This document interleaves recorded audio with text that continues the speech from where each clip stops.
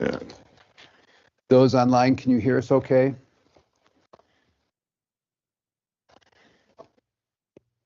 Thank you.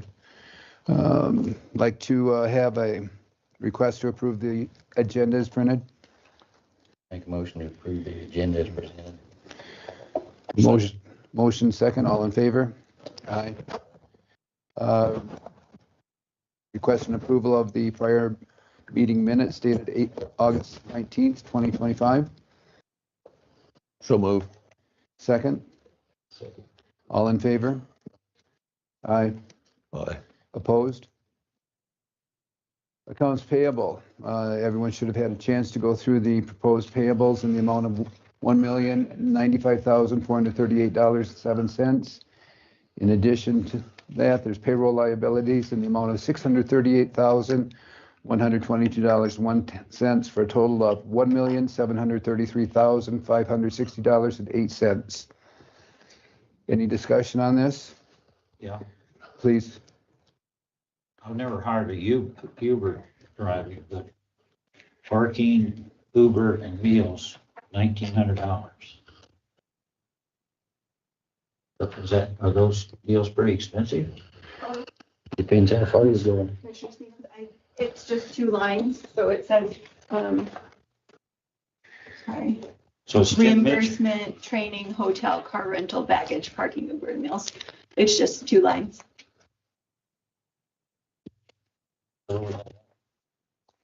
I do not know. Let me look at the voucher. How many days was it? I want to go on one of those vacations. Jeez.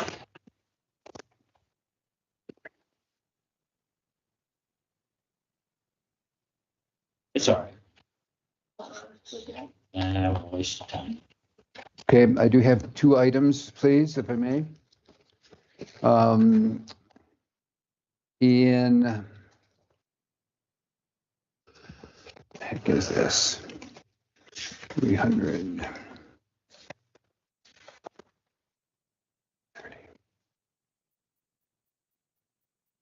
IT, information technology, the first 2 items on, we have a Smart Dock Pro Slim for 9,800 and change, and then we follow up with a Pro Plus computer at 8,300 and change.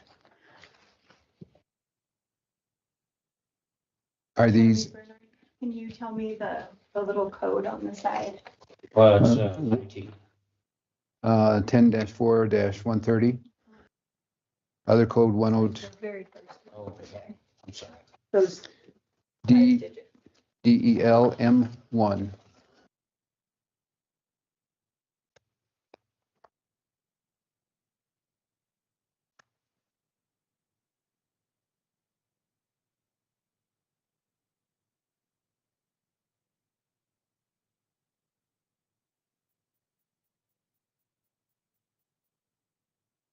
Then the next question on a follow-up, are these departments specific, or are these directed solely towards the IT department? So the signature on that first page would tell you. It looks like it's IT department. She's the one that signed the voucher, but I'm not sure. Okay, so then these items by default would be IT related and. Yes. Okay, great. Thank you. That answers my questions.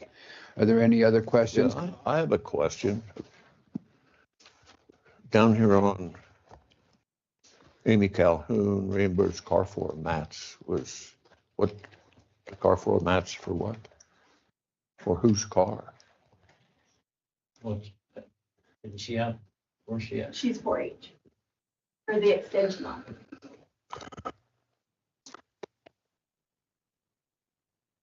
So they probably put floor mats in their new Suburban. Yeah, we gave her the old Suburban. That's new to them. I know, they surely had floor mats in it after a couple of years. I don't know if it would have been very bad. It does.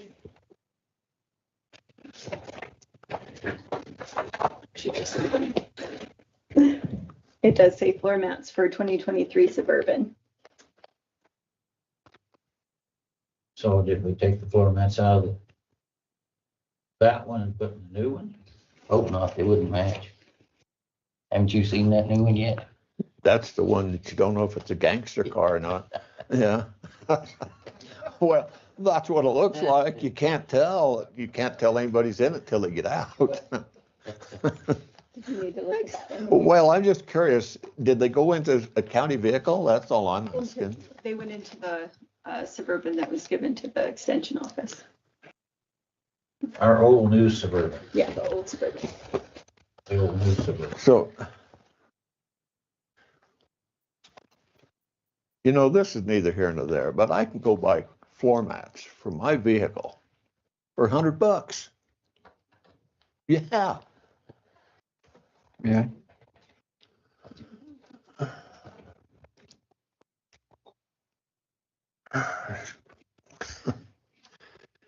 Well, there had to be something in there. Okay, thank you.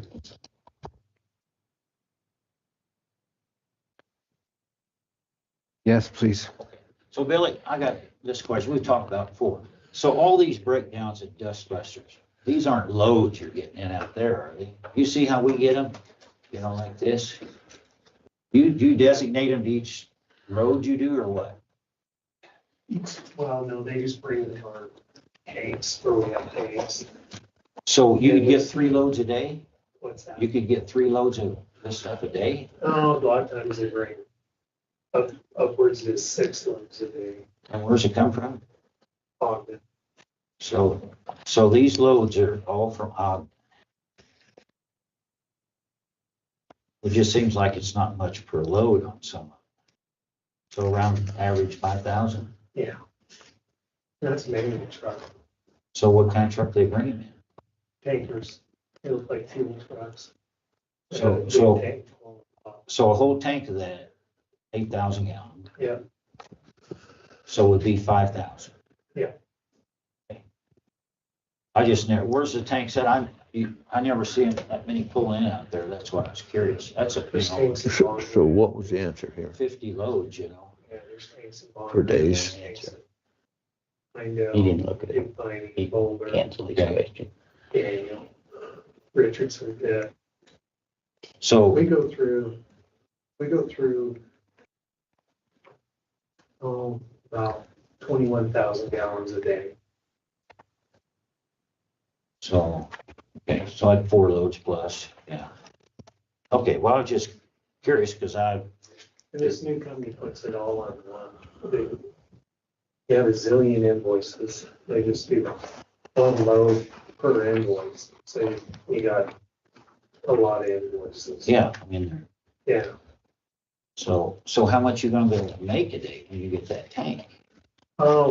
It makes 7,000 gallons about every 2 hours. Gonna be able to keep up. So chances are we're not gonna need these. Hopefully all I'll buy is when we get through CMAC, which is only about Oh. 200,000. Says $2,400. All right. Well, in years past, I never noticed. Hey, Jessica, Yeah, it's just new. when you have a moment, pull that up. $2,400 is a pretty significant number For which one? for James Mitchell on those two things. Just get like 50,000. Yeah.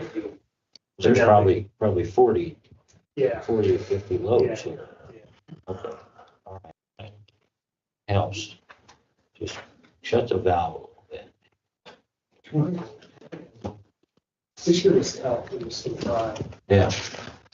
Well, Well, the rain didn't wash any away. The rain didn't wash anyway. We had one rain. All right, thank you. Okay, I have a motion and a second for vouchers and payroll in the amount of $1,733,560.08. Is there any further questions or discussions on this? If not, all in favor of? Opposed? Motion passed for payables. Billy Pape, Road and Bridge. Sorry, Chairman Bernard, there's also the payroll. That needs On the agenda. Thank you. Make a motion to approve payroll in the amount of $1,265,751.94. Well, wait, we got something not right here, is it? Here. Yeah, I understand that, but But this is, But this includes- folks, no, this is only payroll liabilities. okay. We have a motion by Commissioner Bradley for payroll. Is there a second? Second. Motion and second. Any discussion? All in favor? Aye. Opposed? Motion passed. Mr. Pate. Good morning. You guys got my activities. Any questions? Really starting to focus on, we've been doing a lot of cattle guard. Looking at them, making sure a lot of them are just rusting really bad, so we're doing kind of a switch out. We're pulling them out, rebuilding them, just kind of doing the daisy chain thing. We had 3 that were rusted really bad up on the upper hoe back, so they had old ones that we pulled out that we'd fixed, so we're just doing that. I got a bunch down in dry piney. I've got to do some ornamental piney. So we're focusing a lot on that right now. Culverts, trying to get all the culverts all cleaned. So what does the average county road get bladed in a year? Twice? Twice. Yeah, we're on our second. The only ones I haven't, we're up in Bondurant. The only ones I haven't bladed yet is Jack Creek Dell and Rim Road. Remember the last ones were on 132 down there, yeah, Lander Cutoff Road. And that, With that rain gun, messed that big sandy up a little. A little bit, Yesterday, yeah. Spots up there that wasn't. yeah. So we'll hit them. It was just so dry down there, and I mean, we couldn't get, there's not a lot of water, so it was, but, yeah. Other than that, I went that path down there, by Split Diamond. I went and looked at that. I called in locates today, so we'll get that, where the roots are, mined out, and I'll just fill it back in with Rhodamil, pack it real good. So should have that done. I'll start on it by the end of the week.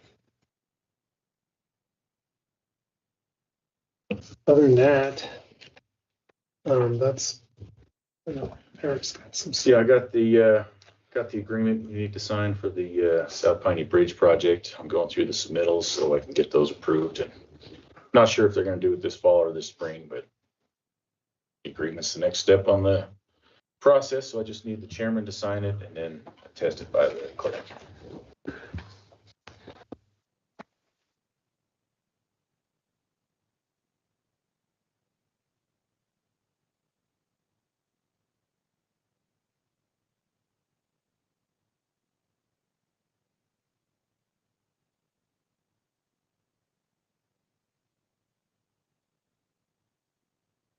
Clayton, you're good with this?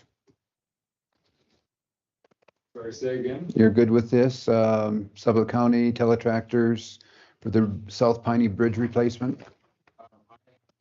It's the same agreement that we've had. in all Yeah, I parts. haven't reviewed that specific agreement, but I've reviewed the template, so I'm sure it's fine. Okay. Thank you.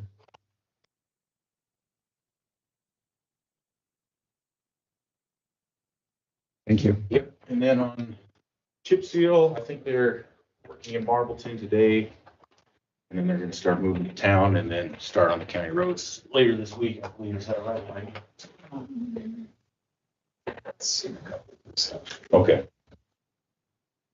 So they're doing the chip sealing, but they're getting ready to start the crack sealing, so that's coming.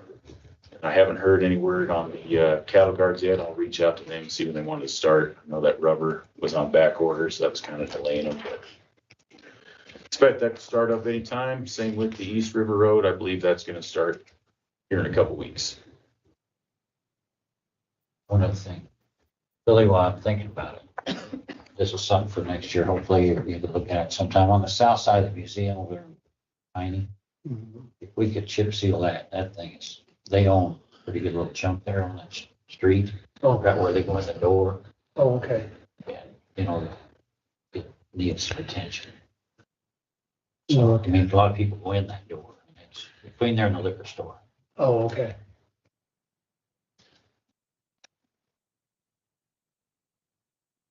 Other than that, they did get the parking lots pretty much all done, striped, sealed. So we did get that done. And then now it's just the chips. Yep. They've been crack sealing the roads. They did all the ones that were gonna chip seal, then they'll be back to do the other ones that aren't being chip sealed. Waste management, they're almost done with redoing the baler, getting it all up to par. Just waiting on some electronics. And so we have been bailing the last few weeks because of this work we've been doing on it. But it's Friday, they were almost done. They were waiting on a couple parts, so it should be done this week. Then we'll get back to bailing. Other than that, everything down there's going good. Golf course, we're aerating all the drains, doing that, trying to get all the fall fertilizer down, weed killing. Everything over there's going as planned. You guys got any questions?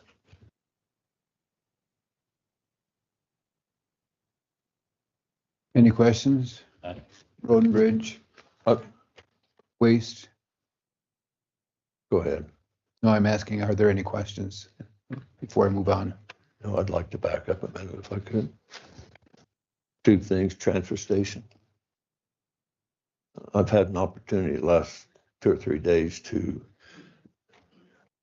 use that transfer station. I don't know how it could be run better, quite frankly. The people that are there are really, really helpful for somebody like me that only goes there once in an eon. And that place is spotless. You could eat a sandwich off the floor wherever you went. I mean, they've done an amazing job keeping that thing the way it should be. So I know sometimes we take things for granted, but that deal up there is, for a transfer station, it's impeccable. There's nothing blowing around. It's piles of stuff where they're supposed to be or all separated. So, so anyway, I just thought I'd bring that up, being as how I've not used it in this regard, because I have one of those darned old dump trailers that if you're not careful, you can scatter it the full length of this room, and which I've been careful and haven't scattered it, but it still comes out in the length of the trailer when you're done. But so anyway, that's one of the two questions. The second one I have is I had a phone call from I don't know her, lady named Mary, and I'm probably not pronouncing her name correctly. I'm going to say it's Bochanis. She's the president of the Hidden Hills HOA, and I've got to ask Billy this question because she indicated to me that they've had their application in for that county to take that road over since 21, I think, what she told me. So not knowing the circumstance, I took an opportunity to go up there and drive around it. And quite frankly, it's paved virtually all the way past Crossan's house. There's a little bit of really good road that goes down to a cul-de-sac. I couldn't answer her question. What's Billy's? I'm assuming you can. That's why I brought it up. The only reason we have it is back when we were doing these, I think I got one in here. These,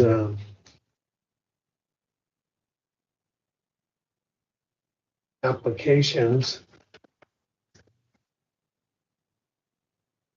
is you know, it said you had to have public access and all that. And that was just here's their application. It's just, it was, you know, they just didn't have public access. Yeah. That was the main thing. That's their, So there's not public access now? no, not right now. So, and, when I talked to Mary last year, she was gonna get back to me because they didn't know if they wanted. She wanted to work, see if everybody wanted that, and that's just. That's So I got this same call, not from her, but from another one up there. Sounds like there's one landowner maybe holding out Yeah, that they don't want public access. yeah, and so that's really all it is. Another thing is back when we did, like, when we took Spring Gulch and Big Loop and all these other ones, we tried just taking the main ferrule, and this one kind of peels off, which it goes down, turns around. That was the only other issue, and it just, but the main reason why I haven't brought it is just seeing if the public access part of it. So that's all that's required then, Yeah, is to get that. So Yeah. that's an easement issue then, Mhm. somewhere? yeah. Okay. Okay, well, now I know. And once they know they can do that, then we can move forward. That's Well, the reason. Yeah, I know, I'm not familiar with that stuff up there at all, so I said, I'll just go take a peek and see, and the maintenance feature is really non-existent. I mean, it's a really nice road Yeah, to where it goes past crossings, and then from there, yeah, they kept it really nice. yeah, it is nice. And so, okay, well, I'll get back with her and let her know that then. So based on that, someone needs to sign an easement, is that what I gathered from Yeah, that? they just gotta make sure they can get all that. Okay. Any other questions, comments from the board? Online questions, comments? Okay, Is all I have. thank you. You good?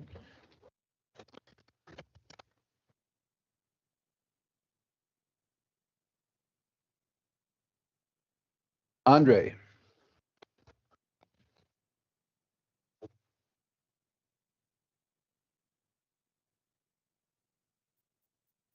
Morning. Good morning.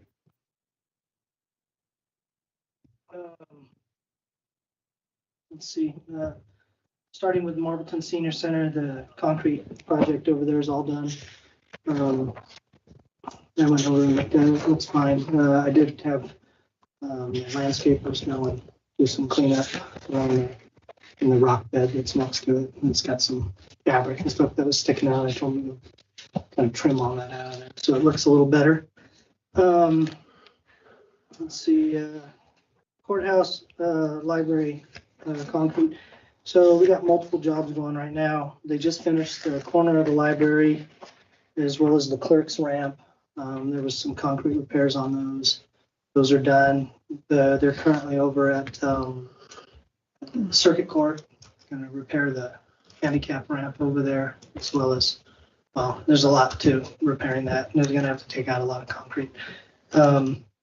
That's being done, and then they're also doing some of the stuff over at the fire hall. As far as that big, the yellow border, you know, it's all falling apart. They're replacing that. And so those are in progress. Some of them are done.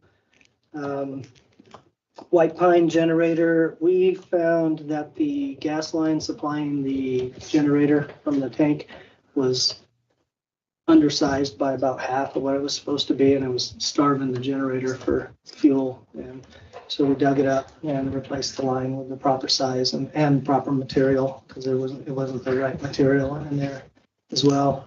That's completed. Courthouse boilers, we had a couple of actuators. They're all about the same age, or they are all the same age. They had, went out, started failing, so we replaced all of them. That's a bigger job than what it sounds like on here, but it's all done.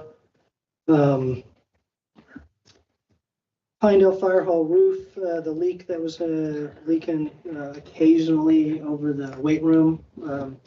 It was one of those situations, if the wind blew the right way and packed the snow the right way, it leaked. We got that repaired. It's done.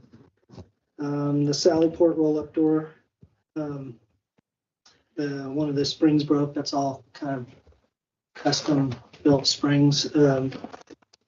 Put that door in a bad way, but we got it operational while we're waiting on parts. But they've been advised not to use it unless it's an emergency, because if that other spring fails, that door will come down. Whack you.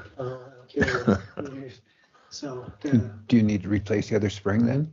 we have all the parts. Okay, great, thank you. I missed that. Yeah, we just have to, we put it in operational just in case there's an emergency. And it would only do that when it's already coming down. Like if it's up and sitting up there, it's fine. But once it starts to close, if that spring were to fail, the whole door's coming down. So they know that. Okay. That's all I got. I got one question. So the other day I'm coming by from Jackson. It looked to me like there's some construction work of some sort going on at the Bondurant Fire Hall. What's that? I'm guessing you're probably, how long ago? Because Dan Liskey's down there today. 2 2 or 3 days ago. The drainage issue. He probably had his equipment staged down there, is what I'm guessing, maybe. So he just started today, though.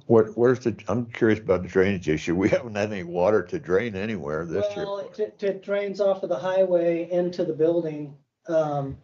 And so this is something we've talked about for a while. We're gonna do like a French drain. Yeah, I remember that discussion. Yeah, he's doing that. He's starting today. I see. And Commissioner Victory asked me a week and a half ago about the holding tanks there. Has that addressed the issue that we have as far as the multiple trips up there to drain those? We added the risers onto the tanks so that both sides can be emptied out now. That's all done. Yeah. I looked around there the other day, that property right to the north appears it has a lifted septic system in it. I mean, they've got a mount out there. Why couldn't we? We could, but I think it was just a Just cost lack thing of at the use time of- when we talked about it. It would be expensive, no doubt, but over time, you get a lot less of pain. Yeah, I mean, we could do it. I know we had brought it in here before and it's kind of, not do it thing at the time. But if you guys say do it, I'll get another estimate. And let's bring it on the budget next year to take a look and see at that point in time. So isn't there gonna be some work done in the fire hall too? Yeah, he's got some stuff that they were requesting over there. So what all's that? You had to ask me. I know there's a staircase going up to the top because instead of that homemade ladder that they got, that's being built. It's all stuff that you guys approved the budget for. Really? Cause like remodeling the bathrooms, I don't remember that ever being talked about. It's in their budget. So I wonder what was wrong with the bathrooms. I think they're just remodeling them. I mean, you just remodeled, there's nothing wrong with them. or- I didn't ask for it. Then you're gonna have to ask the fire hall. I'm just Okay. overseeing, but. Well, I mean, you go up there, don't you? Yeah. Well, I just wondered what, I mean, they're not in the greatest shape. I mean, not. I mean, it never gets used, I just wondered, I'm just curious. I know. Because no, but I mean, where you're the maintenance, I thought you knew it blew up in there and they need to remodel or something. No, it's something they had been asking you guys for and you guys approved it, so. And usually when there's a project like that, I'll, just keep an eye on it for them and make sure it gets done nicely. Well, I never saw where an estimate or nothing was for what was coming. I I'm not putting you on the spot, but I'm just, No. okay, you're on the spot. No, I'm pretty sure you've seen an estimate at some point, but I think this was something that they were trying to get done maybe 2 years ago. This got carried over, maybe, if I'm not mistaken. You got I got a anybody really recall good that? memory and I sure don't remember it.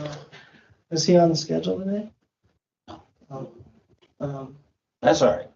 I just thought maybe they'd had trouble seeing, that's what was. And happening. maybe they did that I'm not aware of, because I wasn't totally involved in any of that. That was something they called down and got the estimates and turned them into you. And then, some point, I probably just took it upon myself that if I was already having things done down there and they had projects going, that I would just make sure it gets done. Yeah, because I don't remember As long this as one on it was the, there. putting the French drain in either, I don't. That's all right. Well, the French drain thing is, Oh, I'm not It's a saying it must isn't, do. but I just don't remember an estimate on that either. that I did, and we did turn it in, so. Okay. So, Good. Of course not. But I'll accept it. It's wonderful.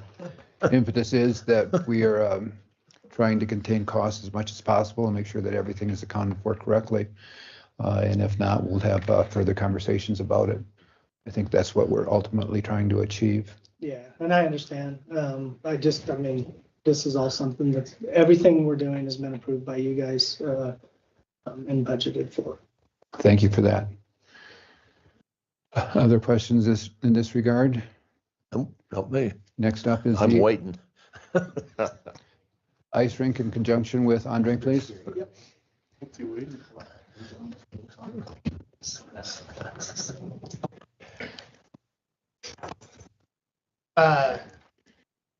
Yeah, I know. Let's turn this, is this on? I think so. You have to talk directly. I know. I followed up with Tamara on the cleaning policy a month ago, and this is what she presented. And I talked with Andre, and I don't see anything wrong with it, so I'm good with it. If you guys have any questions or anything. And the PHA is also receptive and Yeah. accepts this? Yeah. Because that was the issue to begin with. So this is kind of what they kind of came up with, and I'm okay with it. It doesn't bother me at all. Great, Andre? Yeah, I liked it. I mean, that's kind of what I would expect anyway. I think anybody would. It's very basic, just kind of pick up after yourself when you're done. It's not entailing any, like mopping and cleaning the bathrooms or anything like that. It's just, clean up your mess and that's it. Yeah, And they're the ones that put it together, so I suspect they're definitely good with it since they. Great. Any questions, comments from the board? No, he just answered the one I was gonna ask if they were aware of it, so they put it together. Yeah, they kind of mirrored the lover room cleaning policy, so Okay. we're pretty much kind of the same now. So there's not one building's this, one building's that. So Well, we appreciate their willingness to work with us and help contain costs, so thank you very much for that. Any questions from online? Chairman Bernard, there was a question, I believe it was probably, she raised her hand and I didn't see it till just now, but it's ML Baxley. Please.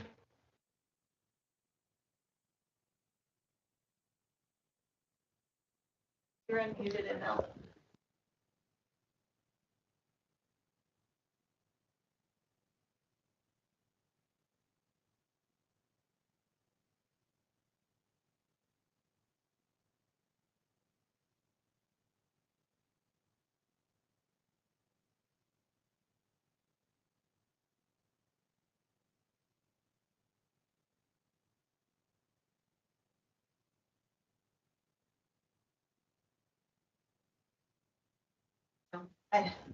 I unmuted her, but I don't know why she's not talking.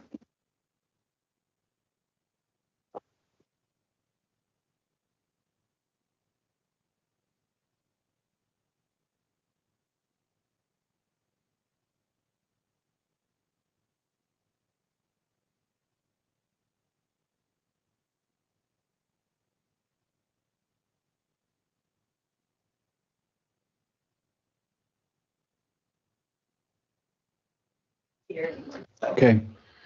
Thank you. Perhaps you could send her a text, ask her if she wants to jump back on after planning. See, planning and zoning's up next. Mayor Murdoch's here, so after Mayor Murdoch, about 10:50 or so. And like to address see what that question is and do a follow-up on the status of the existing fires, both Dollar Lake and up in Kelly Park here, please. Okay, anything further? Grant, Andre, Just one thing. please. Should we go ahead and make this for all user groups? I think Like, so. okay, I can get with Clayton and kind of retype it up so that way the That would figure be stays, excellent. around Thank you. pronghorns, birthday parties, PHA, everyone's the same. So I I like will that. kind of type it up, send it to Clayton, and if he's good with it, I'll have them, we'll cancel out the old one and put this in the use agreement and we can sign an initial, the new. Great job, great job. So, What about the involvement that had been initiated or through your request with PAC? So PAC's still going through a feasibility study with what that cost and stuff would look like on their side. So not ready to roll anything out on that or any Okay. options on that yet. Do we want to put a halt to it and just continue exploring that? I think we continue exploring it, at Good least have enough. options in front of us. That works. Thank you for that. Grant, thank you. Andre, thank you. Next,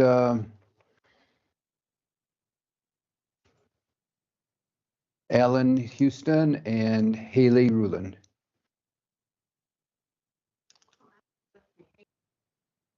He does that to newcomers. This is Haley Rulin. She is the administrator for planning and zoning, and today is her first day. Welcome. Yes, We're glad to have you here. thank you, thank you. Okay, the niceties are over. Get ready. Exactly. Alan said the training's done.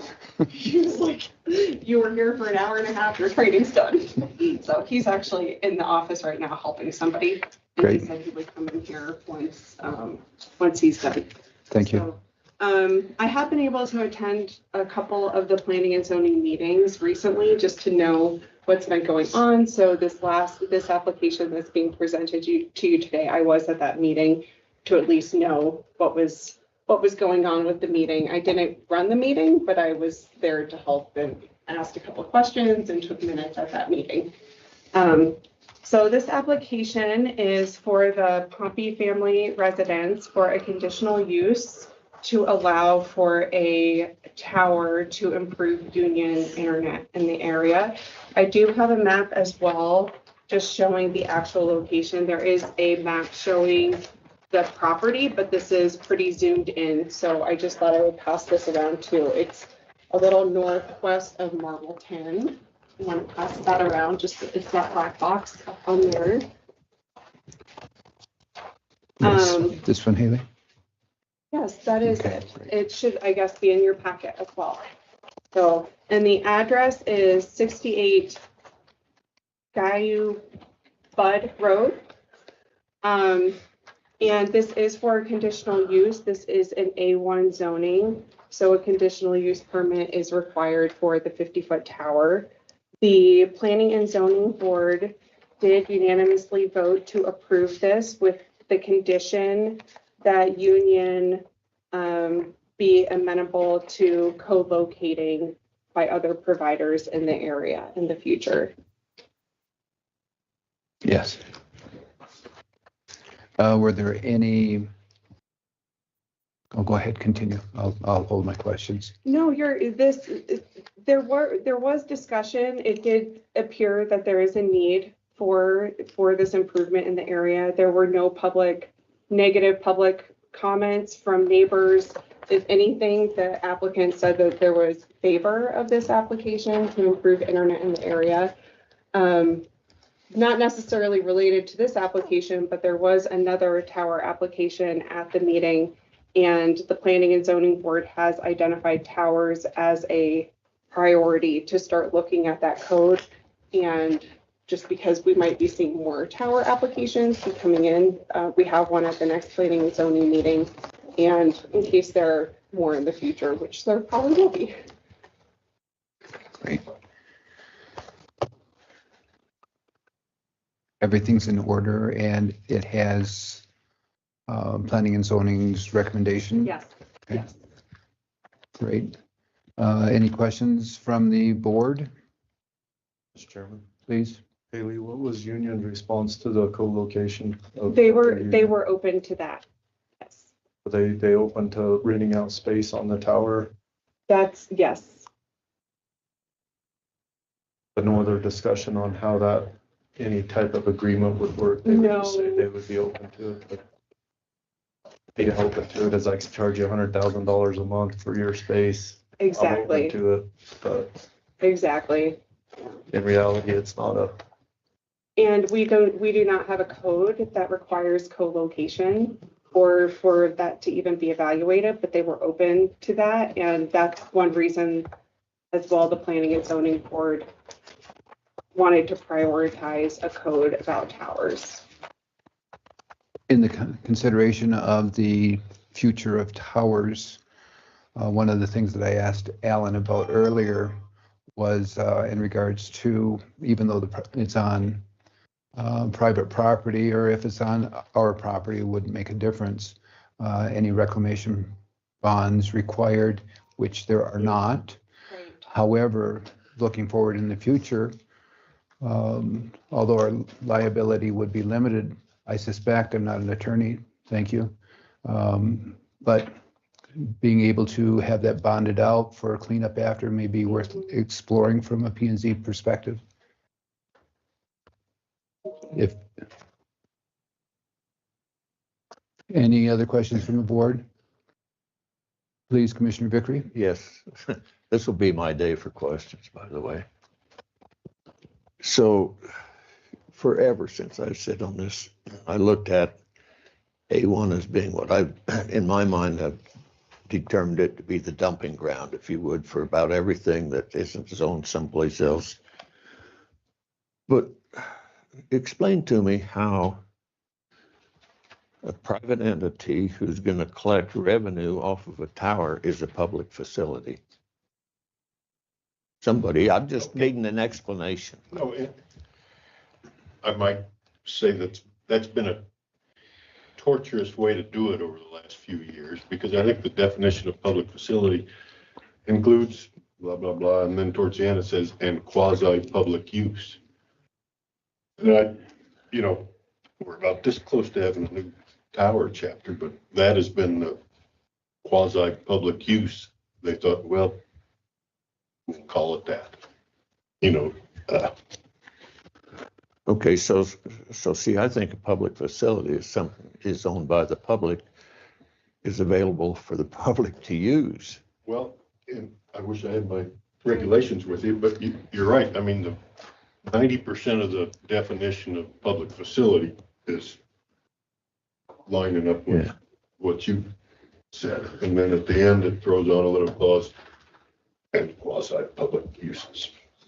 So that seemed to be the only round hole we had to fit this square peg in. I'm not arguing about that. I mean, I'm just trying to figure out, when you put something up, you build something, and as an individual or a company, you're going to generate revenue. How is that a public facility? That's the only thing I'm going to skip. Well, that was just the way it was. It's quasi. You said, okay, Quasi. you can go. Oh, back here. Mr. Chair. Mr. Chairman and Commissioner Vickery, so this came up previously, and in the draft of the updated zoning regs, it does clarify the definition of public facility.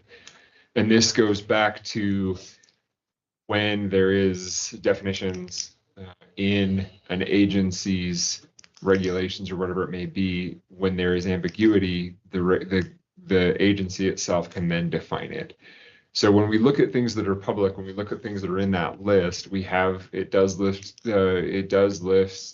government buildings, libraries, nursing homes, so on and so forth. On down the list, it includes houses of worship, so on and so forth. So these are facilities or access points that the public can access what is being provided thereby. So a church or a nursing home or a hospital, although in Sublette County, those are under a public entity such as the hospital district. Prior to the merging, the nursing home was not in a public, it was in a private nonprofit. So the way that this has been defined moving or in the past up until this point is that it is something that provides a public service that can be accessed by the public. So anyone can utilize the facility itself by simply choosing to. So this is a union tower. People that are union service providers, they're utilizing, and so that's the public or the quasi-public aspect of it. But yes, the updated regulations there, or in the draft of the updated regulations, there is more clarity to this question of public facility. It is a square peg round hole, as Alan has mentioned, but this agency has defined public facilities to include towers in the past. And that is the county has the authority to do that.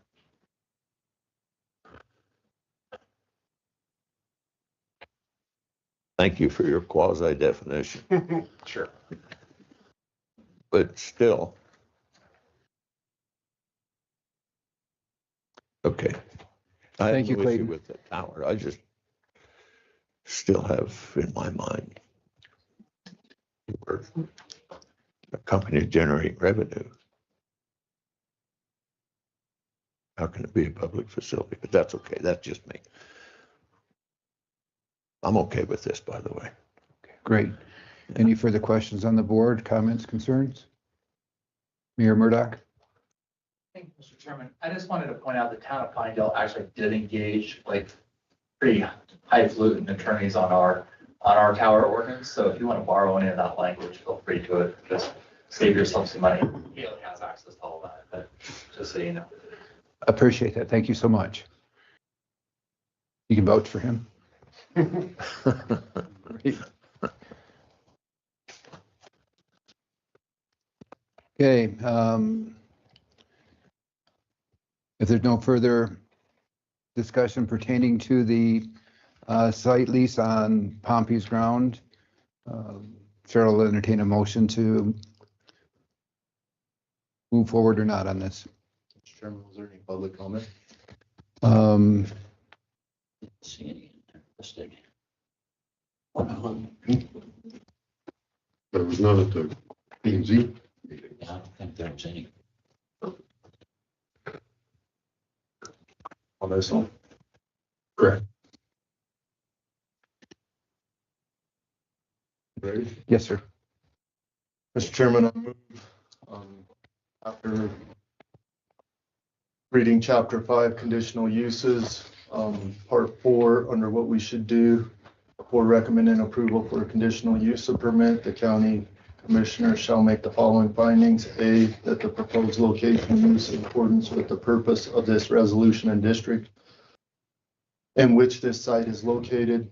Second, that the proposed location and use of the conditions under which it would operate or be maintained will be not detrimental to the public health, safety, welfare, or material interest to properties improvements in the vicinity. After considering those two findings, I recommend conditional use for Union Wireless to install a tower at 68 Guile Bud off County Road 23-153 within the east half, southeast quarter section 25, Township 31, Range 113 West. Second. I have a motion by Commissioner White, second by Commissioner Stevens. Is there any further comments, discussion, questions? All in favor of said motion, that signify. Aye. Aye. Right. Any opposed? Motion passed. Thank you so much.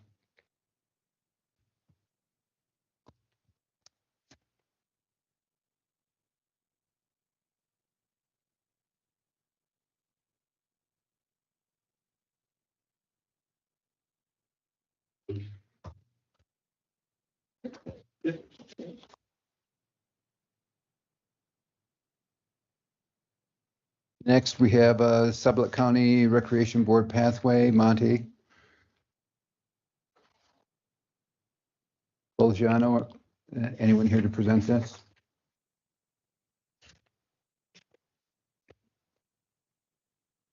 Okay, thank you. Up next, We're a little early. okay, we'll keep going. Following that, Clayton Malinkovich. So we gotta look through the guys in. What'd you tell? Oh, I'm sorry, I apologize. Thank you. Please, ML, you had called in or raised your hand? Yes, Mr. Chairman, I just wanted to explain with Andre's projects at the Battalion Marine Bondurant Station with Dan Liskey. All of those projects that Dan is performing are in our carryover money in this year's budget. They were approved in last year's fiscal year budget to be done, and Dan was busy with other projects and couldn't get them completed. So the funding was approved in last year's budget. It's there. And that's why he has time now and he's going to perform those projects. Does that answer your questions? Commissioner Vickery? So it's like the front, Yeah. working in the front and the inside, that was all on one? There were 4 different projects that were approved in last year's fiscal budget. Gutters, stairs on the inside of the building to access the upper mezzanine, the bathrooms, and the French drain are the 4 projects that were in our carryover for this year's budget. Approximately $80,000, I believe. That's fine. That's good. Thanks. Okay. ML, thank you for that. And one other statement I just wanted to share with you regarding the septic is that property is owned by Forest Service.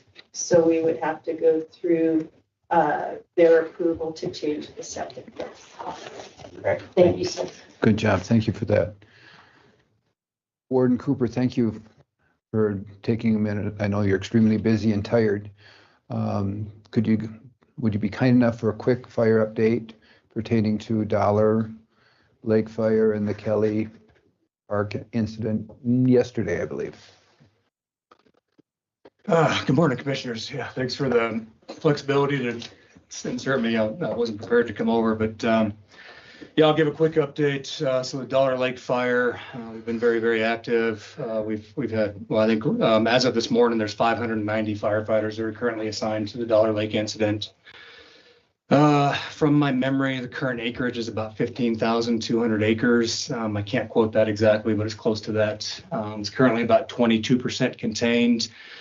Basically the west perimeter, and then as you wrap around on the north perimeter of the fire are considered contained now.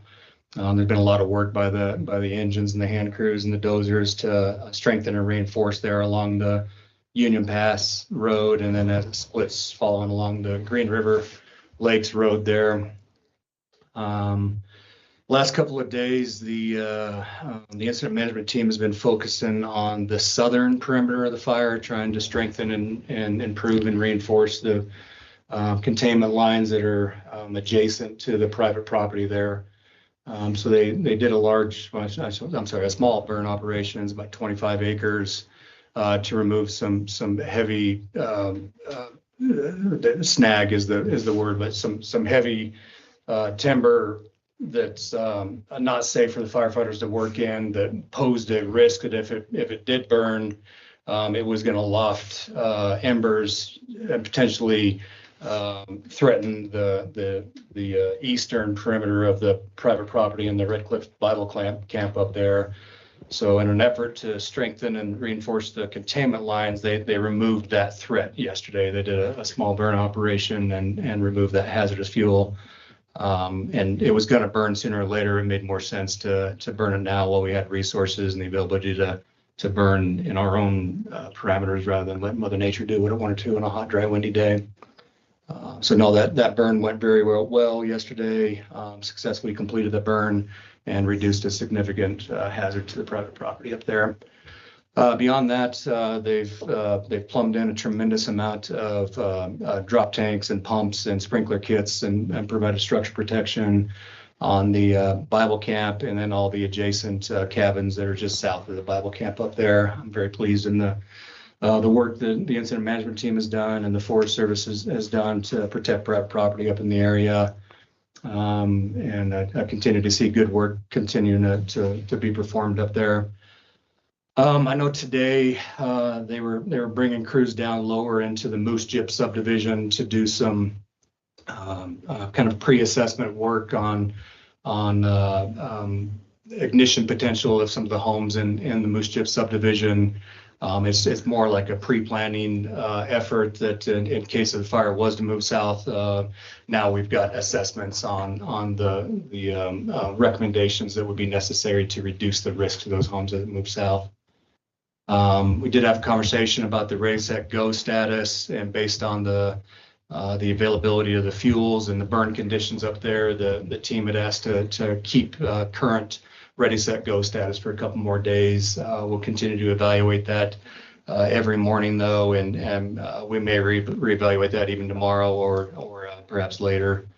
I did want to make the commissioners aware there will be a public meeting tomorrow night at 6 o'clock. Don't quote me on that. I might be off on the time, but I know it's tomorrow night at the place. It's really intended for the local residents that live right there nearby. I mean, obviously you're not going to fit hundreds of people into the place there, but it's just meant to be for those most directly impacted by the fire, and provide real-time updates there for the folks that are affected by that Ready Set Go status. That's 6 o'clock tomorrow. I'm pretty sure it's 6 o'clock tomorrow. I know it's tomorrow night. I just can't remember exactly what time it is. So I apologize if I'm off on the time on that. Like I said, I wasn't prepared with the print off here. No, I'm sorry. Everything to you.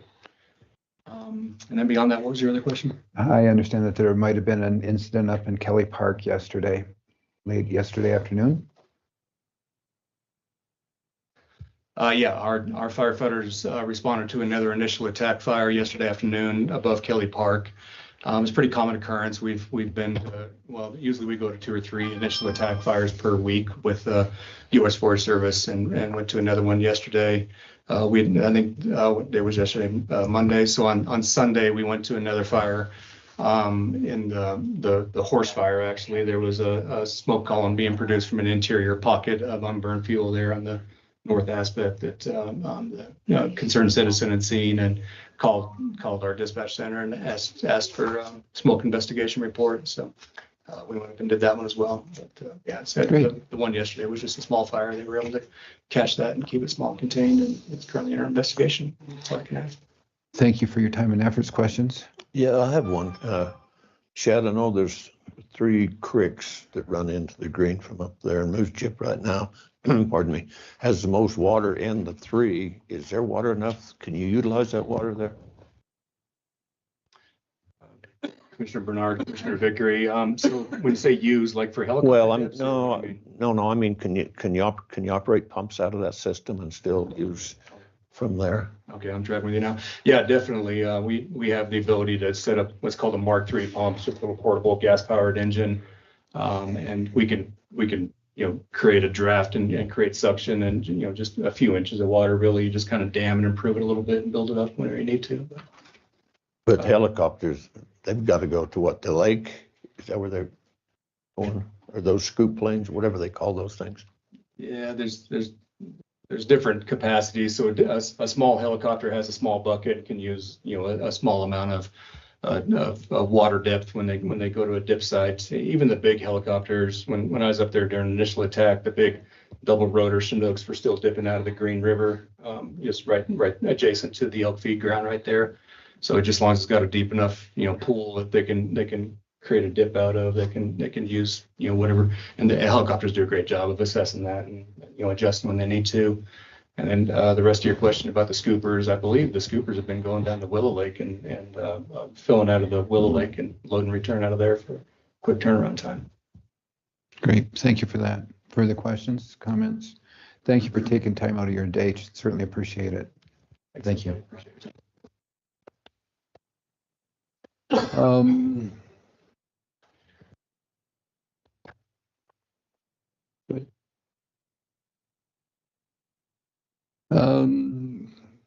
Sheriff Lear, please.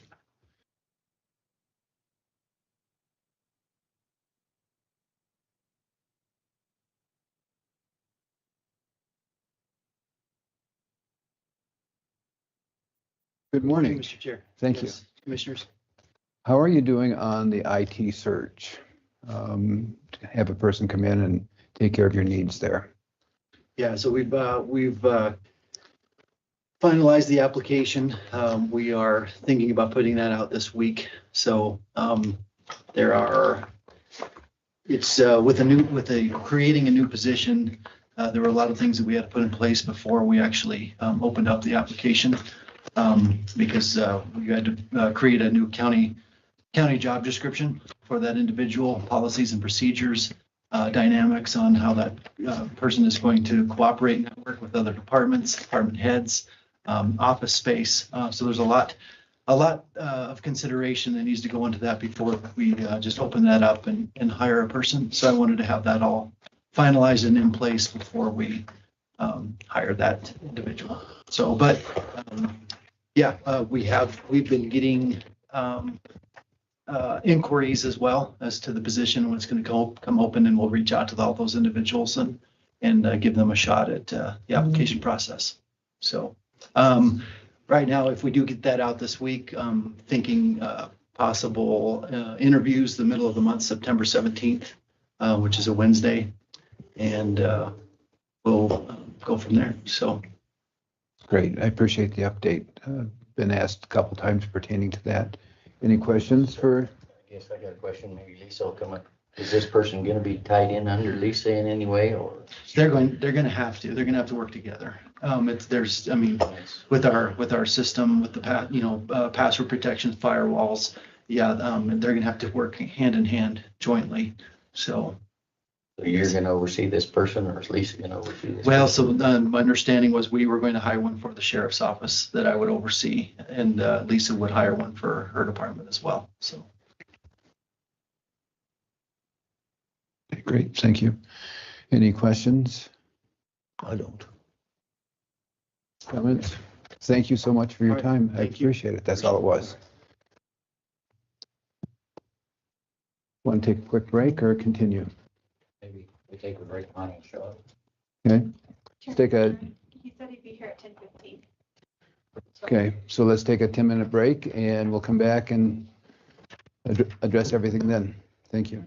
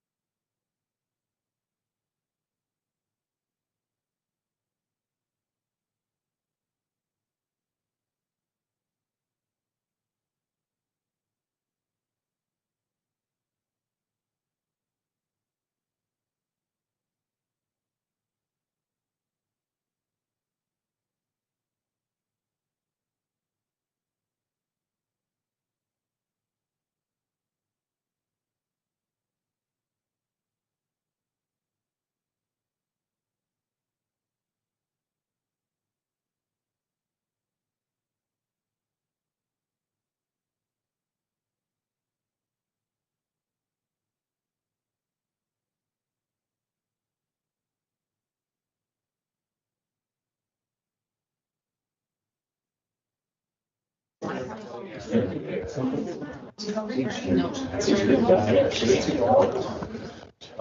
I'd like to call the meeting back to order, please.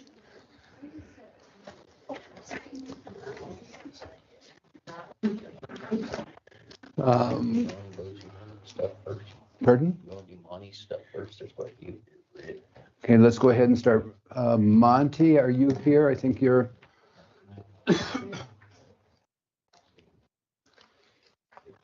Oh, there it is. I was looking for it. Thank you for coming. Yeah, thank you. Have you on the agenda for the Sublette County Recreation Board pathway discussion, please? Yeah, so I just wanted to come have a conversation about, obviously, the pathways. Last year, the commission had decided that we were gonna fix up these pathways to the good standard, fair, and then be able to hand off what's in town over to the municipalities, and then we're gonna maintain. At this point, I know that's been nixed, but they're becoming now into disrepair, and we're not doing any maintenance. I want to see what we can make for a game plan to, one, get them safe, but hopefully continue the path forward to getting these handed over to the municipalities if we can. But in the meantime, if we have anything in place to keep them at bare minimum safe to ride on. They're getting worse every year. I mean, we get more calls. I mean, we can, as the rec board, do it, but it costs wildly more money when we're doing it as a little job, one-off through the rec board versus Road and Bridge doing it under the umbrella of Road and Bridge. So I just wanted to have a conversation and see what we can do or get in place to move forward and continue some upkeep before they come into complete disrepair. Great, thank you for that. I think there was a brief discussion this morning about the split diamond path. Yeah, I think not everybody in here's looked at it, so. But I think Billy needs to set up here because he's gonna be prime suspect in this. So he can tell us, I'm just speaking, hope not out of turn, that what he is capable of doing and not doing. Well, every year since we started this, Road and Bridge is handling construction, and, you know, this year, because of budget, the backs and everything.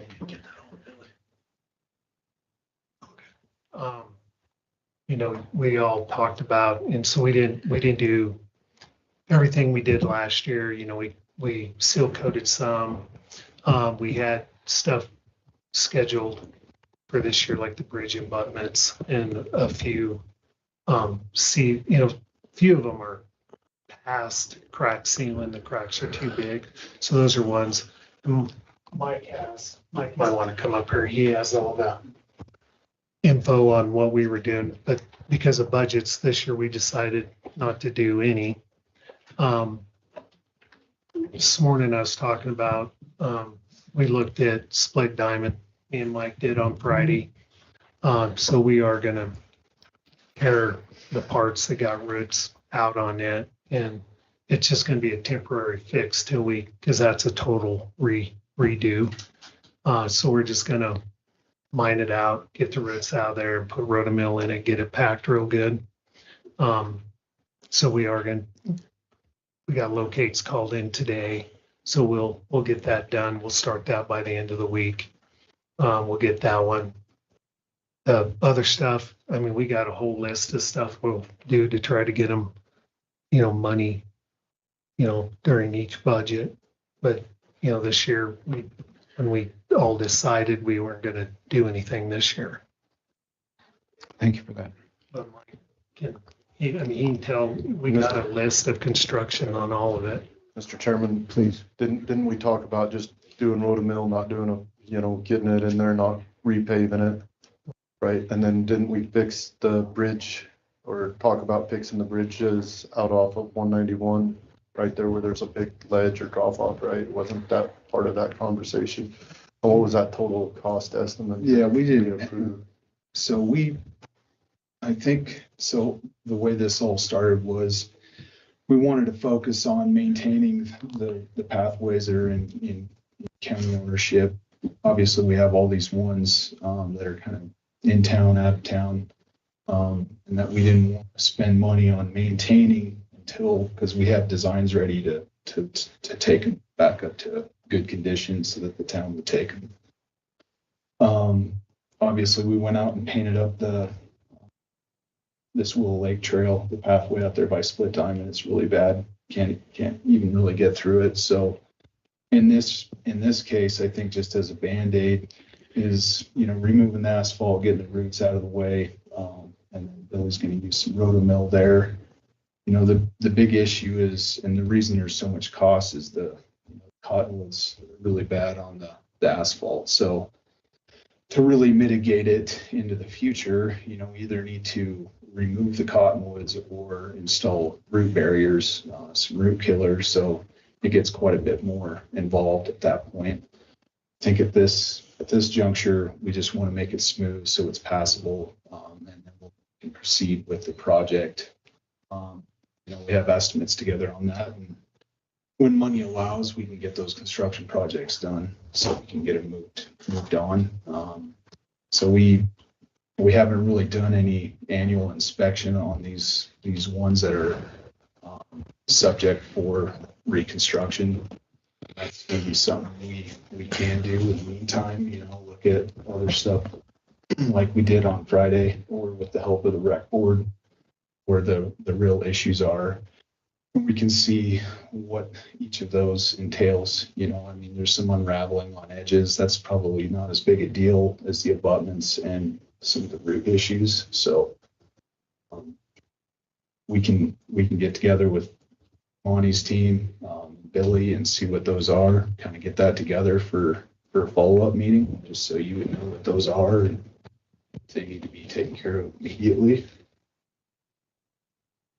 It's just any money that we put into these right now, it's kind of a safety thing. So, if we got to do it, we got to do it.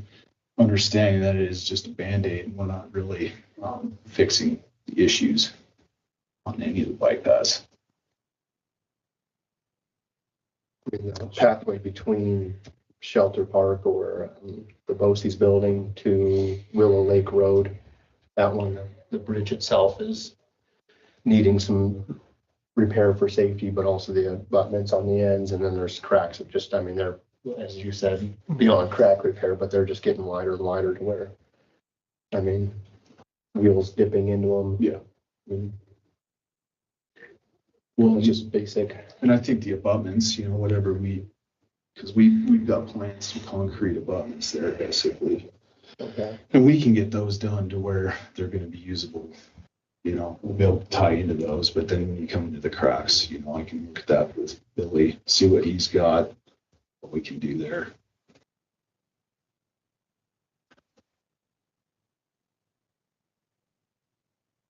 Based on the concern about finances available to us, can we come up with a priority list of which ones to do first from beginning to end and address those as funds permit in that order? Is that something that's plausible, or is there a different way that you think that it should be addressed? I think, start at the top of priority and work down. But there are definitely some key pathways that are higher use and have bigger safety concerns that should be addressed as soon as possible before we're getting somebody hurt. Outside of that, then there's the little ones that we can definitely push off, but there's pathways that need attention. How long is it? We put these things off 2 years and we're gonna have 10 more miles that are beyond repair. That one from North Piney to the airport turnoff, the cracks in it are getting this wide.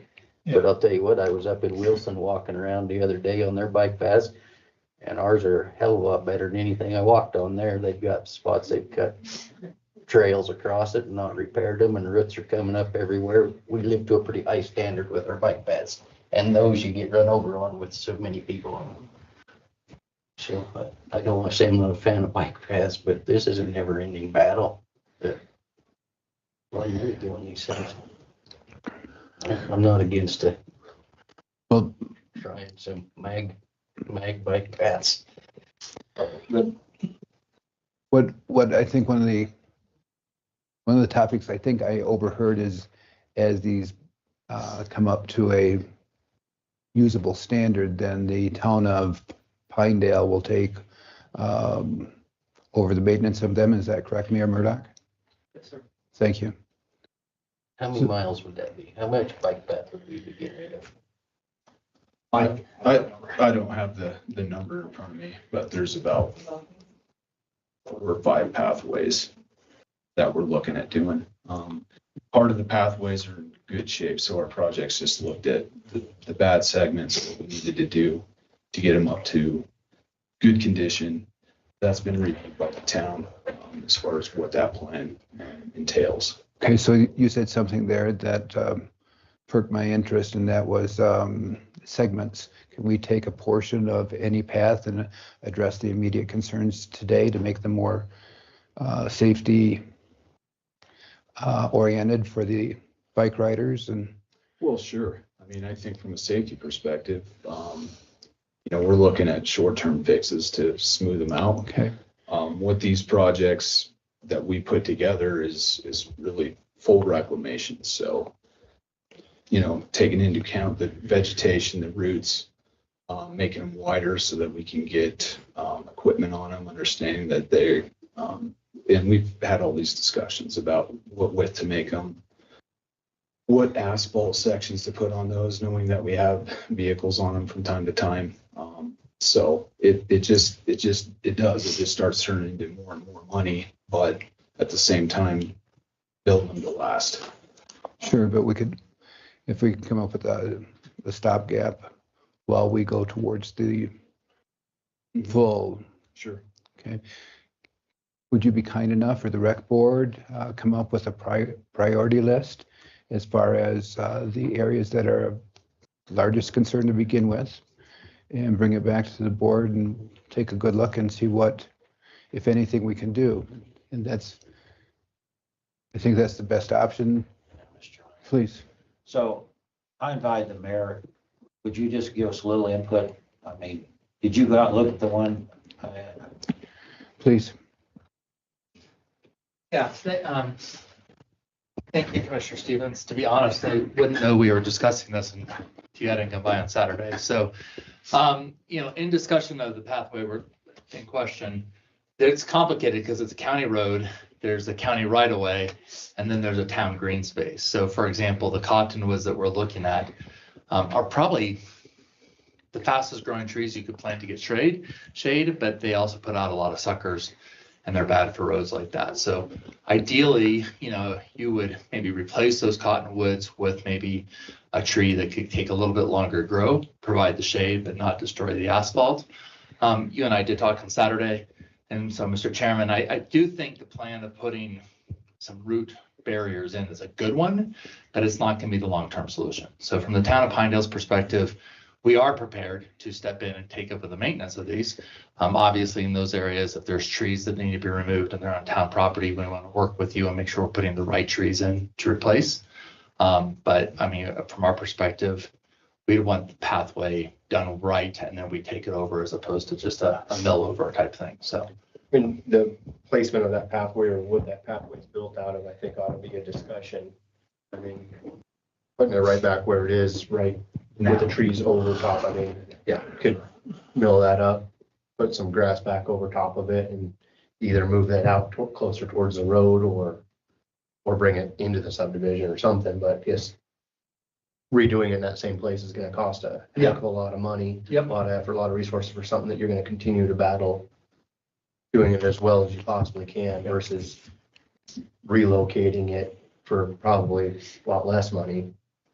Or without removing all those trees, because everyone likes trees, and trees are complicated. I mean, I would never propose the removal of trees, Mr. Chairman, unless we had the plan to put new trees in. Maybe you plant new trees, kind of like you and I were talking the other day, is like plant some new trees and then come back a year later and take out some trees. But the current trees that are there are just going to cause problems for asphalt for years to come.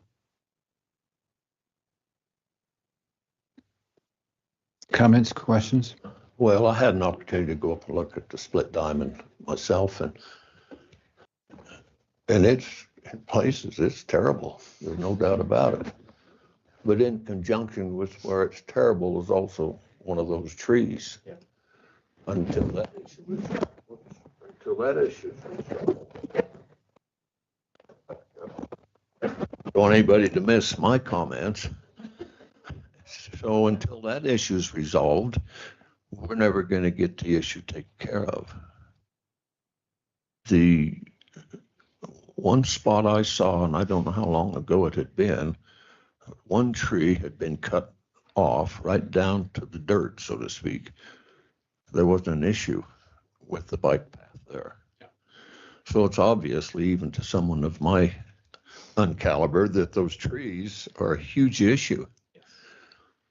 And, you know, I think there's some things that can be done on a temporary basis, obviously, but to completely rebuild one of those that has trees, wherever they are, they're going to create that issue over time. You're going to look at it having a major repair again. So I think you're absolutely correct. You know, we're going to have a lot of cuss words. You go taking those trees out, but if that's what has to be done and replant with a tree that doesn't extend its suckers clear out into the road or into the bike path, then perhaps that is an alternative to look at. But right now, it's pretty bad there. Mr. Chairman, there are ways and means to do that. As I said, you know, you could go in and plant new trees and then come out and take the other ones out. And I think, you know, remove the trees and get the roots out. There's a means there. I will, to Commissioner Bradley's point, is pathways are really important. In urban centers around the nation, pathways are often used as a measure of like livability and quality of life. So even though they are a pain and a lot of maintenance costs, our citizens really appreciate it. So speaking as somebody who maintains a lot of pathways, I feel your pain there. It's a love-hate relationship here. I've got some pictures of these in Wilson. I haven't been out to the split diamond one lately, but this is a drag away anything I've ever seen. No, go ahead and send them to me. I'll send them to. I'll talk to the mayor in Jackson about it. Okay. Questions?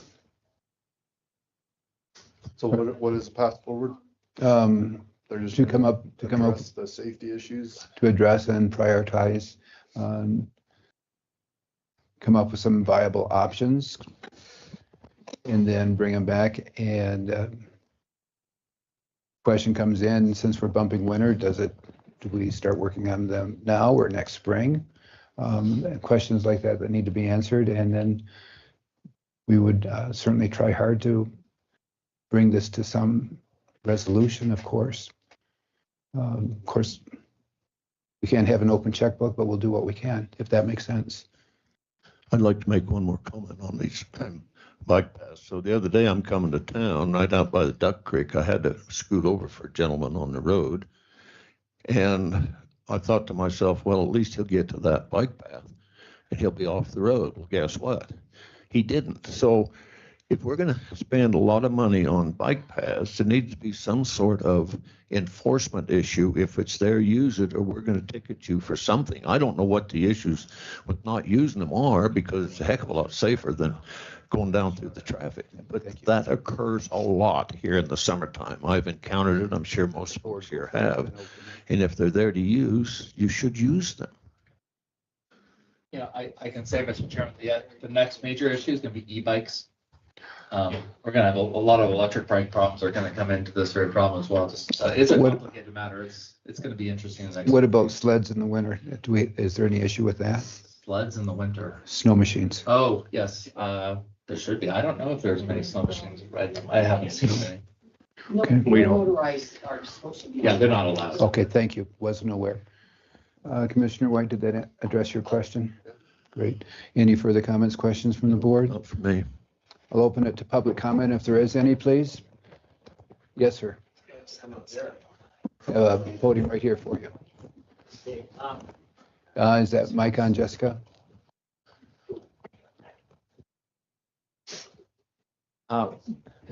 Okay, Monty spoke for the board. And you are, please? Roger Weber. Thank you, And Mr. Weber. I am on the board, but I'm speaking for myself, and I took a page out of Commissioner Vickery's book. I went and toured this morning the one from Shelter Park to the Willow Lake Road.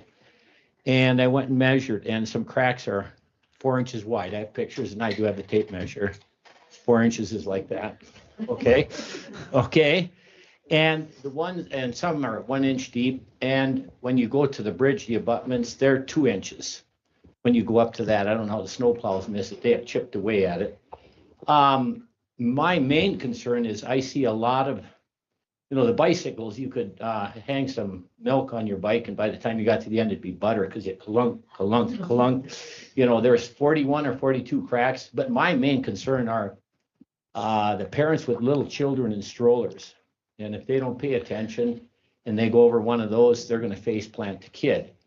And I don't know. My biggest fear is that we'll look at negligence down the road. And I don't want this county or anything to be involved in that. And that's used by bikers, walkers, joggers, baby carriages. And, I think these bike trails, I know not everybody uses them, but it's like the hospital. It sure is nice to have. You don't want to use it, but maybe your neighbor needs it, and I think as a community, you got to look at what's good for the community. And these bike trails are good. I use them a lot, I do use them a lot. Anytime I ride my bike, I go on a bike trail. And I think, it's, I know I've seen the study where it costs a lot to bring them up to all of this, but I think at some point in time, like the one from the Willow Lake Road there, that needs to be addressed. And that split diamond one, whatever you do there, good luck with that. But, speaking as a citizen, it's my fear that those chasms are getting deeper. And, we could do some prevention. Last week you had somebody chip sealing from Idaho Falls, your county roads, and I asked him, how much, or one of our members asked how much it costs. He said it was like $500 to get set up, to have the tar hot and ready and all that. And maybe, like Monty said, it's easier for you to coordinate that through the commissioners and this body than us to do it on our own, as a small job. So I would just say, for safety, I think you have a good idea. We should come up with priorities and we'll see what we can do. Okay? Thank you. Thank you for your comments, Mr. Weber. When Mr. Weber was talking, my mind unfortunately went to, should we close off certain segments of the different paths because of the obvious concern of safety stated here? If so, please bring back your recommendations and so we can follow through on that, because that might be a prudent first step, maybe sooner than later. Your thoughts on that, Mr. Pate? I don't think any of them are, to that, there's like split diamonds, some of the roots and that. For construction, we've got everything. We've pretty much got it prioritized, which ones are neat. It's just funding. That's where we're at. We can address some of the, some of the big cracks. We can try to put some asphalt in them, they're not going to be super smooth, but they'll, you won't have the hole. The bridge, we can do the same thing there. We can do temporary fixes. So in that regard, do you have a thought or a tentative timeline that you would be addressing that in, knowing that we would go back and replacing at some point in time, hopefully sooner than later? I guess we could look at the worst ones and see what we can do to make them, safer. Okay. And we can start doing our construction. Okay, Monty, would that be acceptable to you? And and the rec board, of course, if you'd be kind enough to put that together, make it a priority. So Mr. Pape, and we can take a look to see what we're facing and what we can and can't do. Yep. Expressing a willingness, but of course. Absolutely. I'll work with Mike and Billy and make Great. sure we're on the same page. Thank you. Are there any further public comments from online? Yes, please. Thanks, everybody. I'm Alex Arts here. I've lived here 10 years now. Just want to say a comment that I use these bike paths constantly, and some of them, yeah, maintenance issues are a huge concern, especially that Willow Lake one. Everybody I know just jumps on the road instead. But I think, I mean, when you build something, you got to maintain it. I don't think we can build anything. There's no paved surface, no road we have where we're not going to have to maintain it. I don't think the concern should even be, do we maintain this? I think it's, you know, well accepted that when we build something, we should maintain it. And I mean, I think the discussion should be, we should be expanding our bike paths. I think they're a huge benefit to all of our citizens. It's well known that bikeable, hikeable, walkable cities and towns make people happier. And that's, you know, it makes me happier. I have 2 little girls that I bike on these paths constantly. And yeah, as far as Roger's comment, like sometimes the straps are bottoming out when they are hitting all these bumps. So I am a huge supporter of the paths, and I think we should be fixing and maintaining these, streamlining it, and expanding them in the future. So thank you. Thank you for that. Are there any further public comments? Anyone online? No one's raising their hand.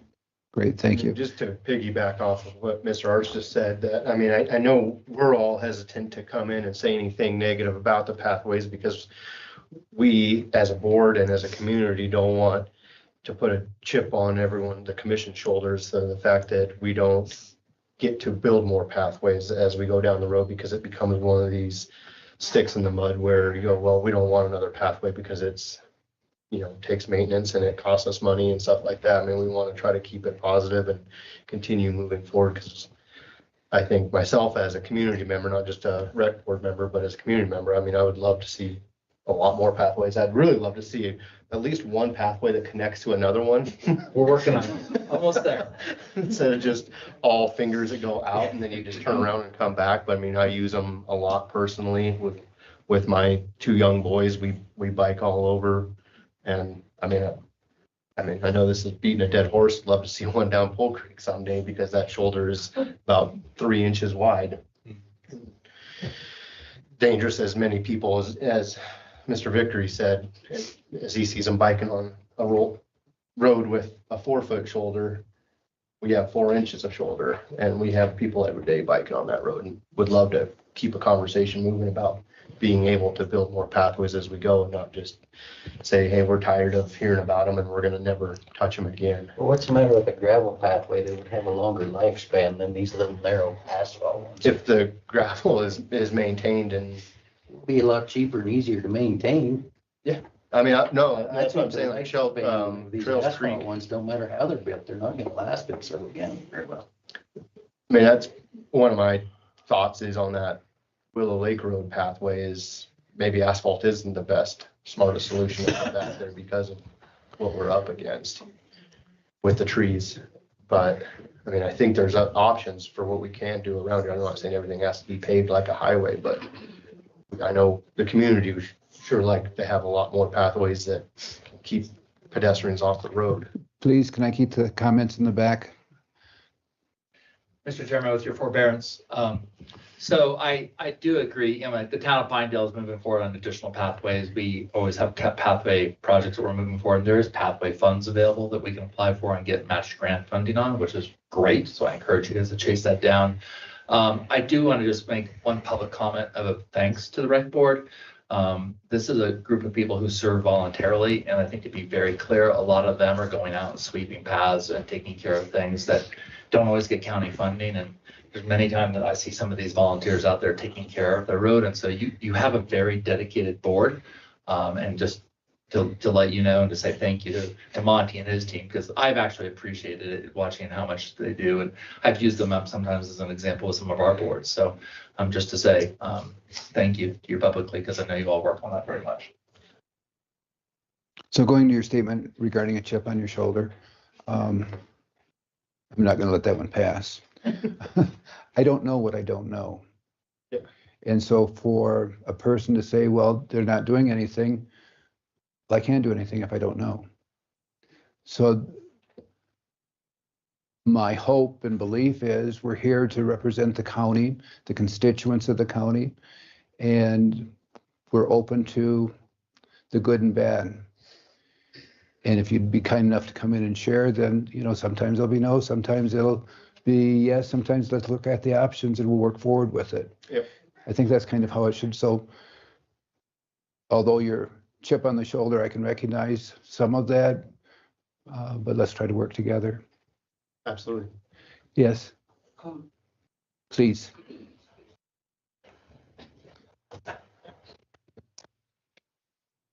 Thank you for letting me speak. My name is Terry Kane.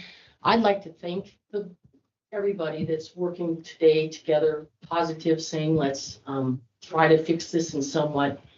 I'm on the rec board, and from our rec board discussions, what we've been through was just what can we do to make them safe and enjoyable. And Mac, I understand gravel roads. Or Mr. Bradley. Anyway, but a lot of people have highway bike tires, and that doesn't work. We also have Betty Cheney said maybe 1,000 bikers coming through from the CBC trails that come into our town. You see them with their backpacks and everything, and they eat in our restaurants and camp and spend money. Pinedale, Big Piney, Sublette County is trying to figure out a way for growth, positive growth, instead of losing people, gaining people, and bike paths are a big part of that. I just would like to thank everybody for working together and saying you can come up with a plan to fix it. And I would hope, Roger has a list of the bike paths. Billy has an idea. He goes out and runs roads, walks the bike path so he knows what's worse and what's not. And I think if we could get it fixed sooner than later, just even if it's temporary and even if it's going to be more construction down the road, because one more winter, the bike path, the cracks get wider. So I would just like to voice my appreciation for everybody seeming to work together, and that it is a big part of our community, of our county. I know your mom likes to ride on bike paths, Max, or walk bike paths, so I'm not trying to. Absolutely. She pulled out the mom card there. The Billy maintains that are better than any paved road. Right, exactly. I guarantee you, with some work, a gravel path could be good. Okay, I've walked them in Steamboat. It's not a new thing. They're everywhere. Yeah, I totally understand what you're saying. I'm just saying. This asphalt's just a never ending. It's expensive. I agree. But it's so. Yeah, absolutely. However They're used. they are so. Maybe it came across wrong. No, I'm just saying. There's just a big cost there that. They are, but bike paths bring so much to our community for so many people. The wheelchair people, the people that are bound to wheelchairs they're on the bike paths all the time, and they can't, two of them live out on a bike path and they can't ride it anymore. So I won't take any more time. No, thank you for your observation, Ms. Kane. Appreciate it. So we have individuals that have relatively recent lists and items that need to be addressed for perhaps if time permits, you could have something together for our next meeting. You'd need to have several days to give it to Clerk Rice to put on the agenda, but we can move forward at that point in time. Yes, Commissioner Vickery. So it's interesting that Commissioner Bradley said something about the roads, because the roads, and I hate to say the word mag water, but when they're magged and given a little bit of time, they become like this tabletop. And so my suggestion would be take one of those bike paths and let's just do an experiment and see where we're at. Let's take part of it, put it down with the road base or whatever you have to do, whatever is required, mag it, let it do its thing, and compare it to its other half that's asphalt, and let's see what the maintenance becomes as you go forward. Because I can tell you the roads, once they're set up, are pretty darn good to drive on. And my guess is you won't see as heavy a traffic, I don't think, on them as you would on the county roads. So, please. The one thing I would point out is Commissioner Vickery is completely correct. I mean, maybe Pole Creek would be a wonderful place to experiment. Any pathway that were to be adopted by a municipality, for example, and especially if we were receiving grants for pathways, it does have to be ADA compliant. And I don't know if mag or gravel would actually pass ADA compliance. There's a width, there's a treatment of the road. So just to put that into discussion, I think it's a great idea. I just don't know if it's a great idea for the pathways that are one day going to be given to one of the municipalities. More question. Please, Commissioner Bradley. You're talking about these grants, and I may be wrong, quite my way in. I don't think they're grants the county are eligible to receive for these things. Is there any way that we could piggyback with you? You apply for the grants, and whatever you're short, you take these pads over today, and whatever the grant doesn't cover, we will. I have a motion. Is there a second? I'll be honest, Commissioner. We are putting in right now, we're getting like a 90-10 grant on our Safe Paths to Schools that we're applying for. We're going to be doing major connectivity within the town. We are happy to work with you. I think going back to Mrs. King's point, happy to work with you on where we can. If there is a way to swing at a grant like that. Yeah, if you guys could get the grant and we could agree to. We can have those discussions. Backfill what you're short. Well, we've worked with the town in the past, Tyler Street being a prime example. They did the 910 TAPS grant, and we were able to kick in, I can't remember, 75,000 that we matched with the town to come up with the 10% to put that pathway in. We do have that access, and it is something that's not really available to the county, but we're happy to explore it, work with you on it together, and I think the previous comment was made is once we get a path, it's our job to maintain them, but they're a headache. Okay. So any further comments? Online, public? Hopefully we can come up with a way to move forward that's acceptable to the rec board. Timeline, we'll leave it in your hands and hope to see you soon. Perfect. Great. Thank you for your time. Thanks, Billy.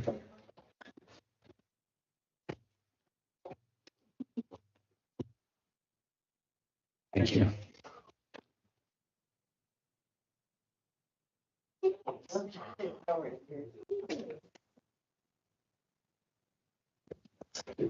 We should have started with that one.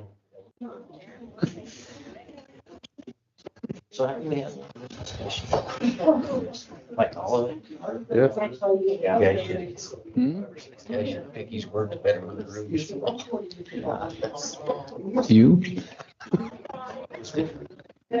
Yes, sir. Couldn't kick that far. So, please be kind enough to exit at your earliest convenience so we can continue. There's 3 kids right here. Beyond. You kicking us out, Lynn? Yeah, you don't like this They area. were riding on cobble. They were having a great. Okay, let's continue moving forward with the meeting. Commissioner Bradley? Yeah, I'd like to have an executive motion or an executive session, 164405A, Roman numeral 9. Is that personnel? Roman 3 is personnel. What would 9 fall under? Roman 9 is legal advice. Legal advice. Okay. Okay. We have a motion to go into executive session. Second. We have a motion and second. At this point in time, we'll be closing the meeting for executive session and we'll come back online when completed.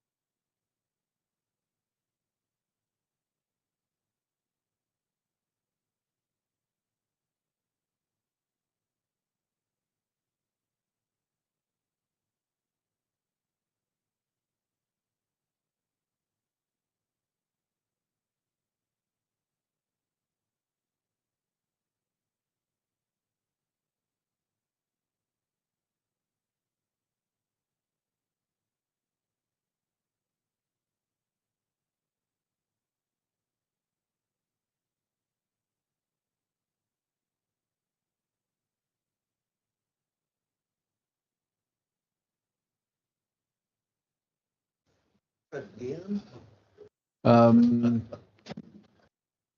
We'll move back into regular session.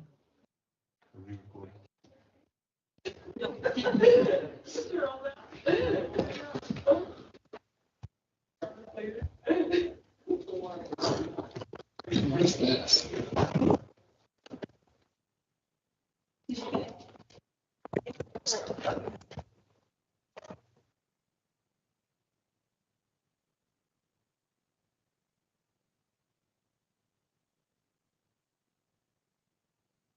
Okay, Clayton Malinkovich up, County Attorney on opioid settlement acceptance, special district budget resolution. Yeah, so the special district budget resolution, I believe Jessica has those documents. For the opioid settlement, these are just, one is an update to the current settlement that we've already signed, and the other one is a new one. They will need to be signed, DocuSigned by the chairman. They are similar to, I've reviewed them, similar to the other documents. They have the same or similar parameters on how those dollars are to be spent. So I'm recommending signature, or rather, to be more specific, recommending authority be given to your chairman to sign once he gets them, and then I can send them over to him for signature. Okay. Mr. Chairman, I make a motion to authorize you to sign the opiate settlement documents after county attorney reviews them. Thank you. Have a motion and second, the execution of the opium document review as approved by Clayton Malinkovich. All in favor? Aye. Aye. Opposed? Commissioner Stevens absent. Thank you. I will send those to you once I get an updated DocuSign link. The next one is brief. This is the Emergency Facilities and Land Use Agreement with the U.S. Forest Service. They utilized the library for one meeting. They may need that space for an additional meeting regarding the Dollar Lake fire. But this is just one of their required agreements that they have to go ahead and get taken care of whenever they do these. So it's pretty basic. There's no dollars exchanging hands. It's essentially, for all intents and purposes, it is them promising to fix anything that they break, and be able to use that space. This is the same format they use if they were going to put a man camp on private property. It's the same document. It's just, this is for them using the library. And they've already worked with Michelle on it. It just needs one signature right there.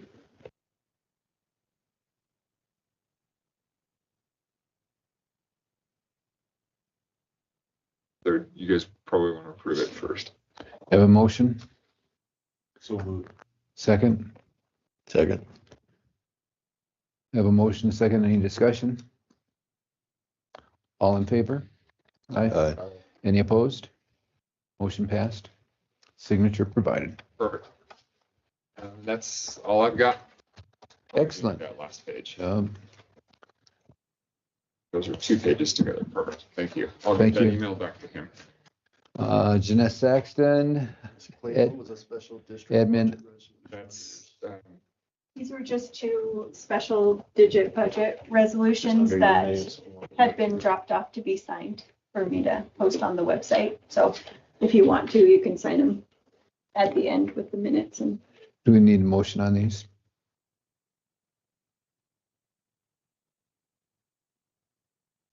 Up next, if available, Jeanette Saxton. Is she online?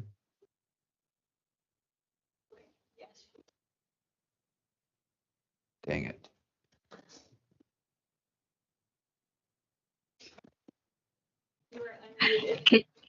All right, can you hear me? Yes, we can. All right, great. Mr. Chairman, you have my report before you. We can go through it to whatever extent you want. I heard you say dang it when you heard that I was online, so you No, can it was leave because I that. dropped my pencil. Oh, sure. I guess the first bullet point is about grants, and do you want some kind of consistency so departments know when they need to come to you prior to applying for a grant, we could put together some kind of a package if it's the will of the commission to put something together to give a little consistency to the public or to your department heads to know if it's okay if they apply for a grant under a certain threshold, or if they need to come to you prior to an application, those types of things. So I just wondered how you want to proceed and if you'd like me to put something like that together. I think it would be prudent for the board to know what's being attempted on the county's behalf. That way, if someone comes forward and asks questions, we are fully apprised of it. Does that make sense? Yes, so I guess just if you could give me a bit of guidance, if you want it on a threshold basis in advance, or just do you want them to come to you before any application? Knowing that some applications are due, you know, they learn of them pretty quickly and need to apply quickly. So can you repeat that? You were fading in and out for me. I'm sorry. sorry. Is there a threshold that you feel comfortable with departments under that threshold making application without coming to you first, so that they can get those applications in the works when they're time sensitive applications? I'm comfortable with that. Any other board members' thoughts in that regard? Yeah, so I think, sorry, Mr. Chairman, I think, any kind of match grant funding that requires county funding that's going to be a potential match to it over like a $10,000 or a $25,000 threshold. Definitely should. I think the small grants where for the fire department, for example, that's, applying for a pallet of water from Coors or whatever it is on that stuff, that's not going to cost the county any money, and or any of the departments that have something budgeted already for their grant, like Billy and the dust suppression on the roads, which that still has to come before us because it's a match grant where we have to match a portion of that grant should it get approved. So I say any kind of match grant that's going to cost the county whatever that threshold is that we're comfortable with should be part of that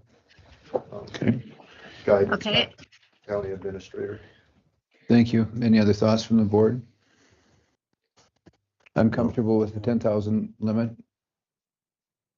Is that acceptable? Reasonable number to me. Okay. Oh. Okay. Okay, Mr. Chairman, I will put something together and bring it for you at the next meeting for consideration. Thank you. I just wanted to let you know that I have started the process of the local assistance and tribal consistency funding grant funding that we received. I've with the Treasury started the closeout process, and Paul Stilley is aware of that.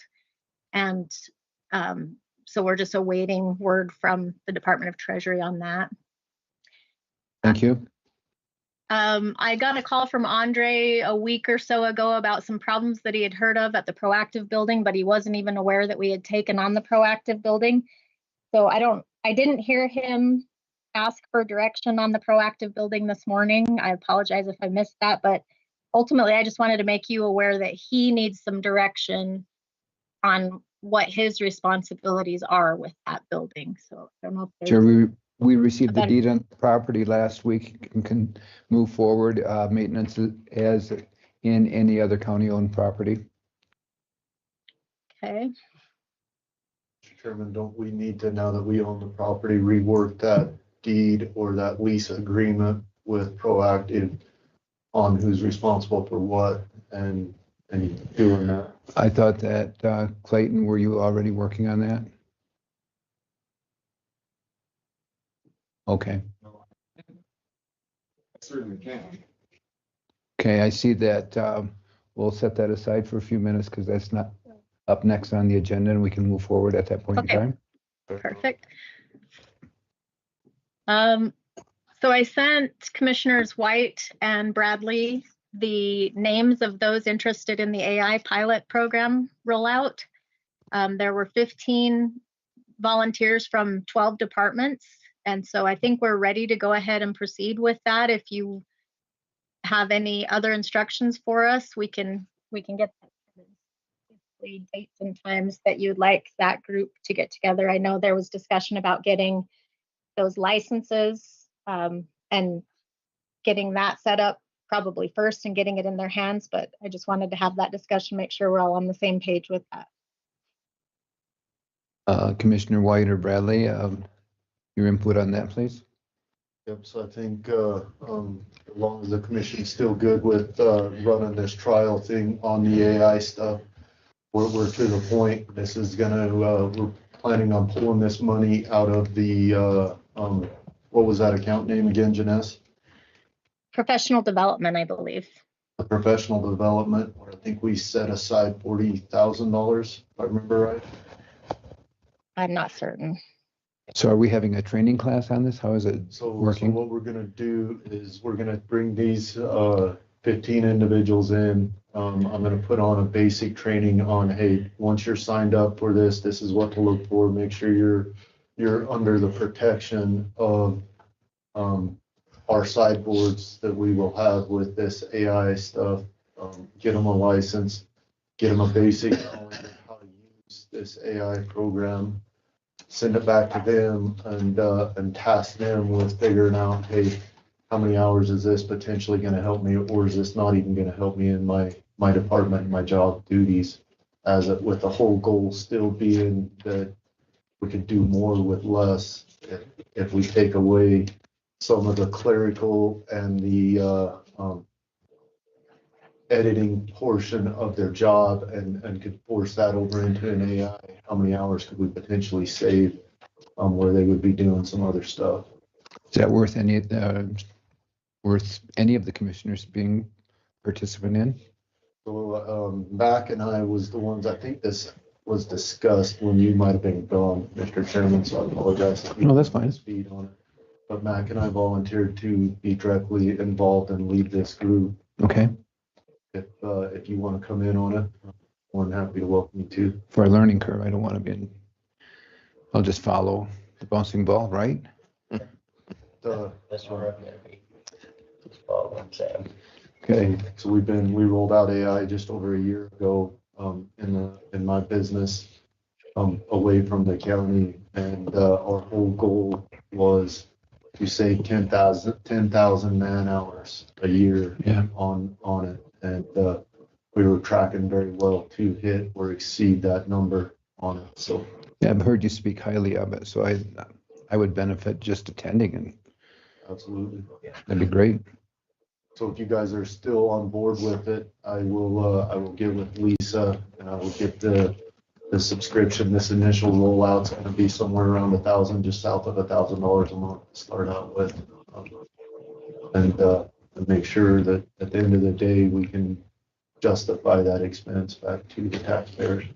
Okay, great, thank you. So Commissioner White, so what are you talking about time-wise? So time-wise, I'm talking in the next couple of weeks, we'll have this in the hands of these 15 individuals and start rolling. Right. I know that, but you said $1,000 a month. That was the. I'm hoping in 6 months we have either a case that says, hey, you need to walk away from this, or this is something that has a lot more potential. We need to roll out to all of our employees. I'm hoping to have a 6-month timeline to come back to you guys and say, and then I'm going to challenge these individuals to come back to us and say, hey, this is how it's helped me in my day-to-day work and what I do. Okay. That sound good, Doug? Yeah, it sounds fine. I'm just wondering if this thing takes off, is it going to end up costing somebody their job over time? That's been the biggest hurdle, and the one thing about AI is, hey, am I going to lose my job because of AI? Is AI going to take over my job? And think about AI as more about having a personal assistant to everything that you do. AI is only as smart as the person using it, right? So it's not going to be able to take over Sam White's job, but Sam White doesn't make the decisions that Sam White makes. But it is going to make Sam White's decision making a lot stronger, a lot quicker, a lot faster, as far as having instant access to research, knowing the sideboards of AI, having the ability to dissect 600-page Forest Service plans or any other plans, having the ability to help write an Excel spreadsheet on different functions of it, stuff that would take me hours to go through and try to learn that research and get it done. Now puts it at 15 minutes. So as far as AI taking over anybody's job, they're not there yet, and I don't think they're ever there as far as that. But it will make the person using AI a lot more productive, a lot more beneficial. That makes sense. No, that does. And I know the big thing that is said with AI is not going to replace people, but people that use AI are going to replace people. Thank you. Janess? Okay, I wanted to let you know, and Clayton's in the room and he will be leading the discussion, but tomorrow is the industrial siding assessment initial MOU meeting at the Levitt Room at 9 a.m. I don't know whether you want to attend, whether you need to attend. You may visit with Clayton about that. Is that, yeah, Levitt or Bosse's? I thought Bosse's. Yeah, Bosse's is where we were told. You are correct. It is Bosse's. Thank you for the correction. It is the boardroom for the Sublette County School District number 1. So thank you. And then I've been in contact with Skylar Wilson, who's your county surveyor, about that House Enrolled Act 59 with the potential to obtain perpetual easements from the state. And he is looking into the spreadsheet they sent to us of their identification of roads that may or may not need easements. So he is working on that. And he is aware of a hopeful date by the Office of State Lands of returning information to them by September 15th. So that is in the works. I also wanted to let you know that the Bridger Teton National Forest is holding a cooperating agency meeting, this time actually in the Levitt Room on September 30th. And that will be, anybody who can attend from the commission would be appreciated. That is something that they're hopeful to have cooperating agent voices involved. And then finally, I just wanted to let you know that I did, as requested at the last meeting, republish the Visitor Center Board vacancy, and we will hope to have applications that are due on September 10th, and then you guys will be making your appointment on September 16th. Thank you for that, Janess. Mm-hmm. Are there any other items that are pressing on your mind? Any of the board have questions for Janess? Thank you, Janess. Hope things are going well with your family. Thank you. Up next on the agenda, please, public health and proactive building discussion. So let's start with Jana Lee, Craig, and I'm sorry, I don't remember your name, Leanne. Why don't we just all come up and huddle around the campfire here and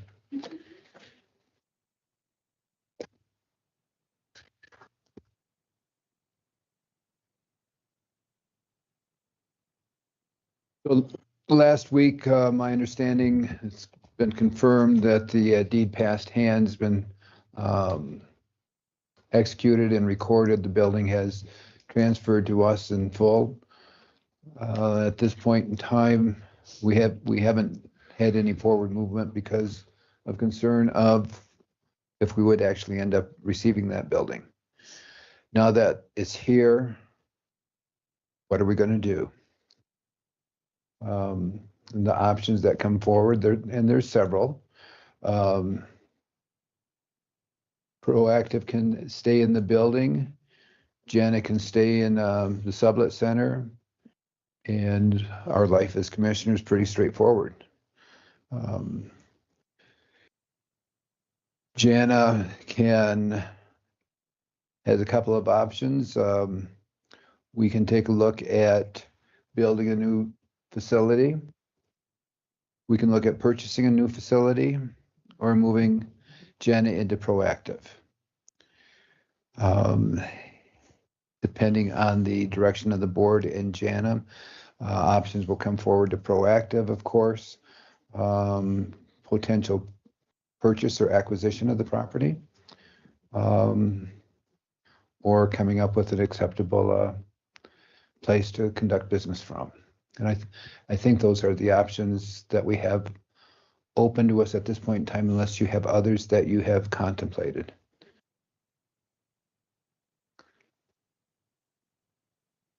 I think that covers the things we thought of. Okay. So where are we in those options? I have to believe that proactive wouldn't want to move, but at the same time, I guess we need to defer the conversation to Jana to see what her thoughts are. I just think there's a lot of pieces that, Here, let's slide this up towards you. my opinion is there's a lot of pieces of information we don't have. Okay, and those are? Appraisal price for a building. I don't know what, your status is for, I don't know what you guys' pleasure is about selling or renting. Public health has no desire to dislocate proactive from their building. I mean, we value their service and what they do for this community. That's my personal belief, is that we really don't want to displace them. But then the other options that the commissioners that I've been a part of any discussion are I wouldn't know what it would cost to build a building, or some of the other locations, the other building that I'm aware of that has even been looked at briefly, would take engineers and people that could evaluate what those costs are, or what that would mean if those buildings are worth investing in. Have you contemplated the purchase of the building that you're currently in? And if so, have you identified in your mind, a fair market value?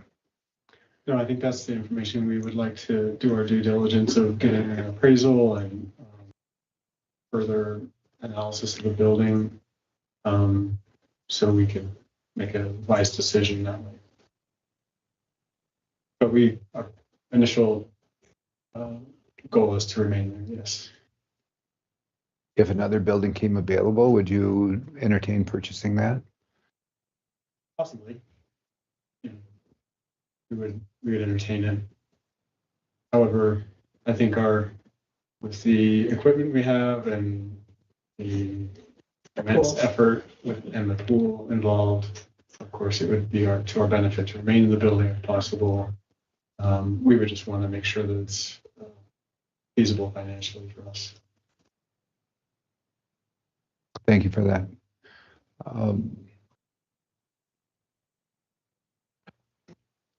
Are there, the question comes in, and it comes back to options. For the board, do we build a new building for public health? Do we want public health to move into a different building that's existing? Or do we want public health to move into proactive? Do those three items, are they dependent upon what an appraised value of the proactive building is, so we can identify if an option or two have been eliminated? Please. So I visited with Jana. I mean, personally, I'd like to have a new building. Okay, that's my feeling. We got some ground there next to it now, and I think it's a perfect spot, so, I mean, but that's my opinion. Everyone's opinion matters, counts. Commissioner Bradley? Well, I think it falls in their court to begin with. They need to get an appraisal and see if they can afford it. I'd love to see them stay there. I don't want to be in the rental business with taxpayer funds. The quicker they can own it, the better. If there's some sort of grant monies or some way we could help, I'd be interested in looking at that, but ultimately it comes to them, what they can afford and if they can make it happen. But we're selling it, we need to be one to ask for the appraisal, not them, yeah.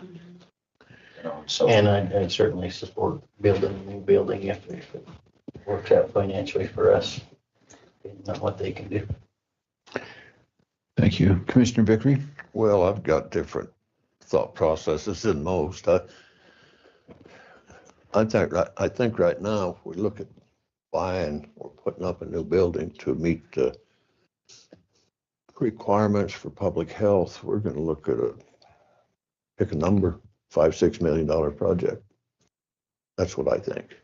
Whether it comes to that, I don't know. We'll only know that once you had the architect design and all that other stuff that goes into it. My best guess is I think the requirements have been right along somewhere around 6,000 square feet. Janet, correct me if I'm wrong. So any way you look at it, in today's world, by the time you can get the materials, if you can get the materials, from what I'm hearing, that's an iffy thing. So you may extend this move, if you would, into a new building. Could be 2-3 years down the road at least. And everybody wants new. Heck, I want new. So what you do is you get what you can afford that serves your requirements. We've got the building that she's in now that's owned by the hospital district. Doesn't meet the requirements. It's just kind of a stopgap. So some of us took the tour of, call it what you want. I'll call it the Tim McKinney building. It's 17, 18 years old, something like that. I think from my standpoint, that would be a better investment now for the county to look at than to build a whole brand new facility. It's up, it's got a lot of rooms, some big rooms in it for conferences. Probably it would take, not certain what the requirements ultimately would be, probably would take some remodeling of sorts. Parking area is good. So I don't know. My thought process tells me that if we can get into a building like that, and I'm using this as an example, there may be something else out there that I haven't went and looked at. If we can get into that for, say, a third of what a new costs, from a financial standpoint, looks to me like that's the way to go. Do we know what that would cost? We've heard some numbers. We don't know for certain until you actually say, hey, we're interested. And then you come down to the nitty gritty. So here again, that's an option. The new facility, I'm not too excited about right now. We get into it, go down the road 2 or 3 years from now. We don't know where we're going from a financial standpoint. I don't think we will know that for another year, perhaps 2 years. Stan would be more knowledgeable about that than I. But, you know, we're dependent so on the fossil fuels here.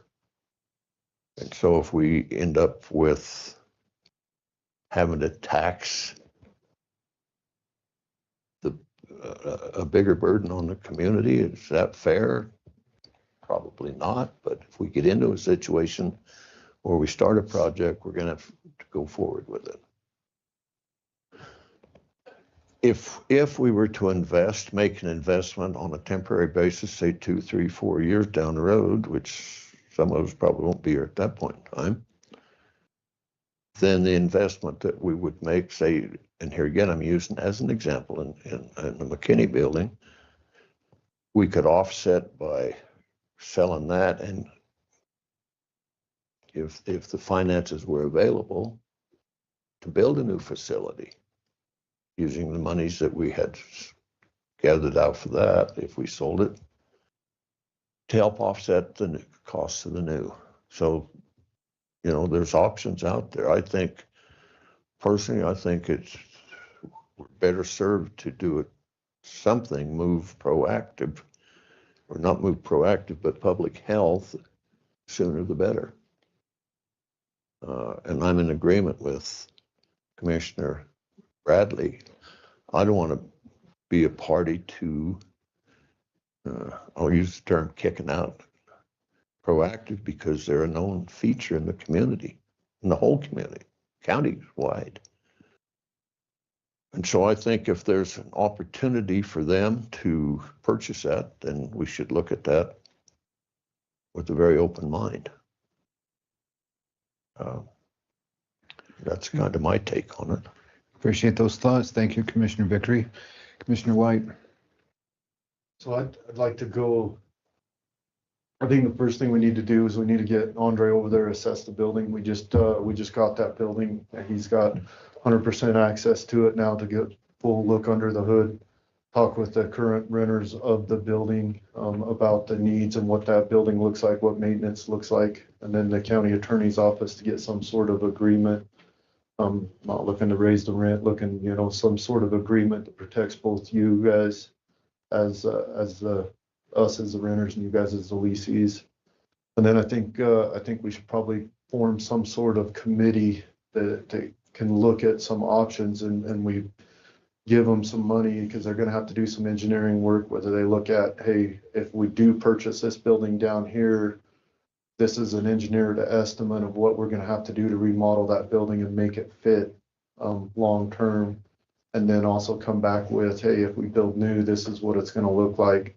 Also, if we section out that property we have, that committee can at least talk to the town under the town zoning regulations of how hard it would be and what the process would be to move that portion off, sell off a portion of that land, build on that same footprint, and or scrap all that ideas, and maybe there's something else that comes out of this committee looking at, hey, here's a no-brainer option that we found that's gonna make the most sense. But I'd like to see it go that direction. Would having an appraisal done at the forefront of that be of value? I don't know if it'd be of value. I think and the reason I say that, we can either say that we have a qualified purchaser for that, or they don't qualify. So when you look at appraisals, right, you appraise things on a certain use. If you was to do just a simple appraisal of the building and the square footage of the building, you're gonna come back with one number, right? And then if you want to do a deep dive appraisal on exactly what it'd be worth to proactive, it'd be a different appraisal than just a real estate appraisal that's just gonna appraise the footprint of the land and the square footage of the building, right?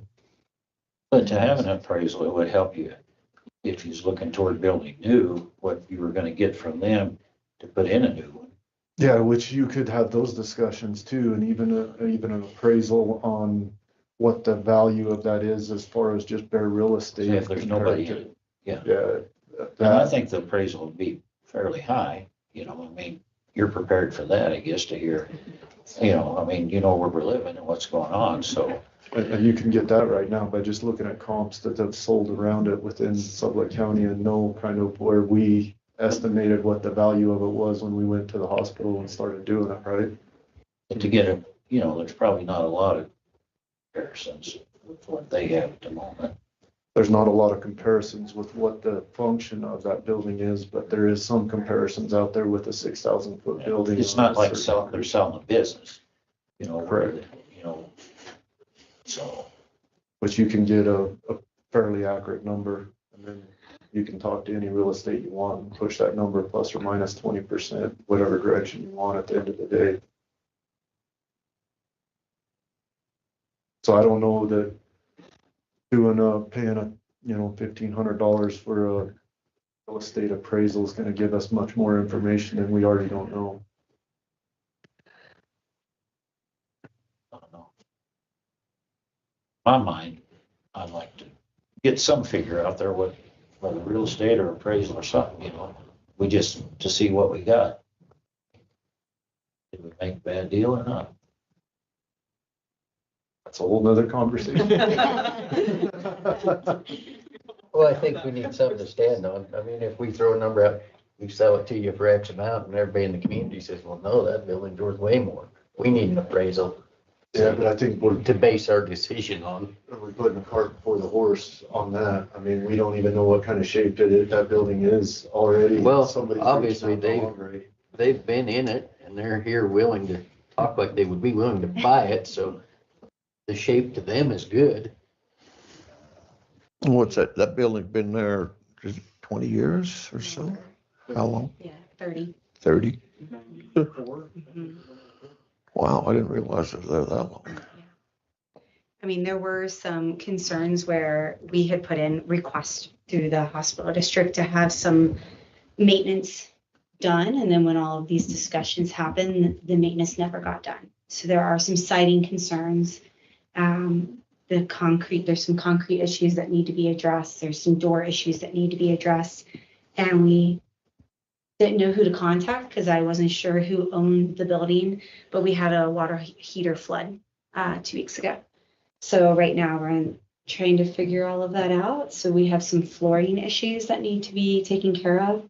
The hot water heater has been replaced, but we're getting some conflicting conversations regarding what needs to come out for demo and what doesn't, which as a company is difficult because we have no private rooms right now. So we've had to adapt and rearrange, which, you know, most companies can do that and we're managing it, but having some answers sooner than later would be nice. ServPro was in there today and made a couple recommendations. I did not get to talk to them yet, nor did Craig, because we were coming over here and treating patients at the same time. So there are some concerns there. Having, you know, time to do the due diligence would be nice, and having a number would be nice. But we have been in the building since '94. Sue was in there first, and then, you know, we took over. So. Sorry, Mr. Chairman. I would say, you know, financially speaking, if the figures for purchasing the building are approximating what we've been paying in lease, then it's probably workable. But like we'd like to know more accurately what that might be. Sure. Well, that's dependent on the term, the interest rate, and there's several variables there that can be manipulated any direction. And so our intention would be, let's negotiate a temporary lease agreement with the county to establish what we should do in the meantime. Or if it's needed for. Thank you for that, Craig. Thank you. So going to your statement pertaining to the water heater failure, any and all items that have been damaged associated to that are the responsibility of the hospital district and their insurance policy. So that's something that would be fully taken care of by them, subject to it having occurred from the damaged water heater. And then Andre is here, who's our maintenance surgeon. You can go ahead and talk with him in regards to the issues that you brought up prior to you coming in, Andre. There was only like 15 or 20 of them, so you can address those. The list is long. And then Clayton, if we can come up with a lease between Proactive and the county that can be adjusted at some point in time in the future based on the availability of what we're doing with Proactive. Yes. And the public health nurse. Will you also share with Andre that the agreement you came to with the hospital district for maintenance on our current space? There's some wording in the contract that, like the big ticket items, if there's like failures of big, is this right, Clayton? The big like furnaces and major things, but smaller stuff. There's across the street still. So I can dig out that contract and show that to you. Just, there's nothing pressing that I didn't want you to be aware of. Yeah, I can assume. Okay. And the proactive building was just finalized the end of last week, Andre. We didn't know which way we were going on that, or if we would be owners of it. Well, we are. Yes, that is correct. So at this point in time, there's two different views currently on the Board of Commissioners pertaining to should we have an appraisal first, so we can supply proactive with that dollar amount and help us determine which direction we would go as a board. What would the commissioners like to do at this point? Is there any other comments, questions, concerns? Well, we've got to come up with a number that we can give to these folks. Okay. And I think a third party is the best way to come up with that number. If we don't like it, we just go another route.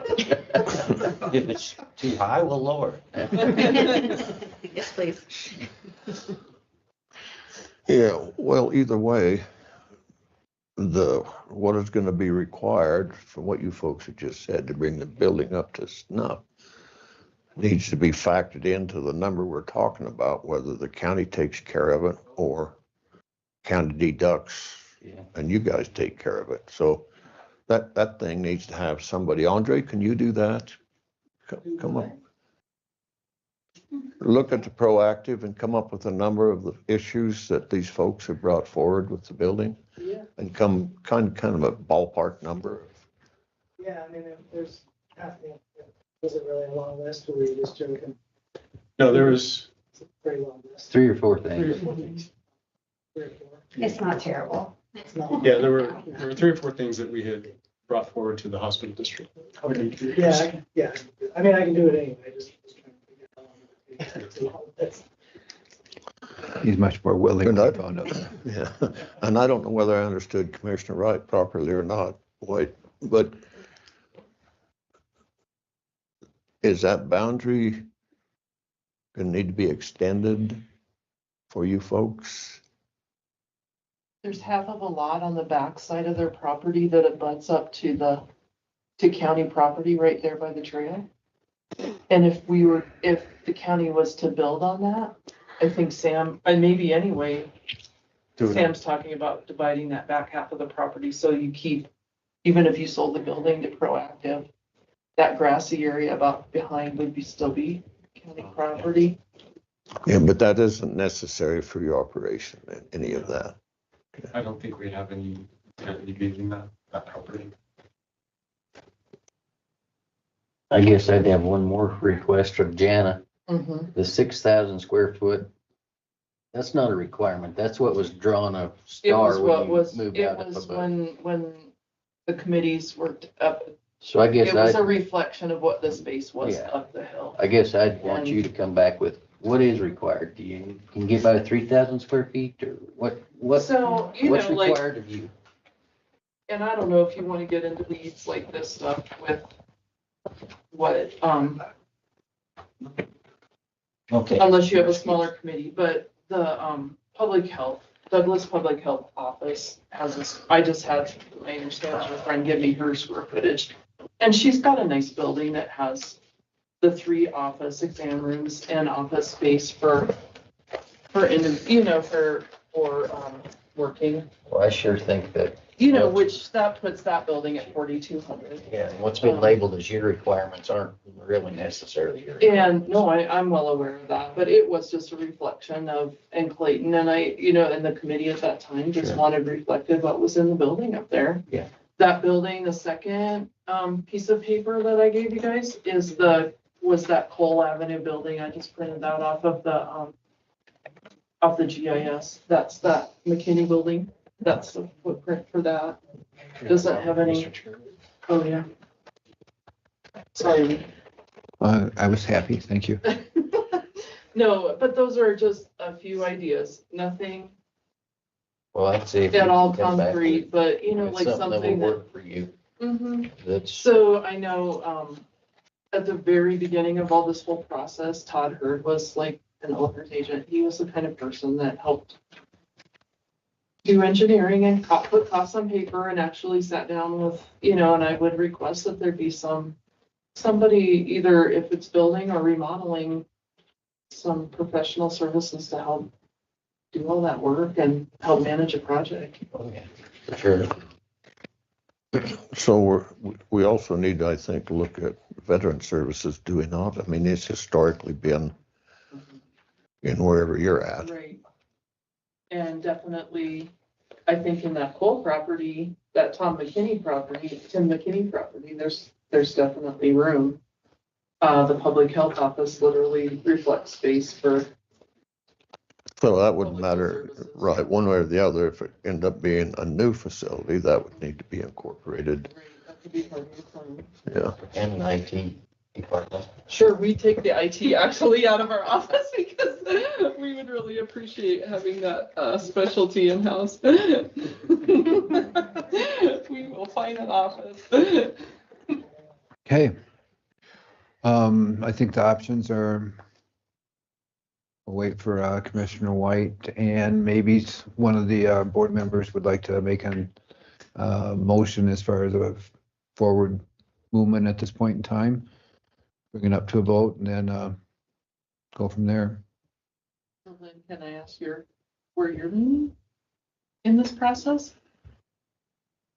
Well, of course you can. Okay. And then once Commissioner White's here, we'll vote on it and determine which way to go. Yeah, that's totally fine. I think so. Just out of, I just like to hear. I think that we need to make certain that we have all options on the table and pick what's the most prudent for us. There are beneficial aspects to each side of this. And That's a Douglas facility. but we need to do something. And once we come up with a move forward plan here in a moment, I think that the options to move forward need to be addressed fully by the public health nurse to help direct which way we're going, if that makes sense. I appreciate that. To help, to be able to be part of whatever process, and I kind of agree. Yeah, I don't relish going out and chasing down every option available. That's up to the people that want to move forward in their department, if that makes sense. So what we were just talking about, Commissioner White, is at this point in time, we need to determine direction we want to go forward. And unless there's any further discussions, comments, or questions, the chair will entertain a motion moving forward. Motion for spending money? We spending money going forward? What are we doing? What are we motioning on, Mr. Chair? We're trying to identify a cohesive way for us to move forward as a group for the benefit of the public health nurse. We've had a couple of, I think it boils down to the last portion of our conversation, Commissioner White, regarding appraisal or not appraisal. I think, unless I missed what was said. I think appraisal is going to tell you what the going rate of office space is, which is right around $300 a square foot in Pinedale right now. So you're looking at raw land being somewhere around $100,000 an acre. So you're looking at somewhere 1.8. Now you start subtracting that $300 per foot with the shape of the building is in, and then start negotiating from there. They take the crowd bar, I think it's going for right now about $299 a square foot right now listed for. Don't know if it's gonna sell or not. There's a couple different other office space in Pinedale that seems to set that benchmark right around office space or commercial space being $300 a square foot. So I hear you right, you're saying we're at 1.8 on that building, less the deductions to fix the problems. 1.8 plus $70,000, call it, for the land, minus the deductions to fix the building. But somewhere along the line, appraisal's gonna be required. If we sell it you know, or they buy it, they're gonna have to be an appraisal. We're never gonna get out and not have it. Well, I know the county's bought things in the past without an appraisal and you hear a lot of negative talk about it. I think if we got a third party opinion, it eliminates a lot of the. We'll have to sometime. We'll spend about $5,000. Yeah, on commercial, yeah. I mean, you agree, don't know what I just said? He wasn't listening. I was listening, but I'm not going to opine on the subject. What?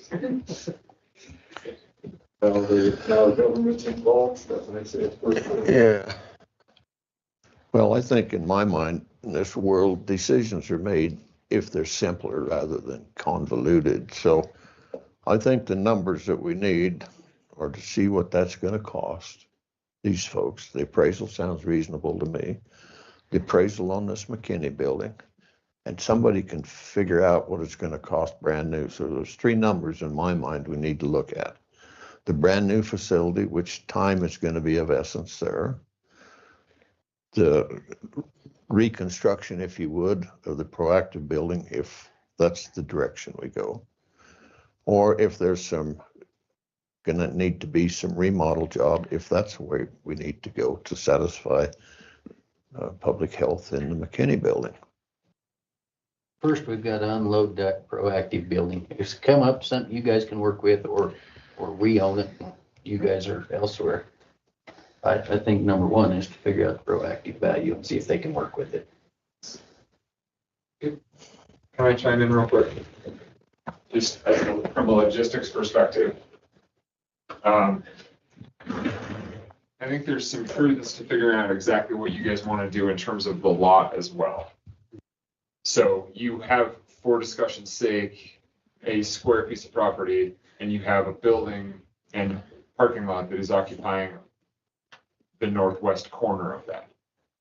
Do you intend to unload the entire property, or do you want to do a boundary line adjustment and move the boundary line over to that smaller portion? I think that's important if you're going to notify and say, hey, start working out some numbers so these guys know what they're talking about. As you recall, you own the county owns the property directly to the east. And so adjusting that boundary line to essentially have a tighter fit around the footprint of the building would be a lesser of cost for them, and then it would also benefit the county moving forward. Well, I think that's what we talked about doing, yeah. And that was part of the conversation. I just want to make sure that that's something that.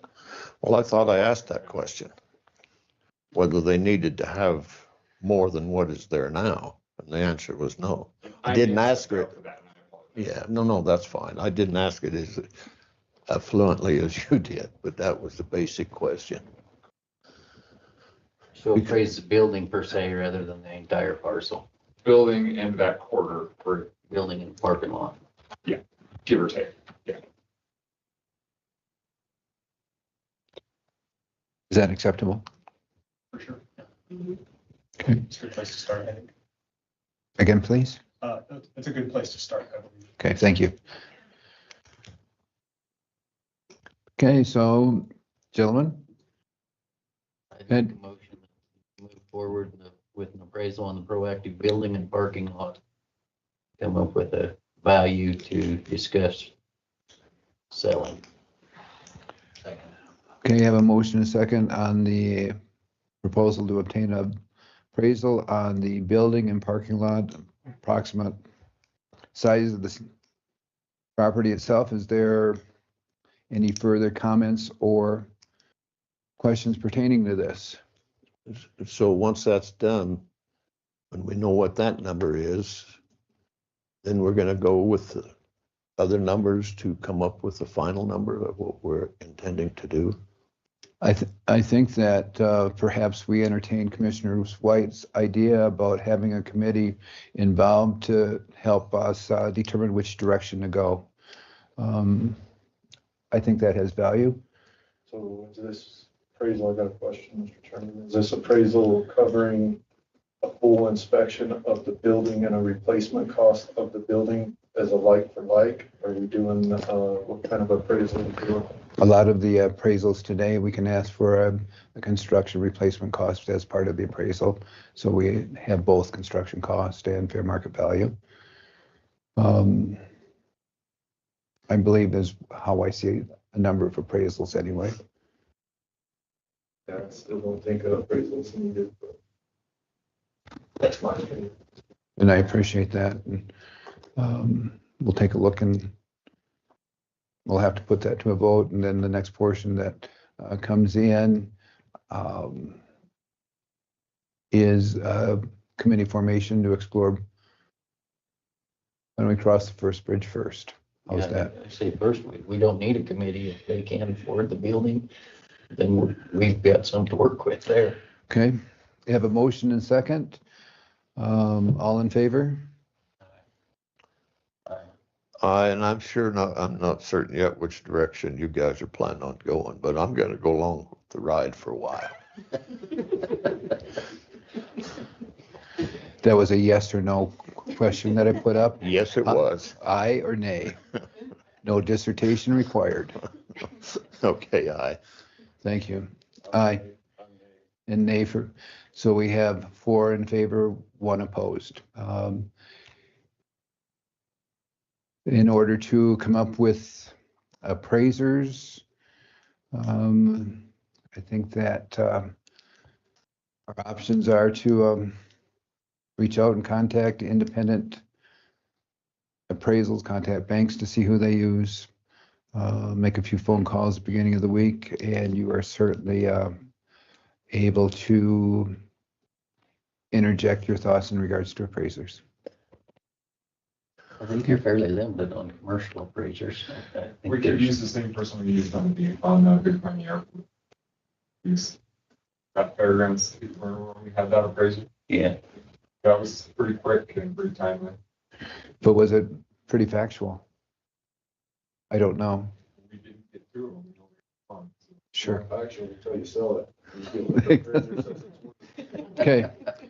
So if we can come up with several to make a selection from would be the ideal way, and then go forward from there.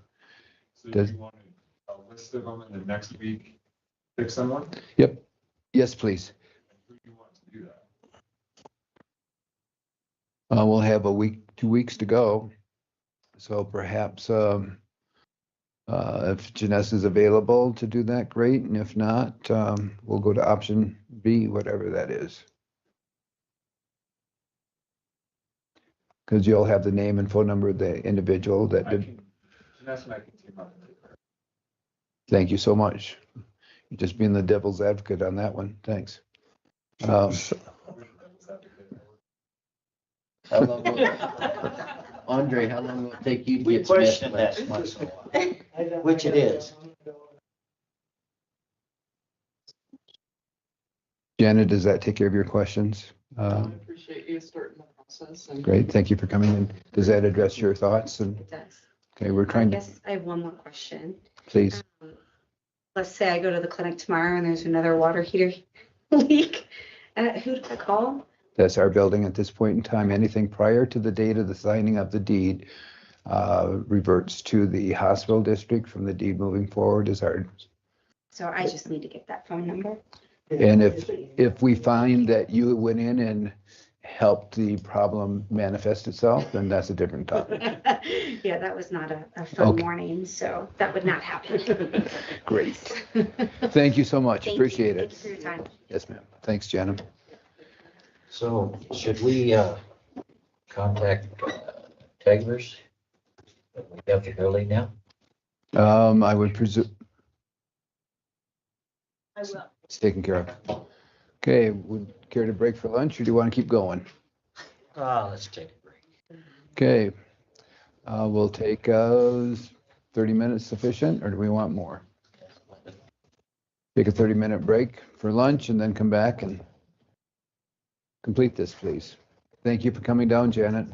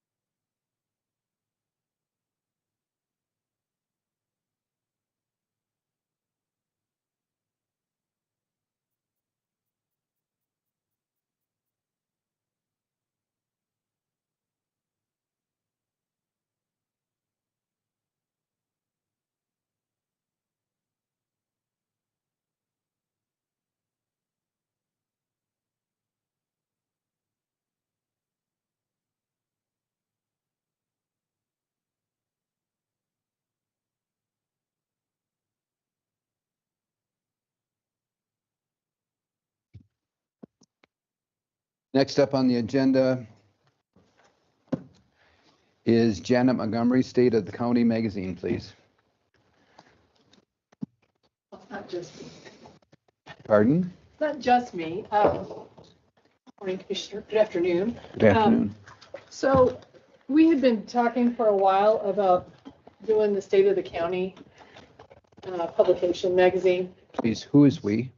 We, Jessica, I think the commissioners had mentioned that we missed it, the community wanted it. I think it came up a couple of times in just sort of some discussions, a couple of different people around the county.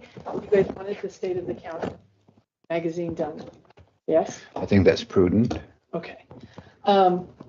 So I was initially thinking this might be a really great project for us as we've sort of rounded some corner on some trainings to take on.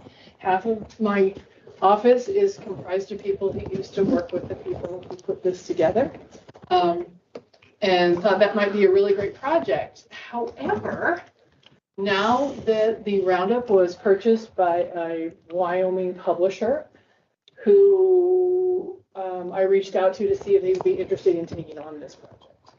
And he is, but some of that depends on what you guys want to do too.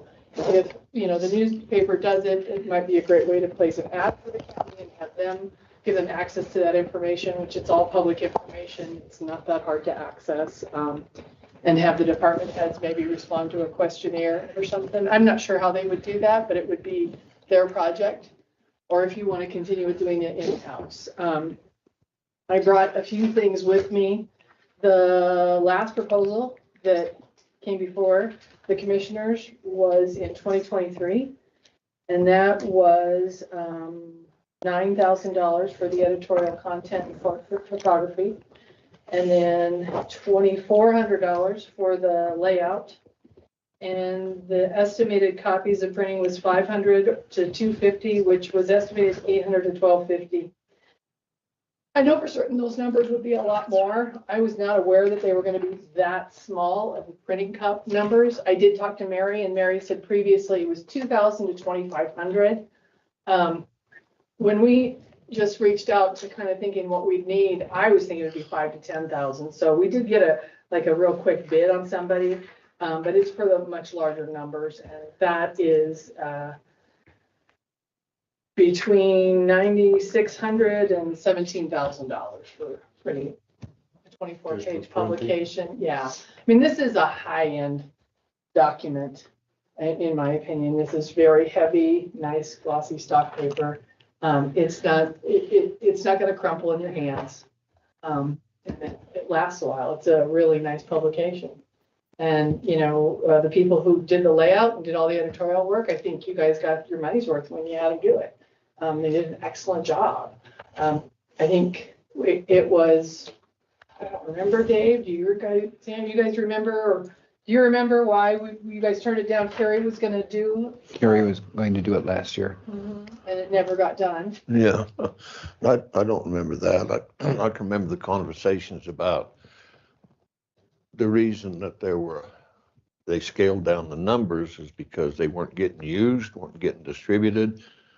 But I think the distribution of that, just because nobody seemed to want to spread it out in the county. And so the numbers were just discarded. You know, it was a waste of money at that point in time. I do believe, though, that if we have a distribution process where they can put them all around, there's a lot of folks would like to look through those things. Well, I would agree.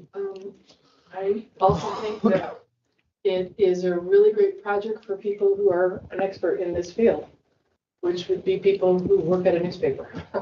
Having done that and done these kinds of projects, I understand at the time why this happened, and talked to Mary about that too. And I don't know how much y'all know about that or want to know about that. The gals had sold their newspaper and to the New Media Corp along with the Roundup, and the commissioners wanted to have a publication done of what's happening in the county, and reached out to them. I believe they reached out to them, and they came in with a bid and started doing the publication every year.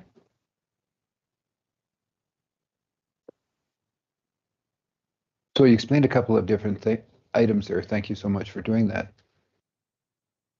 You brought up the newspaper at the latter portion of your dialogue. Was that to preclude you doing that, meaning that they would do it, or do you and your group still have an interest? What are we looking at, please? I think I would prefer it being done by an outside source, partly because I don't know what your time frame is. I can't dedicate hours to this specifically, right? Like I have a requirement and authority and a duty towards my office. This is not a duty of my office. Sure. It's something that, things that we like and we enjoy doing. I enjoy photography. I, would really enjoy going out and taking photos possibly. But compiling it, this is a lot of work. I probably need 6 months to a year. I don't know that for sure because my work schedule is dictated by the work that comes in. And whether or not we have a jury trial or other things going on. So it's just that I'm very variable, all right, to have us do it. And I think, I guess when I was thinking about it too, because of that obligation to my office, I don't know how great of an idea it is for me to take it on, especially when we have an opportunity with a new newspaper who might be new publisher who would be interested in doing it. So you had somebody had an interest to do it? Who was that? The new publishers for the Roundup are Rob Hicks and Rob Mortimer, and I've been corresponding with Rob Hicks. Clayton, we're not mandated to do this, are we? The state of the county report? Okay. I don't actually know whether. Do you know, Janet? Who else does? I don't think so, but personally, just from my background with newspapers one night, I'm like, this is a great thing for them to come out and do. And, I mean, it's just From a monetary viewpoint for the newspaper or for the constituents reading it? yes. Both. Yes. Got it. So what kind of one can they put out? They'd probably be able to do something just like this, or whatever. I mean, I'm not sure where they're printing at. What I did for like the summer magazines that we did for the Roundup, I don't remember those years ago, we had a really nice heavy hard gloss cover and we did newsprint on the inside because it was a lot cheaper. So they would use one of those as an example, you think? I can't speak to specifically what they would do on that, other than this is a really good example for them to say, hey, this would be something great to do. They could sell advertising in it. Maybe the county could sponsor it. There's just a myriad of things. I can't speak to that. I don't work for them. I just know that this was something. Well, Not now. wasn't Deanne Swain involved in that She layout? was. So why don't we have a representative from the Roundup come to the next meeting or two or whenever? Let me step in for a second. I believe that, so Chairman. Oh. Sorry. Chairman and Commissioners, you had asked me to invite all of the local newspapers to the next meeting. So the meeting on the 16th of September might be a good place to talk to everyone that shows up about the magazine and see if there's interest. Thank you for pointing that out. So if we can have access to those at the next meeting. Yeah, they're online on the county website too. It's good you kept those. Yeah. Because there's none available anymore. They're all gone. A year before, So. Well, I know I took 2 bundles. I want to say, was it 12 or 25 in one of those? I don't. 25. I put 2 of them out there at the junction, and it was, I tell you, 3 weeks or thereabouts. It was down to only 1 or 2 copies left there. So the distribution is huge if you're going to get something done. I mean, there are places in Bonnet you could take some. I got rid of a case and a half of them. Yeah. Well, if the newspaper doesn't, they can send them right out with their, Well, to their subscribers. Yeah, distribution is what they do. Yeah. And I mean, not only do they do photos and writing and layout and design, they do distribution. So, I mean, that's really their bailiwick. Well, I think the new publisher is really not the new publisher. He was the publisher that was there before they closed it down. Rob Mortimer? Oh, yeah. Yeah. Yeah. There's another Rob, what's his name? Yeah. You're up here. That was Rob Shaw. Yeah. I don't believe so, but I could. I don't know. I thought I saw that. Doesn't matter. Maybe I'm way wrong. Yeah, I could be too. The Let's person I'm flip a keeping coin. with is Rob Hicks, so. Would you be kind enough to take a look and see how many we ordered last time? So we have that used as a baseline. We ordered 500, didn't we? I think that is the number. Yeah, it was way below. Well, this proposal was between 250 and 500. I don't know what it was in 22. That would be, this was for the proposal that was got turned down in 23. Oh, okay. I don't know what we ordered. Mary said her recollection was 2,000 to 2,500. Yeah, I don't know.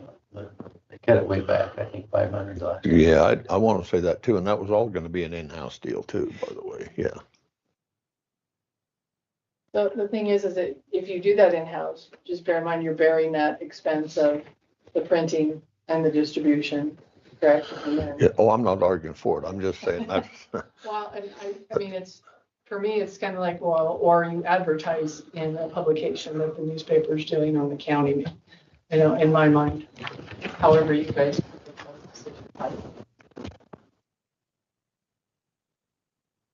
You bet. Any further questions? You bet.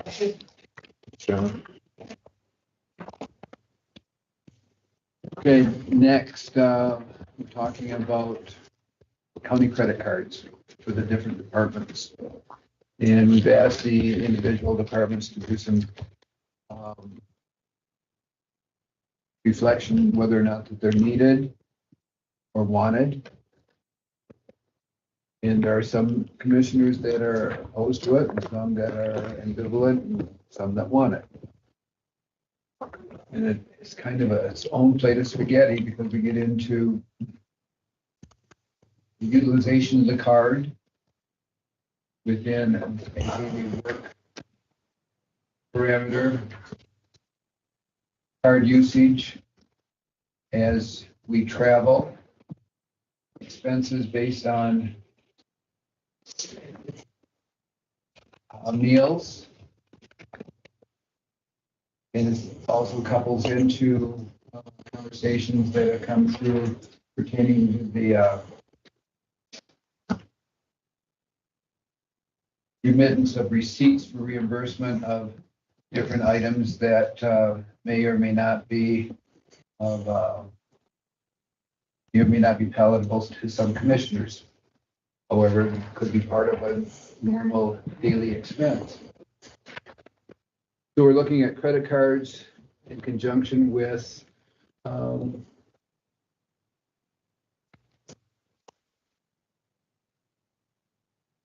offering a per diem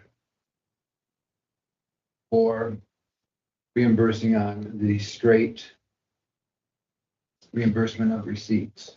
So it's kind of a interwoven issue that we're addressing, but we've been talking about some or all of it for the past 6 months. And I think that I'd like to hear from the individual departments or people representing the departments. We've received handout information that if we've done our due diligence, we've already read and know what's going to occur, but let's go ahead, and I'd like to open the floor to the individuals if they have anything to speak on this topic. Anyone from the group gathered here?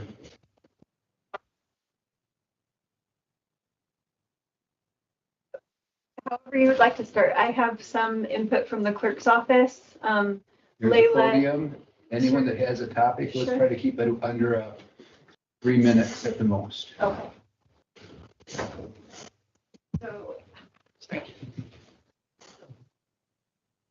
hold on. As far as the clerk's office is concerned, we decided that it doesn't really change the way that we do things as long as everyone is still bringing in their receipts, turning in a voucher like they always have. The only thing that might change is that we really need to make sure that we are getting those receipts and vouchers in a timely manner so that our credit card statement is paid on time. But as far as that goes, I don't think it's going to be changed. Much will change in our office other than being maybe just tightening up a little bit on reimbursements being turned in extremely quick.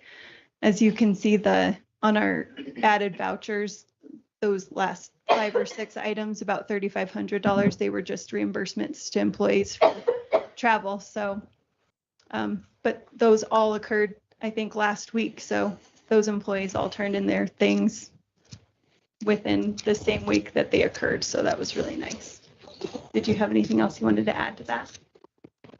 I was just going to say that, yeah, as far as the clerk's office goes, it wouldn't really, if it happened the way that we envision it happening, which is department heads or whoever feels they need to have a card. Whatever policy Clayton comes up with, they signed, that policy. Then it'd be their responsibility, just like with all their other vouchers, that they reconcile their statement, get their vouchers in order. We have to have itemized receipts in order to reconcile or in order to reimburse. And it actually gives more, I think, control in the hand of the county and going, okay, this is the limit we'll put on the card, or what that might look like. I think it's easier to get invoices or receipts, because I've had times when I got a picture of somebody's bank account saying, well, this was charged to my card. And I was like, well, that's not an itemized receipt. I can't reimburse that. And then I guess for me, the biggest thing is, in my opinion, the employees of the county shouldn't be financing the county. So I think it would give a lot more organization to the reimbursements. They wouldn't be coming in last second. And that way the employees don't have to extend credit. And then for the clerk's office, I think that was it. But I'm going to read Layla from the assessor's email to you, gentlemen. She says, Commissioners, I apologize for not being able to attend today's meeting. I woke up with a fever this morning, and I'm sure nobody wants that in the room. That said, I'd like to share my thoughts regarding our current travel reimbursement process and the potential implementation of county-issued credit cards and/or a per diem policy. While I'm in support of the use of credit cards for travel, I am also open to considering a per diem policy where it makes sense. In my office, staff members are regularly required to attend classes for mandatory continued education, which often involves being gone for a week. This places a financial burden on them to pay for these expenses up front. I believe that credit cards should remain an option, particularly for hotel and fuel expenses. Hotels, even when booked at government rates, can still be costly, and expecting employees to cover these costs out of pocket can be burdensome. We cannot assume everyone is in a financial position to absorb those expenses temporarily. While many hotels do accept direct billing, there are still some that do not, leaving employees using their personal credit cards. If we do move forward to a per diem for meals, I would recommend that the rates be regionally adjusted. The cost of food in an area like Jackson or Sheridan is considerably higher than in places such as Torrington or Wheatland. Out-of-state travel can also carry additional costs. A one-size-fits-all per diem policy would not reflect these regional differences fairly or accurately. As an example, I recently incurred over $2,300 in expenses on my personal credit card for a work trip. The hotel would not accept a direct bill, so I had to cover lodging, meals, and fuel for myself and other staff members. Because I used a personal card, our tax exemption status was not honored, resulting in an unnecessary additional expense to the county. This is just an example of one situation. I've also had to purchase airline tickets on my personal card in the past, which can be costly. Situations like this highlight the need for county-issued credit cards, not only to reduce financial stress on staff, but also to ensure we can take advantage of our sales tax exemption whenever possible. Thank you for your time and consideration.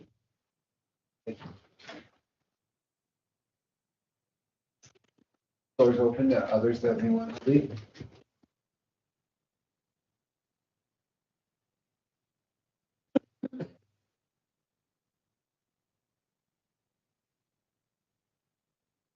If the county is looking to reduce employee vouchers and expenditures, the sheriff's office really needs a credit card. 10 to 20 years ago, most hotels did direct bill. Now they do not. We have only 2, and they were both in the state that accept direct bill. All trainings that are out of town have to be purchased through the employees. We do go through Aspen Travel for flights, and so they bill us directly. But hotels and a lot of registrations and trainings require online payment, including the meals. And so a credit card would help the county save money by allowing the sheriff's office to book the trainings, book the airline, book the hotels,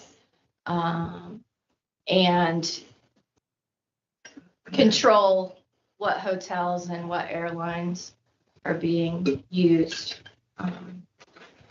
$110 a night hotel versus a $410 a night. Sometimes that doesn't matter depending on where you will be staying, because if you're in a large city, you're going to pay more anyway, but we can control where everyone stays. In addition, I agree with Layla that we could use our tax exempt status versus the employees paying taxes on everything. In addition, I do agree with the per diem.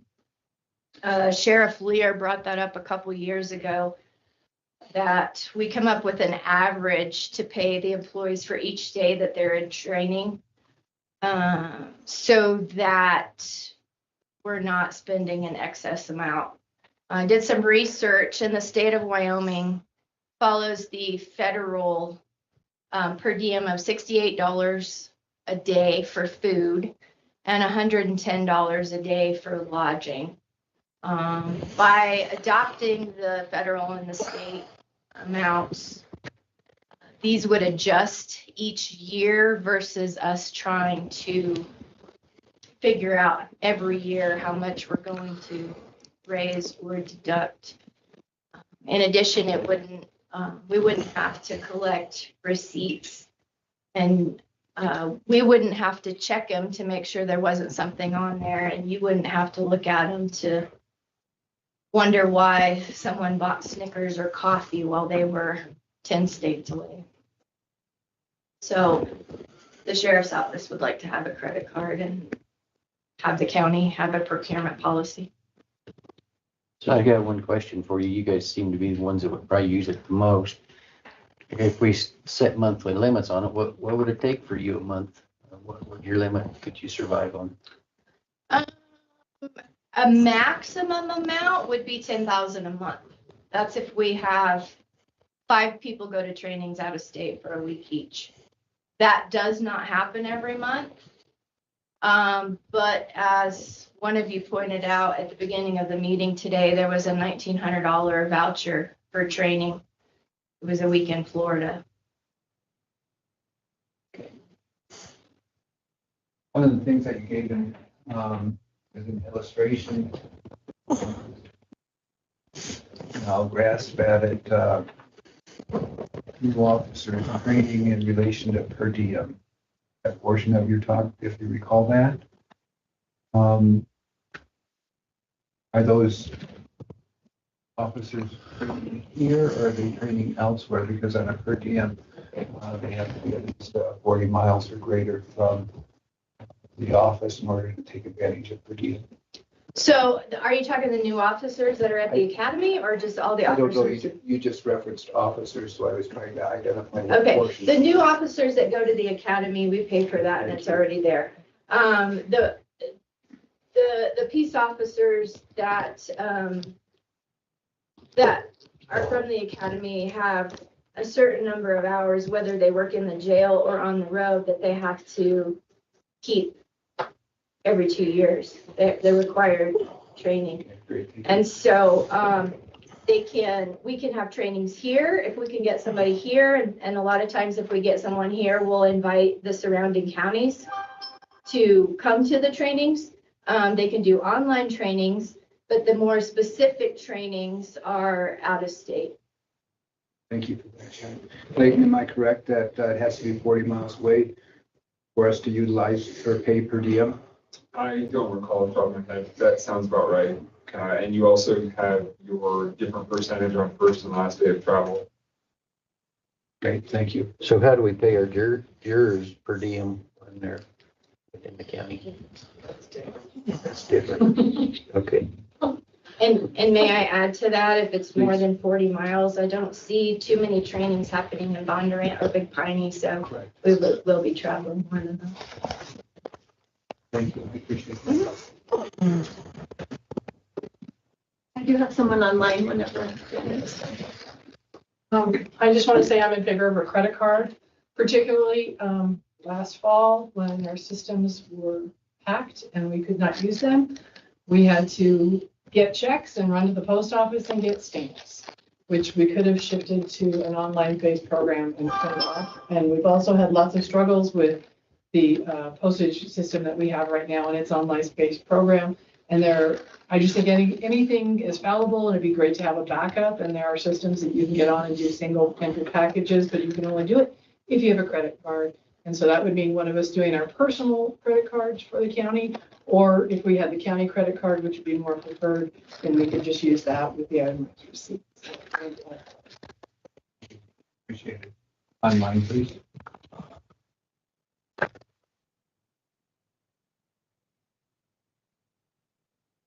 Hello, Chairman and Commissioners. This is Cassie Crumpton with the Treatment Court Department as the department head. I'm in favor of county credit cards and whatever hoops needed to jump through it. One of my areas of concern is that I work with populations with mental health and substance abuse issues, and sometimes that results in people being placed in or being incarcerated, and that leaves people generally not happy with me specifically. During the current reimbursement process, my information is made public, and that is a concern for the well-being of myself and my family regarding my personal safety. In line with the Sheriff's Department, but not quite as the intense level since I am a department of one, travel needs for my team is something that gets personally difficult to bear whenever I'm using my credit cards to pay for my team to get to state trainings or national trainings for my program. But that safety concern was something that I really wanted to speak up on because I don't know if it impacts other departments the same way. But for me, that has been something at the forefront of my mind for 8 years now, every time I submit for reimbursement for program expenses. Thank you. Thank you. Appreciate it. Is there anyone else online? No one is raising their hand. Okay, Janess?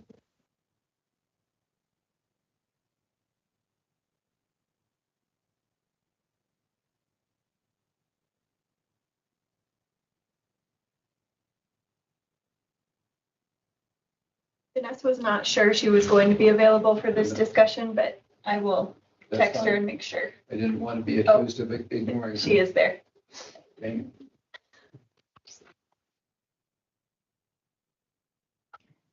Sorry, I didn't have anything additional to comment. Did you ask a question that I couldn't hear?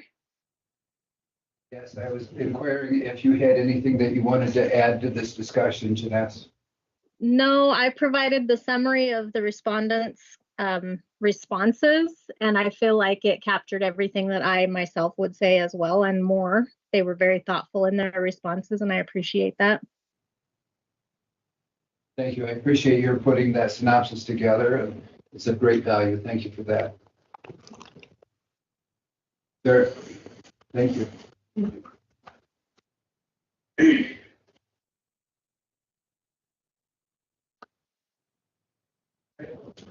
Chief Cooper's in a meeting and he asked me to speak for him today. Too short. I didn't say that. The microphone's too high. There you go. Chief Cooper is not in favor of a credit card. He feels that our office would have to balance any charges that firefighters made while out on a fire, and that would cause more work for us rather than just being responsible and bringing the receipt back for reimbursement. He is in favor of the government per diem. That changes in the location that you go to. Thank you for that, Emma. You're welcome. Additional comments from online or on the floor? Please, Lisa.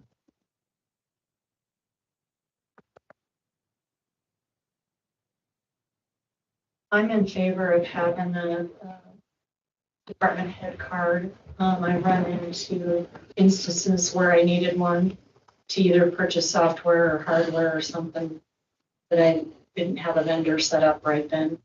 I come from an environment where I did have a corporate card. I was used to providing receipts for everything anyway. I don't have a problem with that. Some of the trainings, I mean, just like the radio training I went to was $20,000 by itself. That one they invoiced us for, but I had to pay for the flight to Virginia and the hotel. And, you know, personally, I prefer not to put that on my personal credit card. I prefer not to have my personal information out there. Appreciate it. Thank you, Lisa. Additional comments online? Additional comments from the floor? Andrea? Emily? I'll chime in. Thank you. Is that Andrea or Emily? I believe he was going through a list of individuals.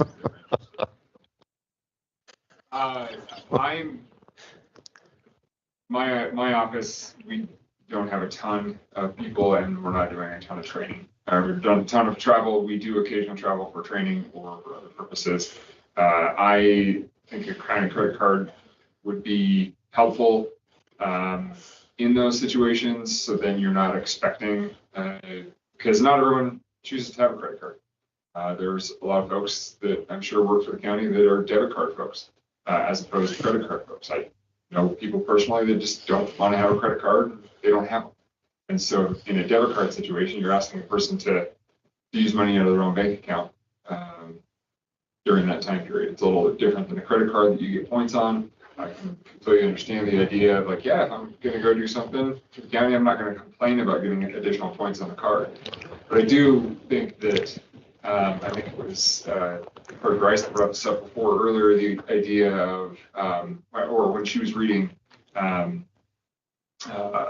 Assessor Eloy's comments, we do pass up the opportunity to get those government rates when we're staying somewhere. If we're not, or when we go out to dinner and things like that. I used to work for the University of Wyoming Foundation. We had a company card that you would use all the time, and you would get your sales tax removed when you were traveling in the state of Wyoming, and it worked out great. There were strong policies in terms of what to use credit cards for and not. I have seen a variety of different ways that different counties in Wyoming have done this. A few counties have a credit card that you check out when you go on a trip. And then you check it out, you check it back in, so on and so forth. Some of those user agreements put the dollars on. If a charge is outside of the policy, it puts it back on the employee that made the charge. If the county can't get the money back from the employee that made the count, then it goes back to the supervisor, which is an interesting policy, and I think it creates potential problems. But there's a variety of ways that we could do it. Is it absolutely necessary? No, it's not. Would it be helpful? I would suggest that it is helpful. As for per diem, I think a pretty good chunk of your reimbursement and other issues that come up with credit cards go away when you have a per diem, because then you're not worried about it. It's just there, and then the per diem rates are there. The county can set your own per diem rates, and based on kind of what you have. I think it's completely appropriate to follow what the state has done and follow the feds. They also I think that's completely fine. Trying to think if I had any other thoughts on the subject. Yeah, that's all I got. So pros and cons, you guys decide. Person I missed, Kaylee, did you have anything to add?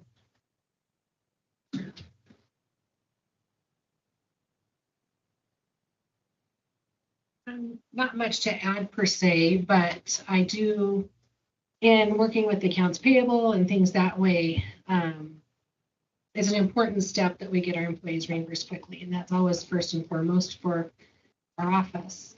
There are added vouchers. And in doing the credit card, I know there's worries about creating a bigger workload and doing things of that nature. It would essentially be the same process that we do now in creating a voucher. So I don't foresee a larger workload per se, but we just don't have to wait on the turnaround time on our side to get the check and get it back to the employee. That's the real pro that I see with it for our county. It's just on the employee side. Any further questions or comments from online? Any further questions, comments? Yes, please. Sorry, I forgot to add something. You're good. I just wanted to let you know that Sheriff Lear and I have discussed if the county gets credit cards, that we will not be handing them out to employees to go to training. We will be using those to book their airlines, hotels, registrations, and those receipts and invoices will go to the clerk's office. So the credit cards will not be handed out in our office. How would you anticipate addressing expenses that occur at classes? If there's not a per diem that you agree to, then the employee would be giving us receipts and vouchering for reimbursement like they currently do for food. Per diem would be after they return, not prior to, with that. I think that's what's typically done, yes? Is it? Yeah, that would be up to you how that works, but we would be booking the trip itself in our office, and the cards would not be leaving. Thank you for that. Last call for comment. Public comment is closed. Open the table up for discussion and please. So on the per diem, so to me, I mean, the different deals I've been to, they've done a breakfast bar and lunch and dinner. So do some of these trains furnish food? I mean, are their trains or no food at all? Not all of them. But I mean, you give per diem whether they do that or not. They furnish food or not. It depends on your per diem policy. And so I have worked for organizations where the per diem policy was you claim per diem so long as breakfast wasn't served with your conference or whatever it may be. And then that's on the employee when they claim their per diem. I need to claim it for breakfast, this, so on and so forth. You can break it down by the meal, or you can keep it as you can keep it one full amount for the each day.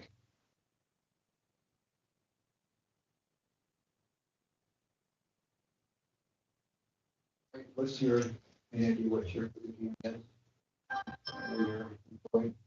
So our company doesn't use a per diem per se, but we pay a lot of contractors that do use per diem that, depending on where they're coming from, that is anywhere from $150 a day per diem per employee shows up to do for care that don't live here.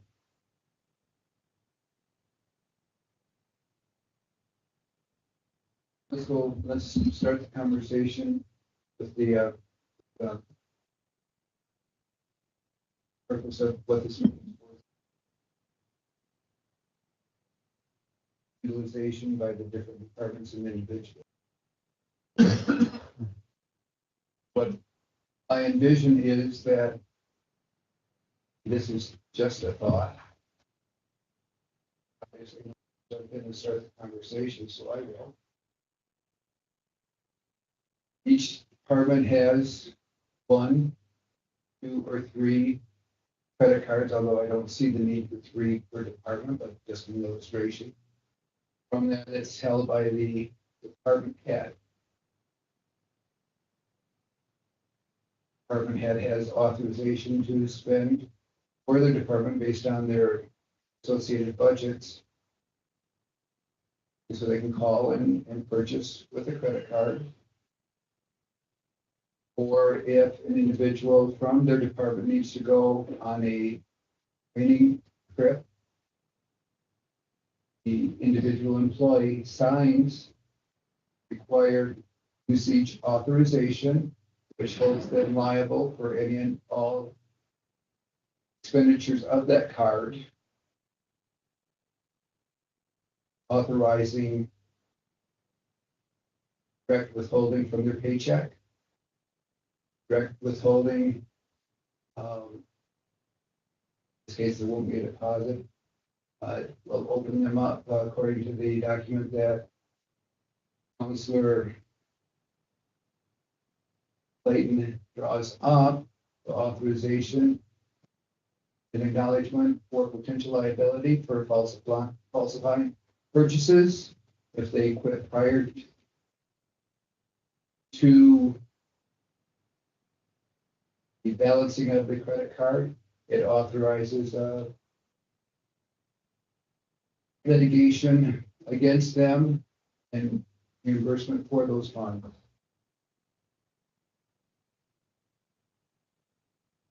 You can use it for lodging, for fuel, and county-related business. If an employee signs for it, it's the employee that's responsible who reports to the department head. The department head is responsible to us as far as the accounting of that card.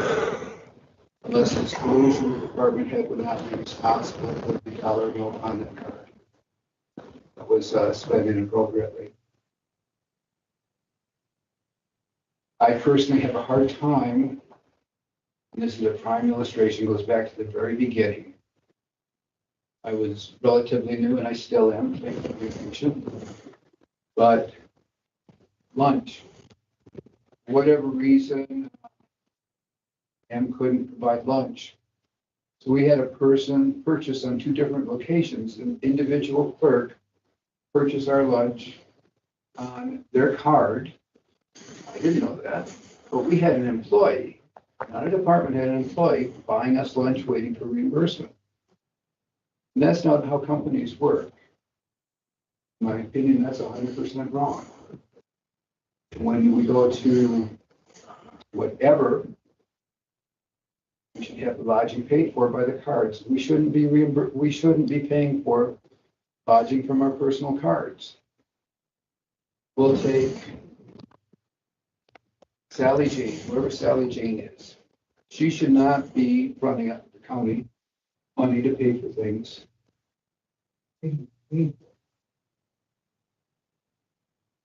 That's government taking advantage of the taxpayer to the ultimate. And that's my opinion. You're up next, Mr. Vickery. Go right ahead. Well, I'm just looking like battery. Nobody can hear me. Can you? My battery died too, so. Does anyone? Borrow your credit card. Commissioner White, you work for a company, and I suspect you have a company. What are your thoughts in this regard, please? I do, and I think there's, I've worked for a couple different companies, and there's a couple companies that did it different. For example, Halliburton. When I worked for Halliburton, they guaranteed, we used American Express, for example. They guaranteed that you get the card, but every month you was to pay that full due on that card. Halliburton backed up that card that was issued to me. Not a lot of different than what we did here, but it does not affect your ability to get that money. You're thinking about it more. the other companies I work for example, right now, the current company I work for, I have a corporate card. That corporate card we manage through Concur, which is a SAP program. That card is issued to pretty much managers and above. Managers have a limit on it, but at any time you can call and talk to our accounting department in Denver and get that limit changed. For example, let's just say, just like Lisa, she has something that we don't have an MSA, a master service agreement with a vendor, and we needed to buy something that's potentially, so let's just say, for example, I needed to buy $50,000 worth of pipe for a drilling rig out there. Call and say, hey, I need my limit bumped up over $50,000. Their first response back to me is, you send that to me in an email and include your immediate supervisor. They do. Immediate supervisor says, hey, I approved this temporary up to limit. This employee, go ahead and make your purchase now. So we could do it that way, where it is a program. Problem we've had with, I had a couple of companies that used a shared card, and the shared card, when it's being used by multiple people within the same billing cycle, that's potentially become an issue. It's something that we could all work through. It's easy, but it's something that we'd have to be aware of. Right? If I'm borrowing a shared card here, my department head lid, I use it. I go on a trip the first of the month. I turn it back in. I'm still compiling all my receipts. Matt comes to you, takes that, checks that card out, takes it out. There's some more work put back on you as far as I say, well, that wasn't my expense. That must have been Mac's expense, or vice versa. Or even Mac and I go on the same trip and we have a checked out card. So there is some stuff when it is put in a employee's name, and employee is directly responsible for that. I do like the idea of this being a tool that is available. Don't have to use it if you want to run your department and still run the old way, that's fine. Do it that way. But I do like it being in a tool with our department heads having that option to at least use that tool. Makes sense on how our company does it. Thank you for that. And there are a number of companies that will give you the same company, but will give you department specific cards, so you're not sharing.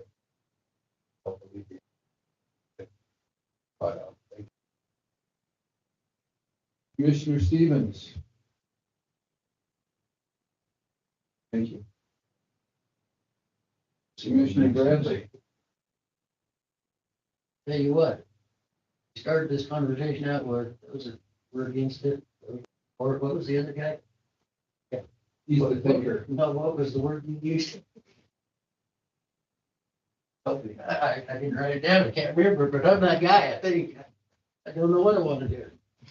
Okay. But I can tell you, the department heads are here. I asked for just one to begin with. Talked to Jessica. She said this would be more of a nightmare for her. Every department head is in favor of it. Yeah, except for Shad, I guess. In with, I thought I was against it, but if these people are here and think it would make things better for them. We're going to Shad and they'll statement. Thank you for that. Your request can be honored. You just wouldn't get a card. Or you can get one to hold in reserve. But you're safe. There's nothing that mandates people use it. Preferably it would be used with great prudence and on a limited basis. But at the same time, as department heads, I'm hoping that all of you know how to set up an appropriate accounting system, track expenses, and who's responsible. Different problem. Commissioner Victory, I think you might have something to add. Well, I do a little bit. I won't be quite as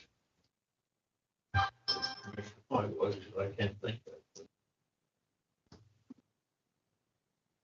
But part of my responsibility This commission, I believe, is to be, I'll use the term right or wrong, a fiduciary oversight. That comes with looking at the accounts payable before they're authorized to be spent. With the credit card system, we've lost that oversight. We get to look at it after the fact. Now we're going to tell you guys, we've given you the opportunity to use this credit card. And we look at it and then we're going to question some of the things you put on it. That's not fair to you. So here's what I would propose. And I understand perfectly well the big expenses associated with doing something. But I think this. Think one credit card authorized through the clerk's office. And you go in there, whoever you are, you're getting ready to go for a trip, for training, or for wherever it's at. And you didn't get up in the morning and jump up and say, I got to catch the airplane. No, you don't. You make arrangements prior to. You know what those expenses are going to be. This card can cover those for you. Most of the time, and I haven't went for a while, believe me, most of the time, years ago, anytime I went someplace on a meeting, what have you, there was always some foods available. Now, if I didn't want to go there, I'd go on my own someplace else. But those things were always part of it. You don't get off of that airplane and go say, which hotel am I going to stay in? No, you've already made those arrangements. So you know which one you're going to stay in. You know what the costs associated with those big expenses are. With the one credit card, you only have one individual that can present where you're going, how long you're going to be, the approximate costs that are going to be, because you know what the motel room is. Already called ahead to find out. You know what the airplane's going to cost if that's what you're taking. So those numbers are there. They can be taken into account. Credit cards authorized to those individuals. But now here comes the issue. So I'm going on this trip for training or for whatever it is, and on the side, I want to go see a show or I want to go do something else. I have my personal credit card to account for that. We've looked at these today, up with the exception of one, and it was a big one, and I still haven't got the reasons why, but we will. They're not very significant. 180, 220, 55. So most, not all, get me wrong where I'm going with this, but most you folks have a fairly significant salary. And if that does not allow you to pay for a little bit of offsite training, so to speak, maybe you shouldn't have went. Because everybody should be able to afford a couple $100 on a trip, and that's generally, for the most part, what we see. Are there times when this scenario doesn't hold? Of course there is. So we'll need to be making some way to make an allowance for that. But I'm not in favor of giving everybody, whoever everybody is, a credit card, because it's going to become a nightmare. Pure and simple. One credit card to the clerk's office, be held accountable. You can come with your program set up. This is where I'm going to go. This is what's going to cost. Once you do the credit card, you're set to go. Now all you've got to do is take care of some of your personal items. That's the way I would proceed. I'm not going to be in favor of department heads having credit cards. Because it just, right now, it looks to me like it's going to create an accounting fiasco. Whether it sounds like it's easy or not, it won't be. So that's my spiel. Can I weigh in on that real quick? Just briefly, So you just pointed to the ledger in front of you. All of those expenses already occurred. So there We is have the no, opportunity, no, let me go for a minute. We have the opportunity to pull one and say, show us what it is. and you, They have not written the check yet. We've just approved them. The checks are gonna be written as soon as Jessica goes back to the clerk's office, okay? When it comes to the credit card system, that has been approved. We have not had that opportunity. I'm not saying we're gonna sit there and argue everyone, of course we're not. But in my opinion, does not allow me, and I'm just talking for me, nobody else, doesn't allow me, in my position as a commissioner, to look at that before the fact. I've got to look at it after the fact. and so, And that's not right. and see, this is the point I'm trying to make. You are looking at it after the fact right now, the exact same you'd be looking at after the fact of the credit card. Because the reality is, with the credit card, every person who's going to have a user that is going to use a credit card is going to sign an agreement that basically says, if an expense is not approved, you take it out of my paycheck. Yeah. And so there is no functional difference from the timeline. You can argue it. There isn't a functional difference. Correct, there is not a functional difference. Yeah, the functional difference here is, Mr. Blankovich, that when we look at these accounts payable, we look at the added vouchers, we can question it. But they haven't been paid yet. This is the point I'm trying to make. No, this is So, the point I'm trying to make. If we haven't the opportunity to say, whoa, wait a minute, we're not gonna pay this because we need to know more about it. We can't do it because it's already been paid. And I'm not saying the integrity has nothing to do with this. I'm just saying that I believe as a commissioner, I should look at the numbers that my bosses, the people that put me here, want to know what we're doing with.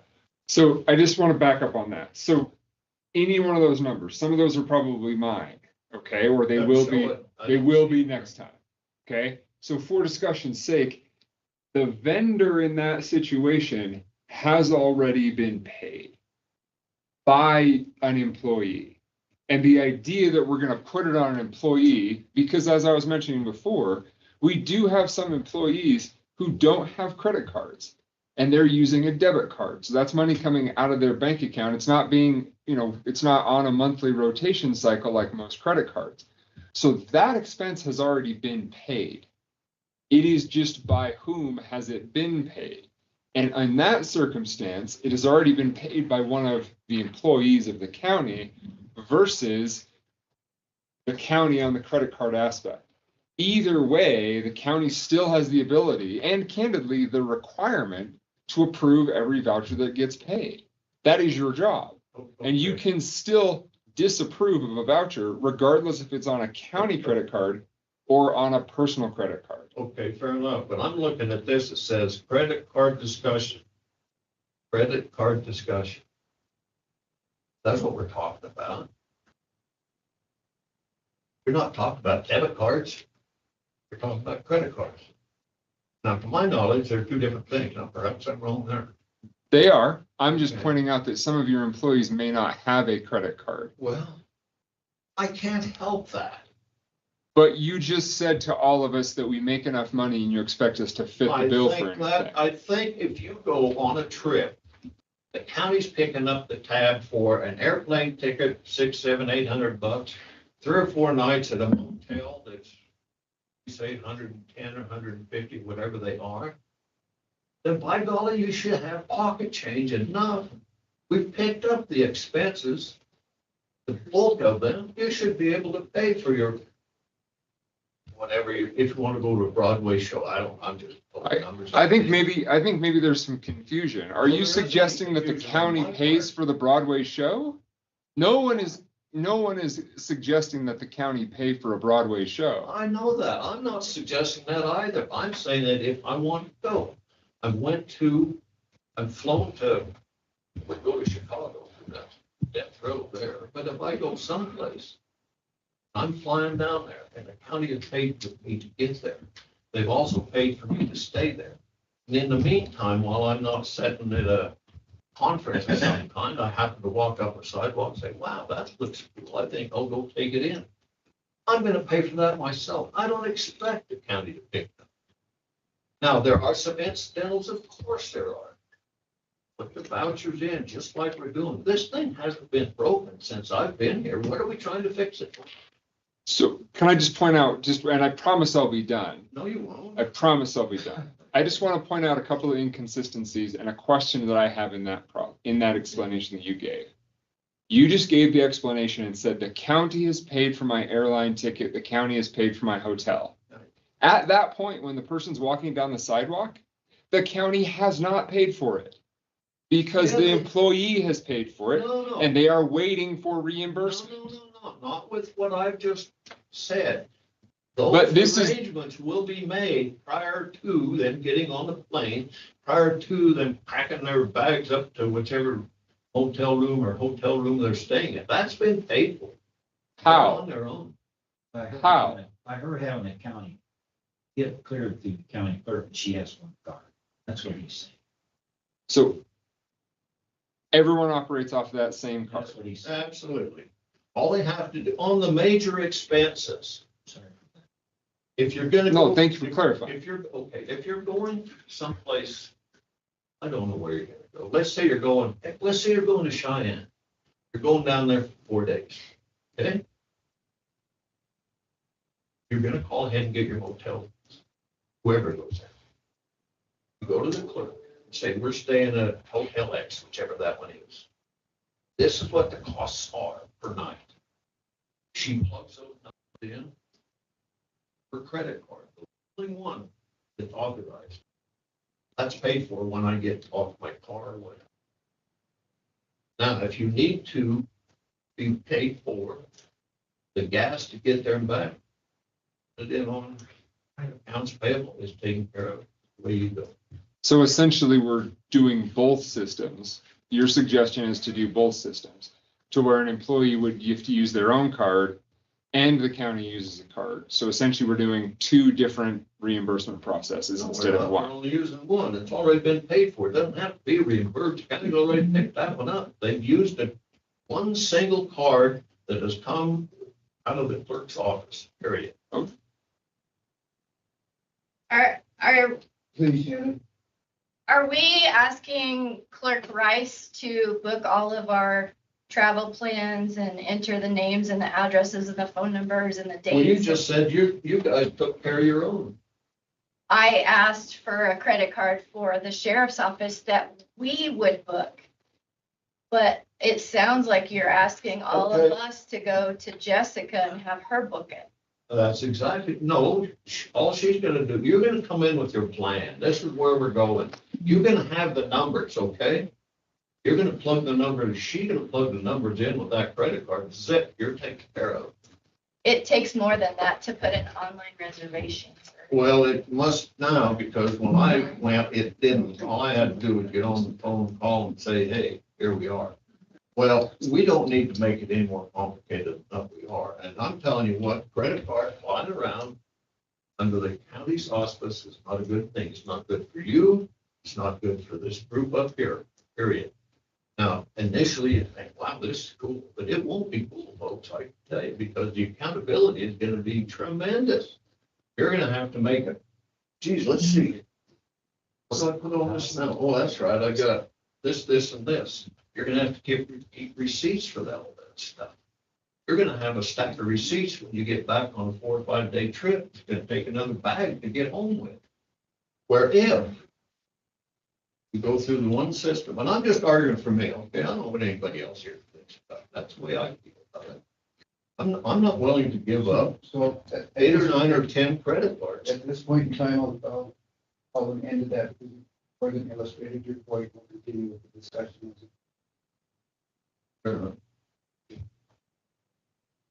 So, moving forward. Me already? Yes.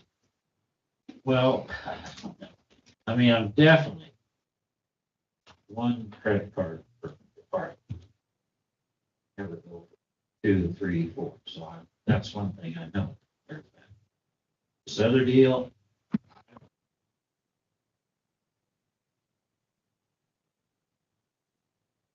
Somebody that figures out the system. Okay, we all know that. Okay, it happened right here in the town of Pinedale. So people figure out the system to get around and get something out of it. You know, they can avoid. What's out there, the more opportunities and, well, I don't know, this is a time. I mean, you can only hope that everything will go just like it should. Maybe it will. And I know there's an awful lot of traveling going on. And then you're gonna have to talk a little bit. I'm still not making a decision. Sorry about that. We're good. Bottom line is,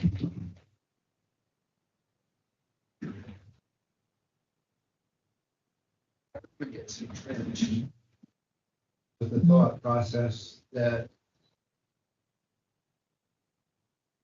we control and we're in charge.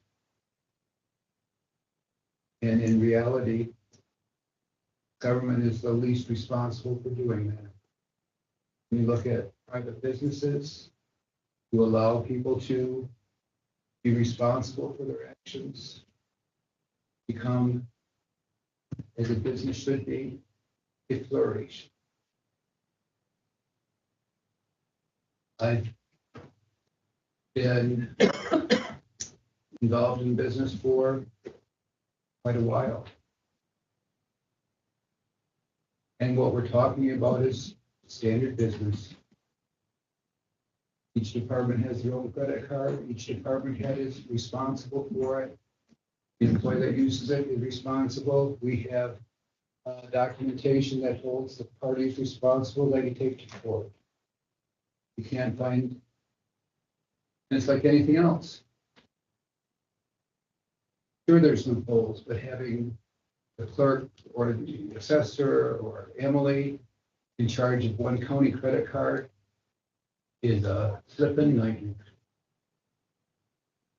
And that's not how business is done. You're just complicating the world.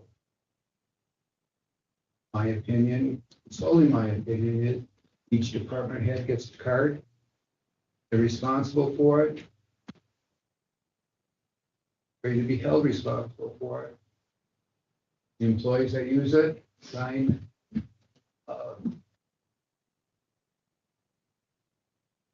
documentation that shows their liability for it. And we have a county attorney that can fully litigate that and collect that or have it charges brought against that individual. That's my position. But what bothers me the most is twofold. One, and I do disagree, I'm sorry, respectfully, Commissioner Vickery. I was a young business person, and I didn't have two nickels to rub together.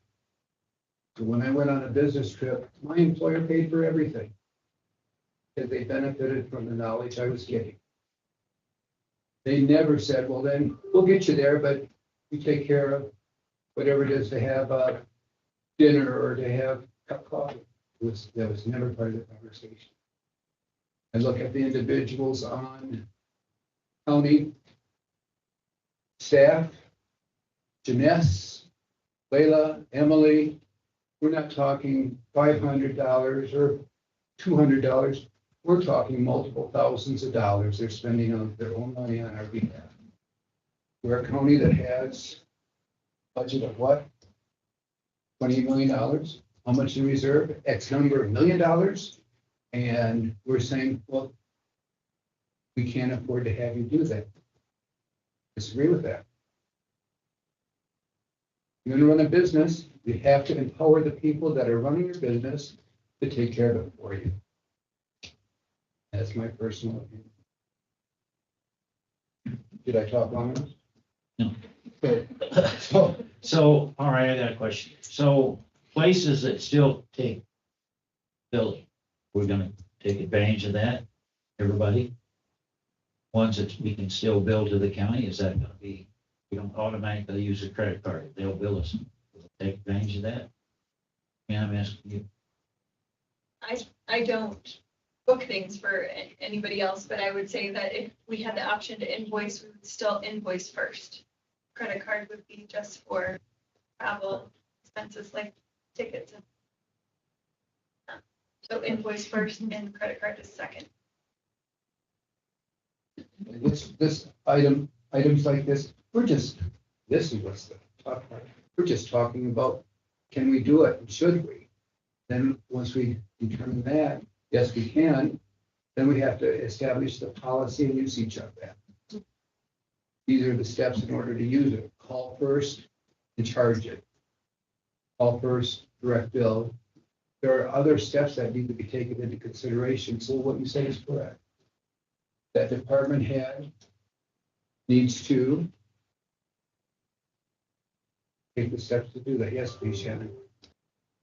I can speak from personal experience that in Casper, we have a direct bill hotel.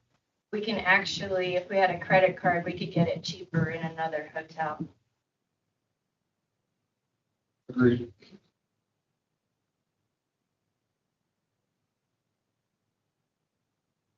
Well, I guess I've been properly chastised, so. I didn't chastise So you you. can go ahead and authorize it, I'm fine if that's what you Doug, want it's to a do. conversation. It's how we grow together. Because I sat here and was kind enough to listen to your dissertation for 15 flipping minutes. You can listen to mine for 3. 4. Okay. That's how we grow, having these conversations and bringing each other out. Fair enough, well, I'm gonna tell you, you get 8 or 9, or however many departments, what have you got, how many departments are here? 17. How many? 17. 17, okay.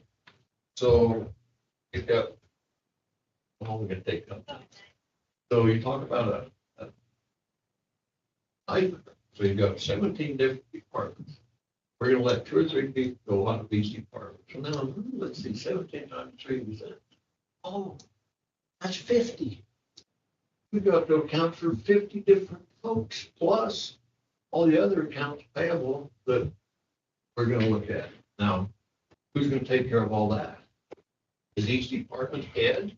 Each department head takes care of their own accounting procedures. They put it together in a summation form along with receipts, and they pass it to the clerk for authorization for expenditure. Okay, fair enough. Well, I'm gonna wait and see how this all turns out, because right now I'm really a skeptic that it's gonna be as smooth a transition as everybody seems. I couldn't tell. So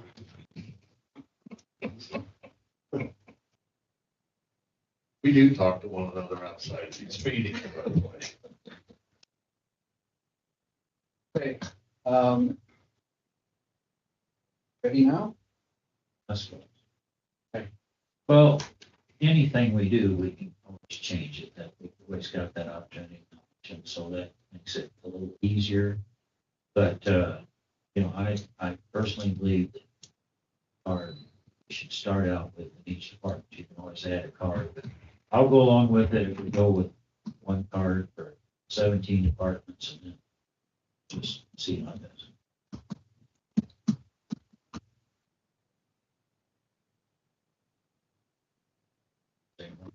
No, I would say that. I'll support that.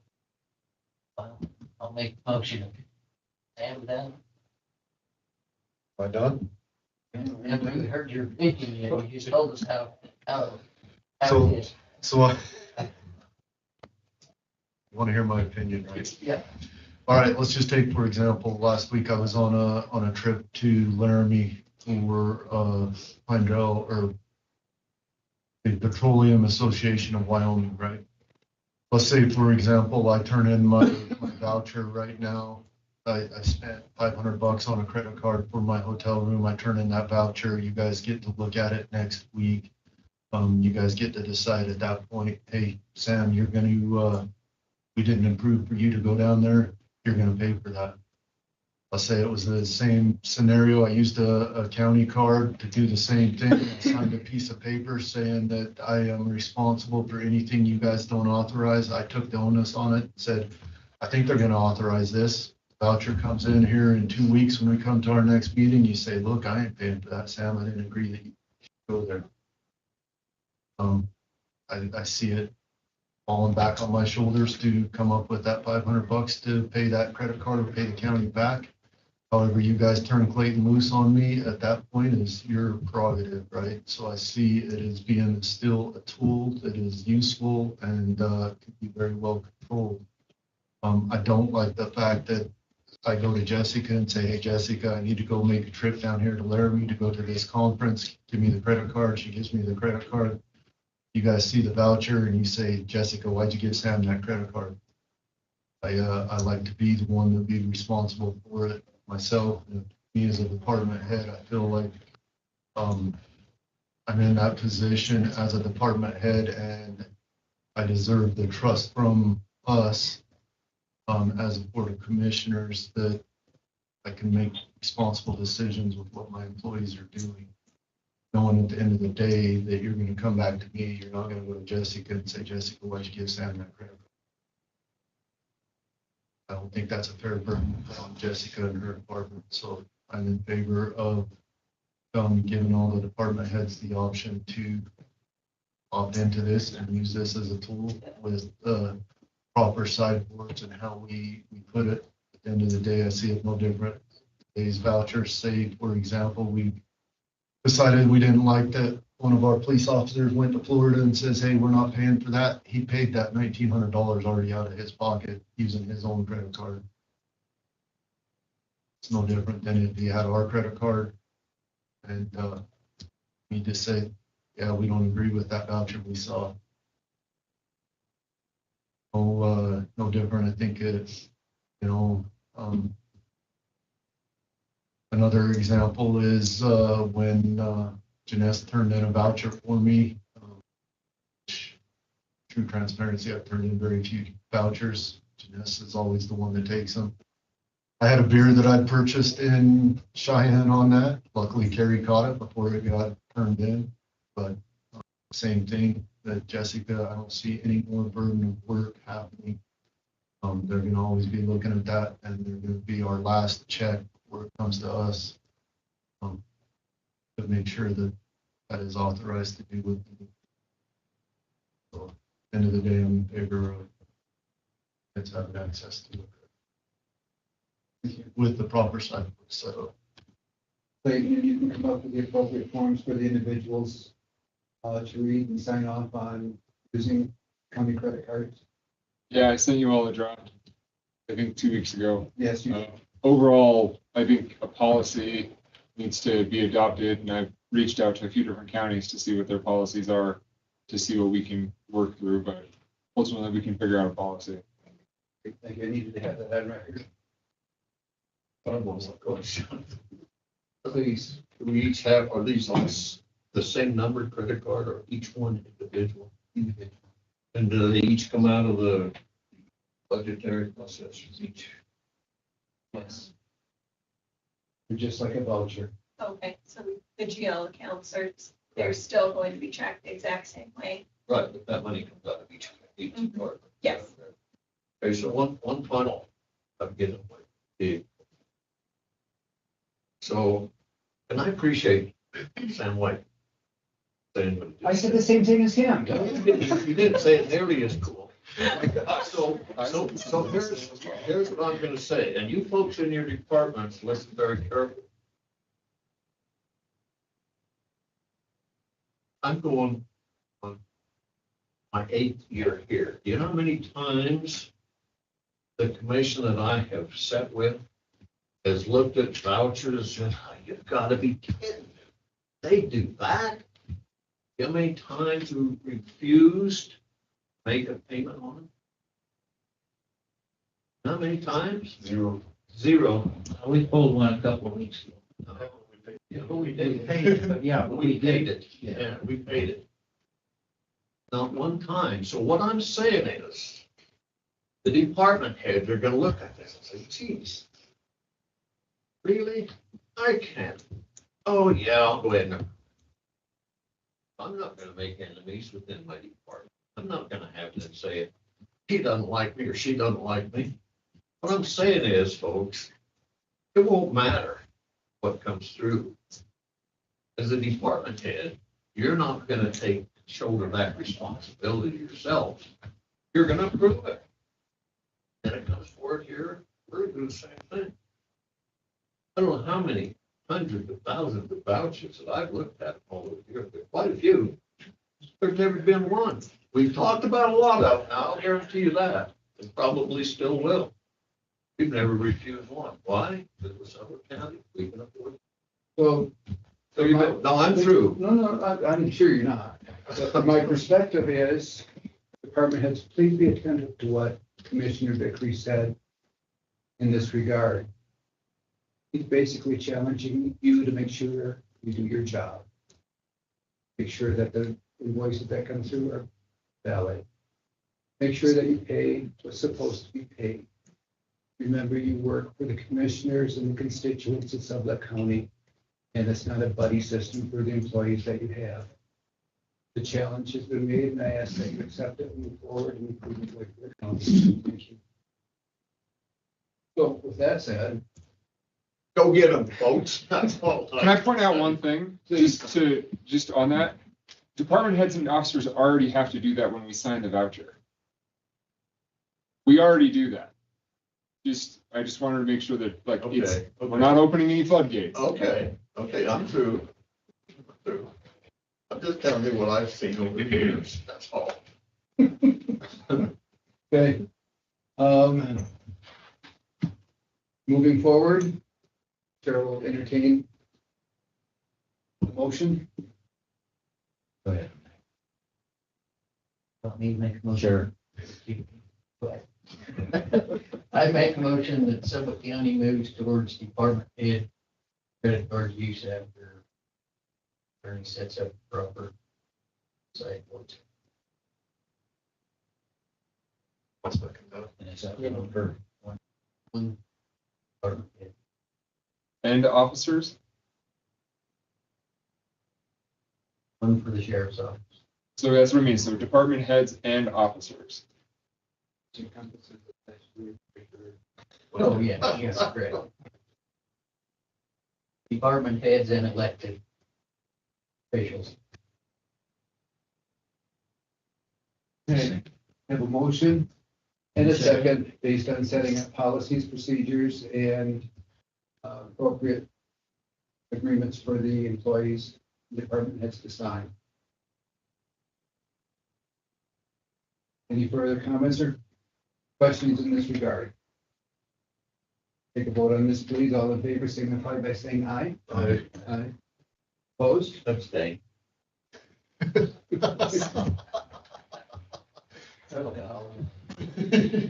Great, thank you. Second portion, and let's make this as quick as possible. And that goes to, I would like to make. yes, please. Yes. So each department, I believe, probably is taxed with different sorts of dollar amounts. That, in my mind, won't be. Say that. There's gonna have to be some different limits on this. Presidents, because some of you only have 1 or 2 employees, some of you have 10 or 12 or 15 or 25 or 30.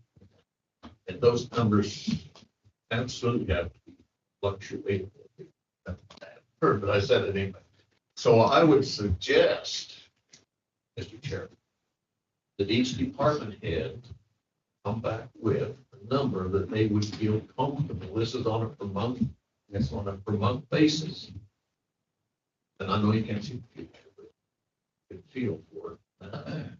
What your limit should be. It'll be different than everybody else's, but certainly form pretty close to different. It will be.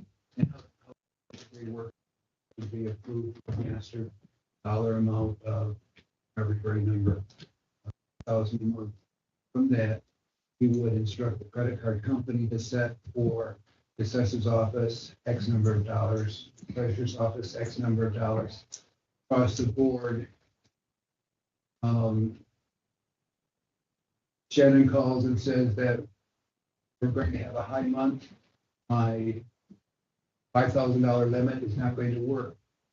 We call the credit card company and do a temporary increase on that card with the credit card company to revert back to the $5,000 the next billing cycle. Okay, well, that still sounds confusing to me. I still think you guys out there at the department have a pretty good idea of what you let us under most circumstances. I would suggest that number. Absolutely, yes. Parts of the issue. Have an idea what we're looking Thank you. I would encourage department heads and involved parties to come up with what you believe would be the standard working procedures for this and for Councilor Malinkovich, come up with the appropriate documentation to sign that also carries over into the private world. They have terminated their employment here. Outstanding bills. Let's talk about per diems. We can, and don't have it this open. We can continue under our current, where the individual employee. Oh, quick, I'll be right back. We'll take a 10-minute break. Just for me? Just for you. That's for you. I'm not going to tackle victory on my own. You're so good at it. Thanks, Doug.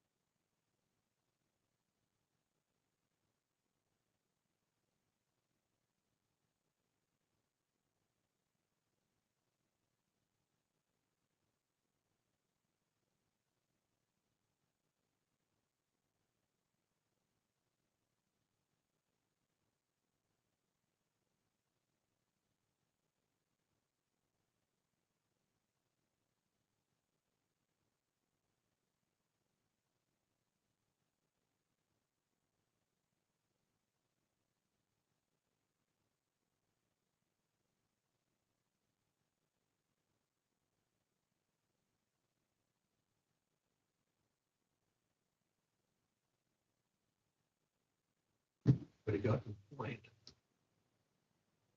He's break it. Bailey was leaving this way. Okay, I'll call the meeting back to order. We'll continue with discussion pertaining to chasing per diems versus individual receipts.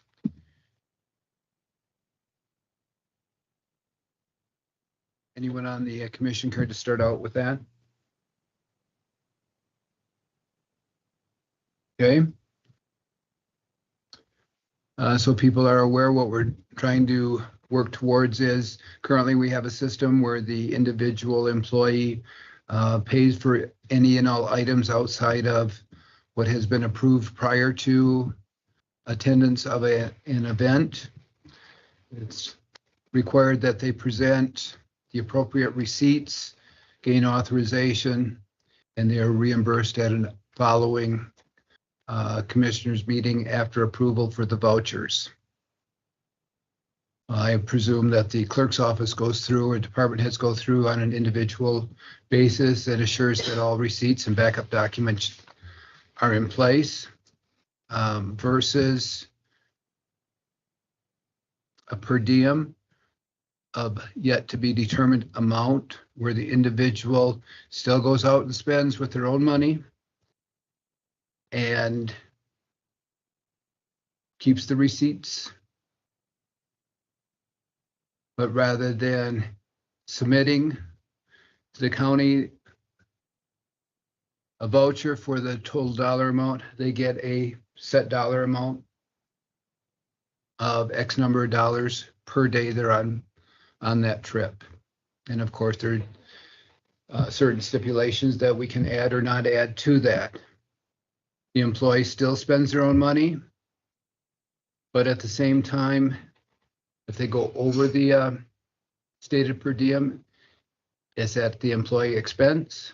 And if it's under, the employee benefits from that. However, if they receive more than what they spend, I'm not a tax attorney, but they may be liable to report the excess earnings on their tax return at the end of the year. But that's up to the individual employee at that point in time determining what side of the creek they want to be on. So we have had, right or wrong, and it's going to open another discussion, I'm sure, of us determining what's appropriate to spend while the individual is on a trip. Obviously, we won't pay for beer or alcohol, or do we just have a set dollar amount where they receive that money on their next paycheck? And we'll open it for discussion at that point. Got a question. Email mentioned that there's changes from state to state. The And protocol you'd like to. not city to city. I use that when our trucks go out on fires. Our firefighters get a government rate per diem, and there's a specific calculation that I have to follow to get reimbursed for our firefighters.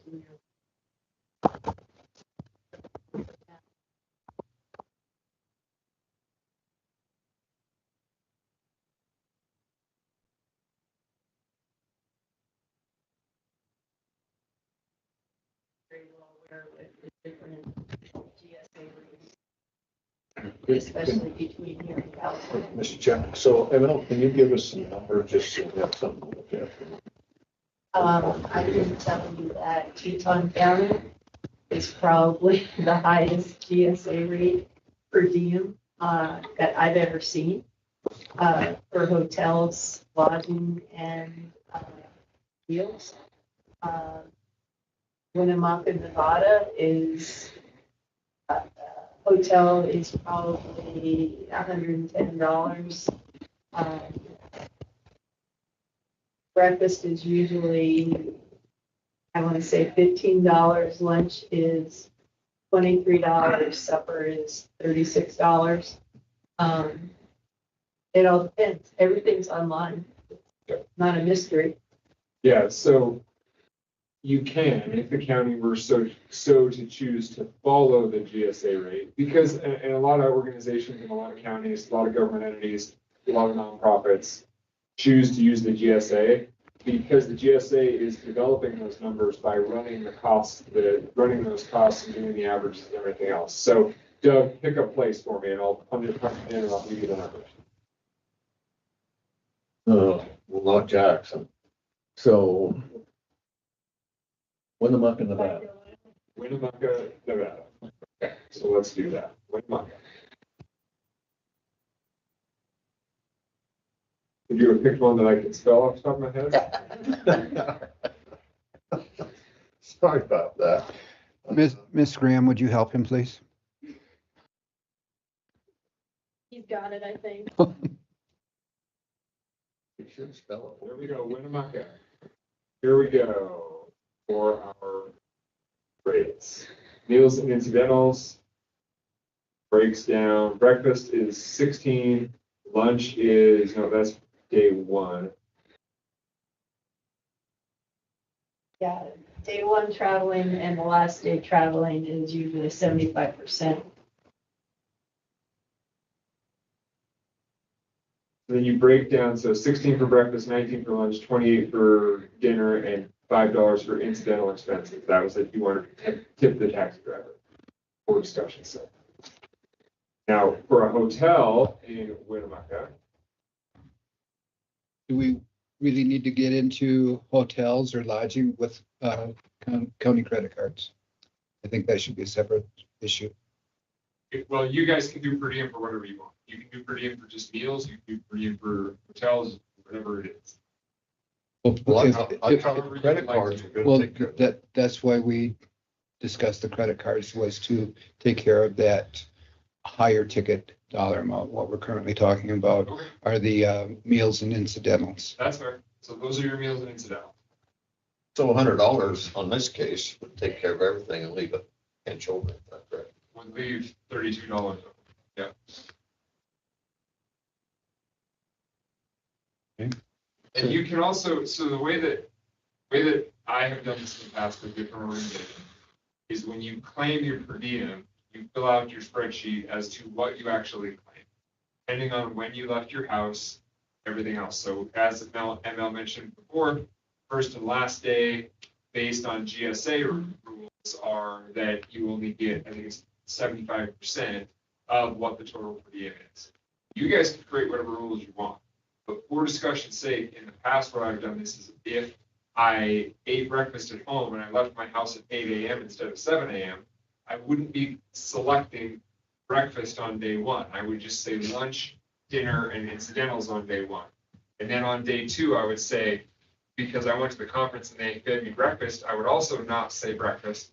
But since lunch was on my own, I would say lunch, because I went on my own. But then if the conference fed me dinner, I wouldn't select dinner, but I'd still ask for my incidentals because I wanted to tip somebody along the way.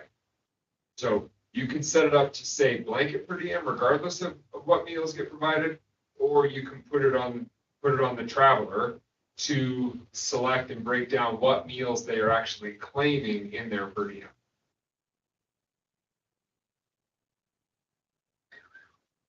This is simple. So the easiest way to do it is just a flat rate per day. Leave it up to the individual employee to keep the receipts. They turn in the voucher for the per diem that they're gone. Receipts or per diem, which one? The employee keeps the receipts, they turn in the per diem. But why? Wouldn't you have to have the Why are we receipts? keeping a receipt if we're claiming a per diem? I'm sorry, I'm not communicating well. The employee keeps the receipt, or if they have received more money than what they have paid out because they have the other income to report on their 1040 if they elect to do so. The county does not want the receipts, they just want the voucher for the per diem. Okay, now I understand what you're saying. Sorry. I thought No, you you're meant good. Keep receipts and turn them in with a per diem. No, communication is always the most difficult.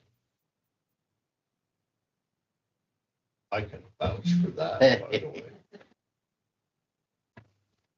So the question, I guess, that adds a third portion to it.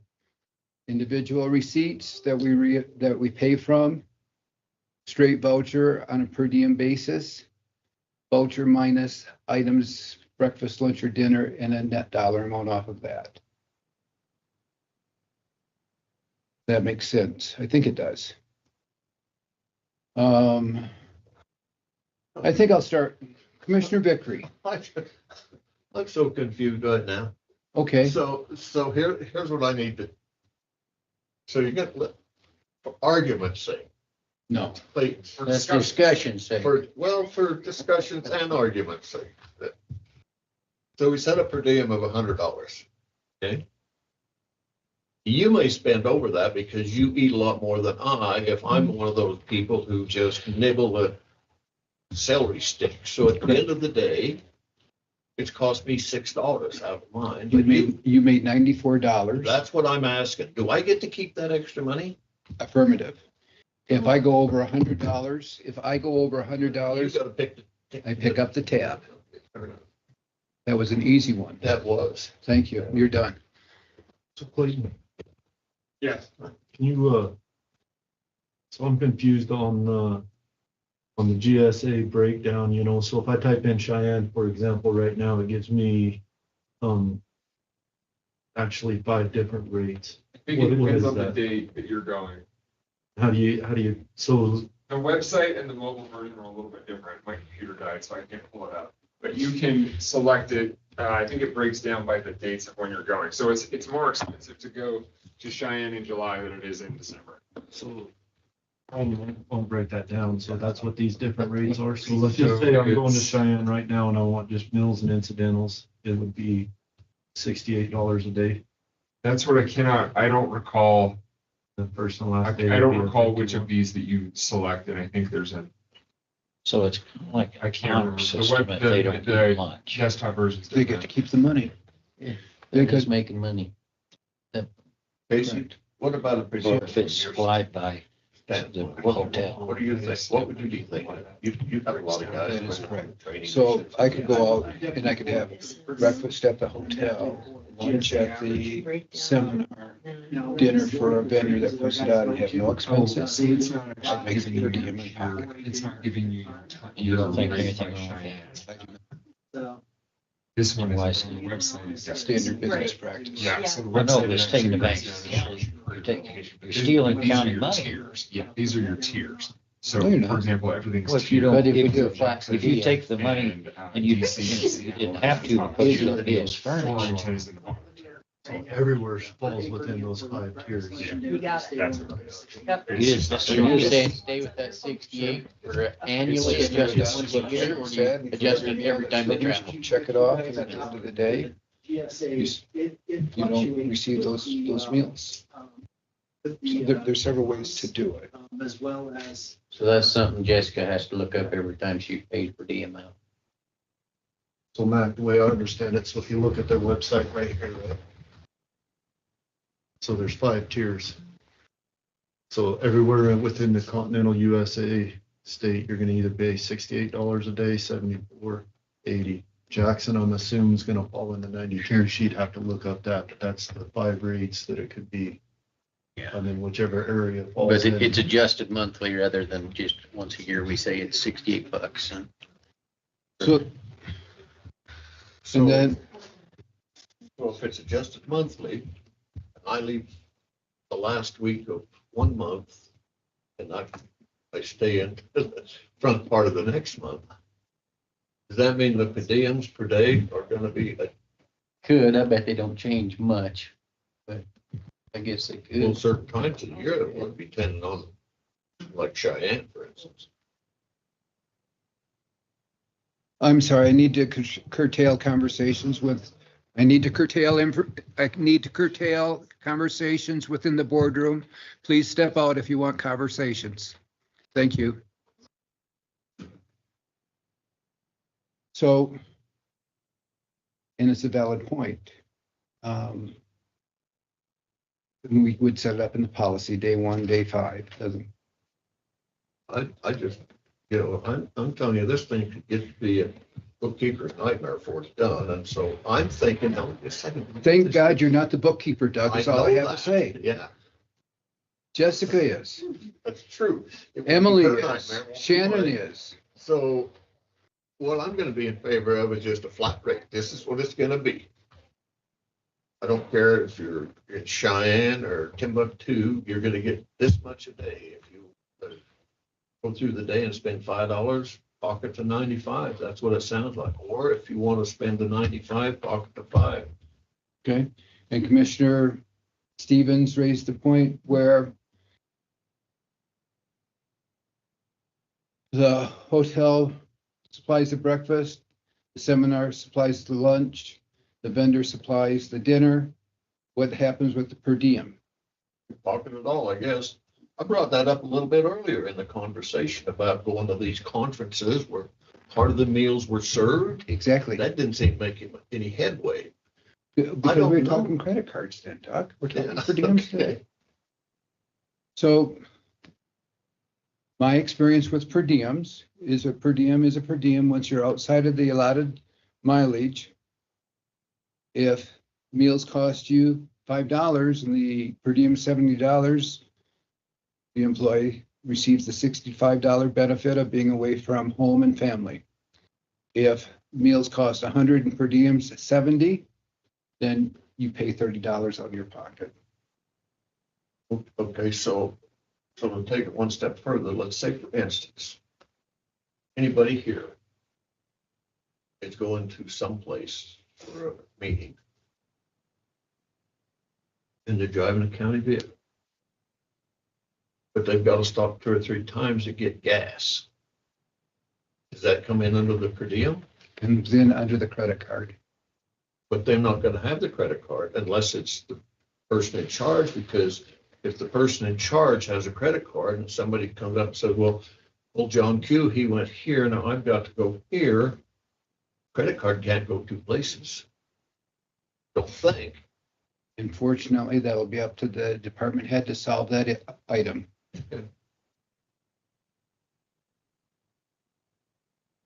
Someone has to be in I charge think of the the charge. That's fine. Pardon? Per diems are just for food in my mind. I agree with you 100%. Commissioner White, You're looking at me. my left eye was floating, sorry. He was really looking at you. He was really looking. I don't know how he was, but he said he was. I'm for a mill per diem, mills and incidental per diem. You know, I think hotel rooms and stuff will be taken care of by the credit card, so I don't think that should be involved. A lot of times you don't get a choice of where that venue is, so sometimes the hotel is out of your control, but I'm good with mill per diem according to these rates. From what I just saw, it seemed pretty straightforward. So you're going to tie it down to a dollar value per meal, not a flat rate? Is that what Or we could do a flat rate, a floating rate. Doesn't look like it's too hard. I'm amenable to either way, Doug. I could tie it down to just one rate where we know no matter where they go within the continental US, this is gonna be the Yeah, rate. see, that, to me, that makes more sense. Me too. And then we just adjust it annually, set it up just like a contract or something. And I like that too. Once a year, we review it and adjust it. And if I decide just to drink a cup of coffee for breakfast, I get the extra instead of $5. I turn in a voucher for $5. I get my $16, whatever that number is for breakfast. Please clarification on that. Are you talking about per diem per meal or per diem per day? Because So based, you could do it 2 ways. It looks like from what I see here that they break out the rates per meal, but it sounds like we'd want to do a per day limit. So I want to make sure I was on the same page. Thank you. that's $50 per day, and I decide not to eat that day, and Then you pocket the $45. Commissioner Stevens? I do want to address Uber travel and that kind of stuff like we saw in there, you know. Is that part of incidentals? I was trying to find somewhere on this website, which I haven't had enough time to look at it, is Uber. Let's just say, for example, I'm at Hotel A conference is over at Hotel B, I'm gonna be there for 3 days and I got an Uber to and from that hotel. Is that something I can still turn in on a voucher, or is that included in those incidentals? In my mind, I'd like that to be included in the incidentals somehow, in whatever that number is, if we set it. God, one Uber could eat your entire per diem for the day, and if you're stuck Uber, I mean, they get you over barrel different times of the day. Oh, I get it. But wouldn't that be, going back to our previous statement, per diem, we're talking about basic meals to begin with on a per day basis, and when it comes to Uber, that would fall under the credit card as far as costs associated with the trip. And I just like that spelled out in whatever policy we come. Okay, I want to make sure we're on the same page, and so Clayton's fully aware of the documentation to draft when it comes to a per diem scenario. Clayton's got it. Great. We can do it. I guess I just have a question. I don't know if you guys are still discussing or if we can chime in yet or not. Please. So if you're gonna do a flat rate per day, I guess the question I would pose is, when does the day begin? If I leave at 4:45, That day, what's that? you'll be there that day. Don't make it more confusing for me than what it is. This is why I think, so you do have your two options. You do have your option, you can say just you get your full day as a flat, that's fine. But then it does beg the question of, when does the day begin for you to get your full day? If I leave at 4:45 and I have a sandwich, and does that mean I get my $100 for meals when all I did was have Taco John's on the drive because I'm going from point A to point B? Is it going to be, for example, also the next question that comes along with it, GSA gives you a discount your first and last day of travel because it's assuming that you're starting at home and ending at home. Do you want to have a discounted first and last day because of that idea of starting at home and ending at home? I think if you break it down and have them claim the meals, it's not a significant additional work for figuring out, because either way, the employee is still filling out paperwork. They're still filling out something, and they're still figuring out the dollars, and they're still putting at the end of that sheet after they travel, they're still submitting and saying, I am asking X amount of dollars for per diem. So the reality is, if you break it down meal to meal, you're putting it on the employee to figure that out, and they can figure it out.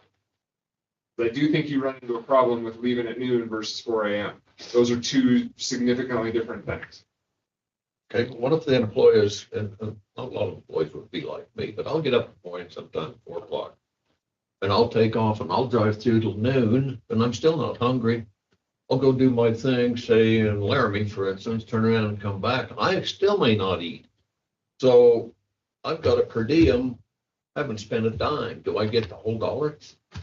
If you were gone, that's what I'm saying, is set your policy. So for discussion's sake, I think the sample policy that I had discussed earlier was, if you leave your house by 7 a.m., you can still claim breakfast. So if you left at 4 a.m. and you got home after your get home time, then you claim all of that per diem. Who tracks that? The employee. When they fill out their form and they say, I left at this time, I'm claiming breakfast, lunch, and dinner. Or they're saying, I'm claiming a whole day. Who knows? You guys could say, if you leave before noon, you claim the whole day. If you leave after noon, you claim half a day. And a lot of people are going to leave at 11:45. Well, normally in the workday, it starts at a minute past midnight and it ends at a minute before midnight. So there's that circle. Okay. So I don't see this being a big issue. The per diem is a day per day. If it's 4 hours or 14 hours, to me, it doesn't make any difference. Keep it simple, because if they're traveling much, they're gonna lose once in a while and they're gonna win once in a while. Yeah. Great. Keep it simple. So Good much for you, per day. Commissioner You're gonna White. be gone 4 days. Is that good for you? Whatever the deal is. Good for you, Commissioner Stevens? Yeah. Okay. Comment from the public online?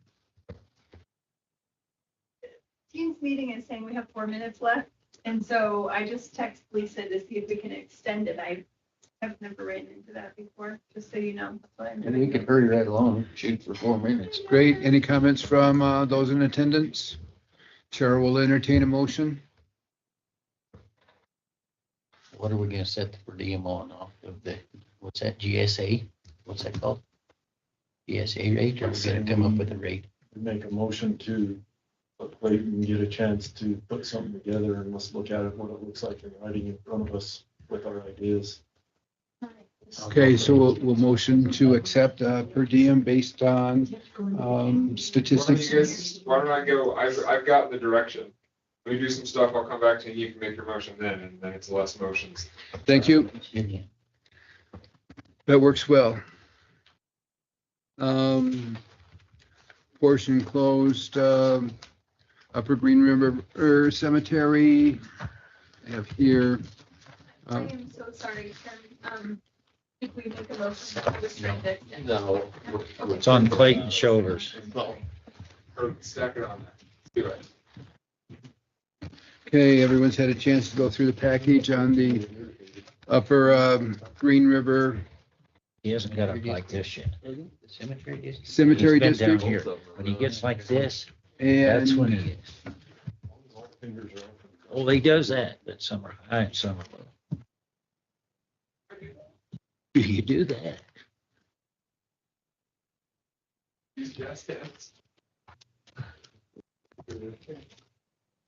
A little backstory on those budgets. I did not realize that some of them had submitted budgets that needed the commissioner's signature on them. this one does not. It does, right here. So these were approved, they just need a signature. They were approved, yes, and they just needed the signature. I No just- motion needed. So come up with her. Well, this is Terry Springer. This is not Lynn Bernard. Whatever it is. Oh, down here. Great. They get it no matter whether Because I it's went- one meal or I went three. through to see, they're not even. Every time they leave. No, I meant if they don't buy I three or tell you three what, or if they furnished were, or I couldn't two, find it. I went they're- through they're that gonna thing two or get- 3 times. then There's they- nothing in there. all the money. What it sounds like, Okay, so regardless of what they eat, I regardless feel of like what time it's they getting leave. something for free. I've never got anything for free. Why I said the things I said, but. go ahead, Commissioner Bradley. Okay, I have a motion to approve a surety bond for Owen Best, a shelter park improvement district. 1,000. Aye. All in favor? Aye. Opposed? Have a resolution from the Board of Directors of Big Piney Cemetery District pertaining to their annual final budget for approval. It's been in your package. Everyone looked at it? Any questions? I think those have already been approved. It's just a Well, it wouldn't matter appear of. that way, but you guys must have approved it while I was Oh, gone. yeah, I bet. Yeah, you were gone. Because I don't remember that at all, and that's not in my budget book. The Cemetery districts. So any special district by Wyoming law has to present their budget at some point to the county commission. Right? Yeah, and I have to post You them know, online, is it any district or is it just special just district? special districts. So special districts have to present, so Weed and Pest has to present their budget to us. Not that we approve it, we do anything else, we just accept that their budget has been presented as a second, what I understand is a second set of eyes on the budget on the county commissioners. Well, no, So they're all I under their own meal. So they're all under their own meal, it's all their money, we're not giving them any money, we're not, Okay. we're not. All we're doing is accepting that, hey, we did our statutory duty by presenting our budget to you guys as a board of county commissioners. okay, I understand that part. Commissioner White, but here on this one says amount requested from county commissioners, that includes what you just said. It says amount requested from county commissioners. $3,230,427. That's gotta be their meal. We're just sending it out. That's their mills, which Emily distributes out to them. That's not us giving them any money out of our 12 mills. that we Okay, do. fine.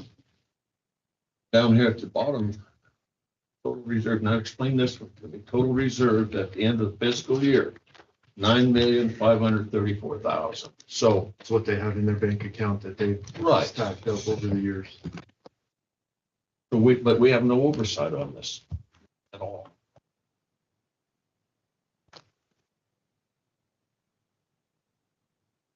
No, but we do as far as we're in a public meeting and we read through their budget and we present that. More of the public's gonna know that when they vote for cemetery district members in the future. If you're interested in seeing it, the rest of them, they are on our website. I got those too late later and didn't realize that they required a commissioner approval. That's why they came into your packets 2 months after the budget. So I apologize for that, but they No, are that's all. fine. on our website. I was confused on when I read all this stuff and the dollar amounts that they have. So if they ever come and ask us for money, say, well, what are you guys doing with your savings? Correct. Only $10 million. They won't do that. But they were the same as us, you know, they built up the reserves through the good days. They don't have a lot of outgo unless they buy land out there by your house. Yeah, it's like it. Yes. Yes, please, Janess.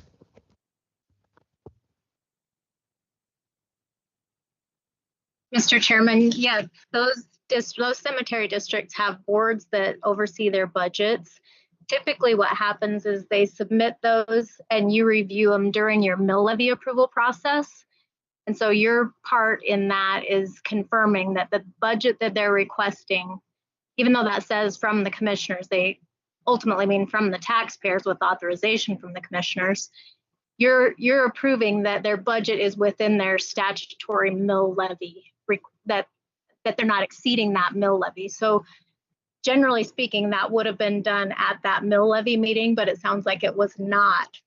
So this is an after the fact approval, but your mill levy calculation was already done presumably by Layla to confirm that they were under that statutory limit.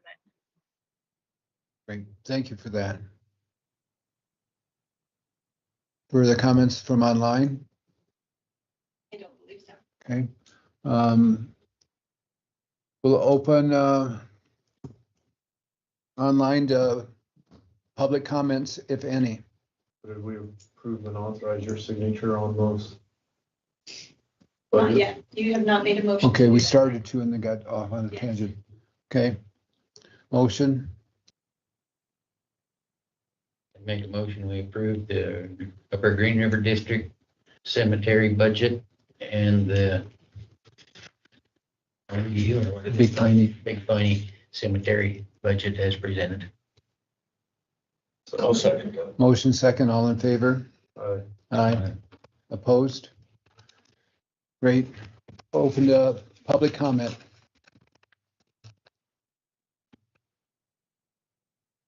Okay, with there being no one with public comment, take a motion to dismiss.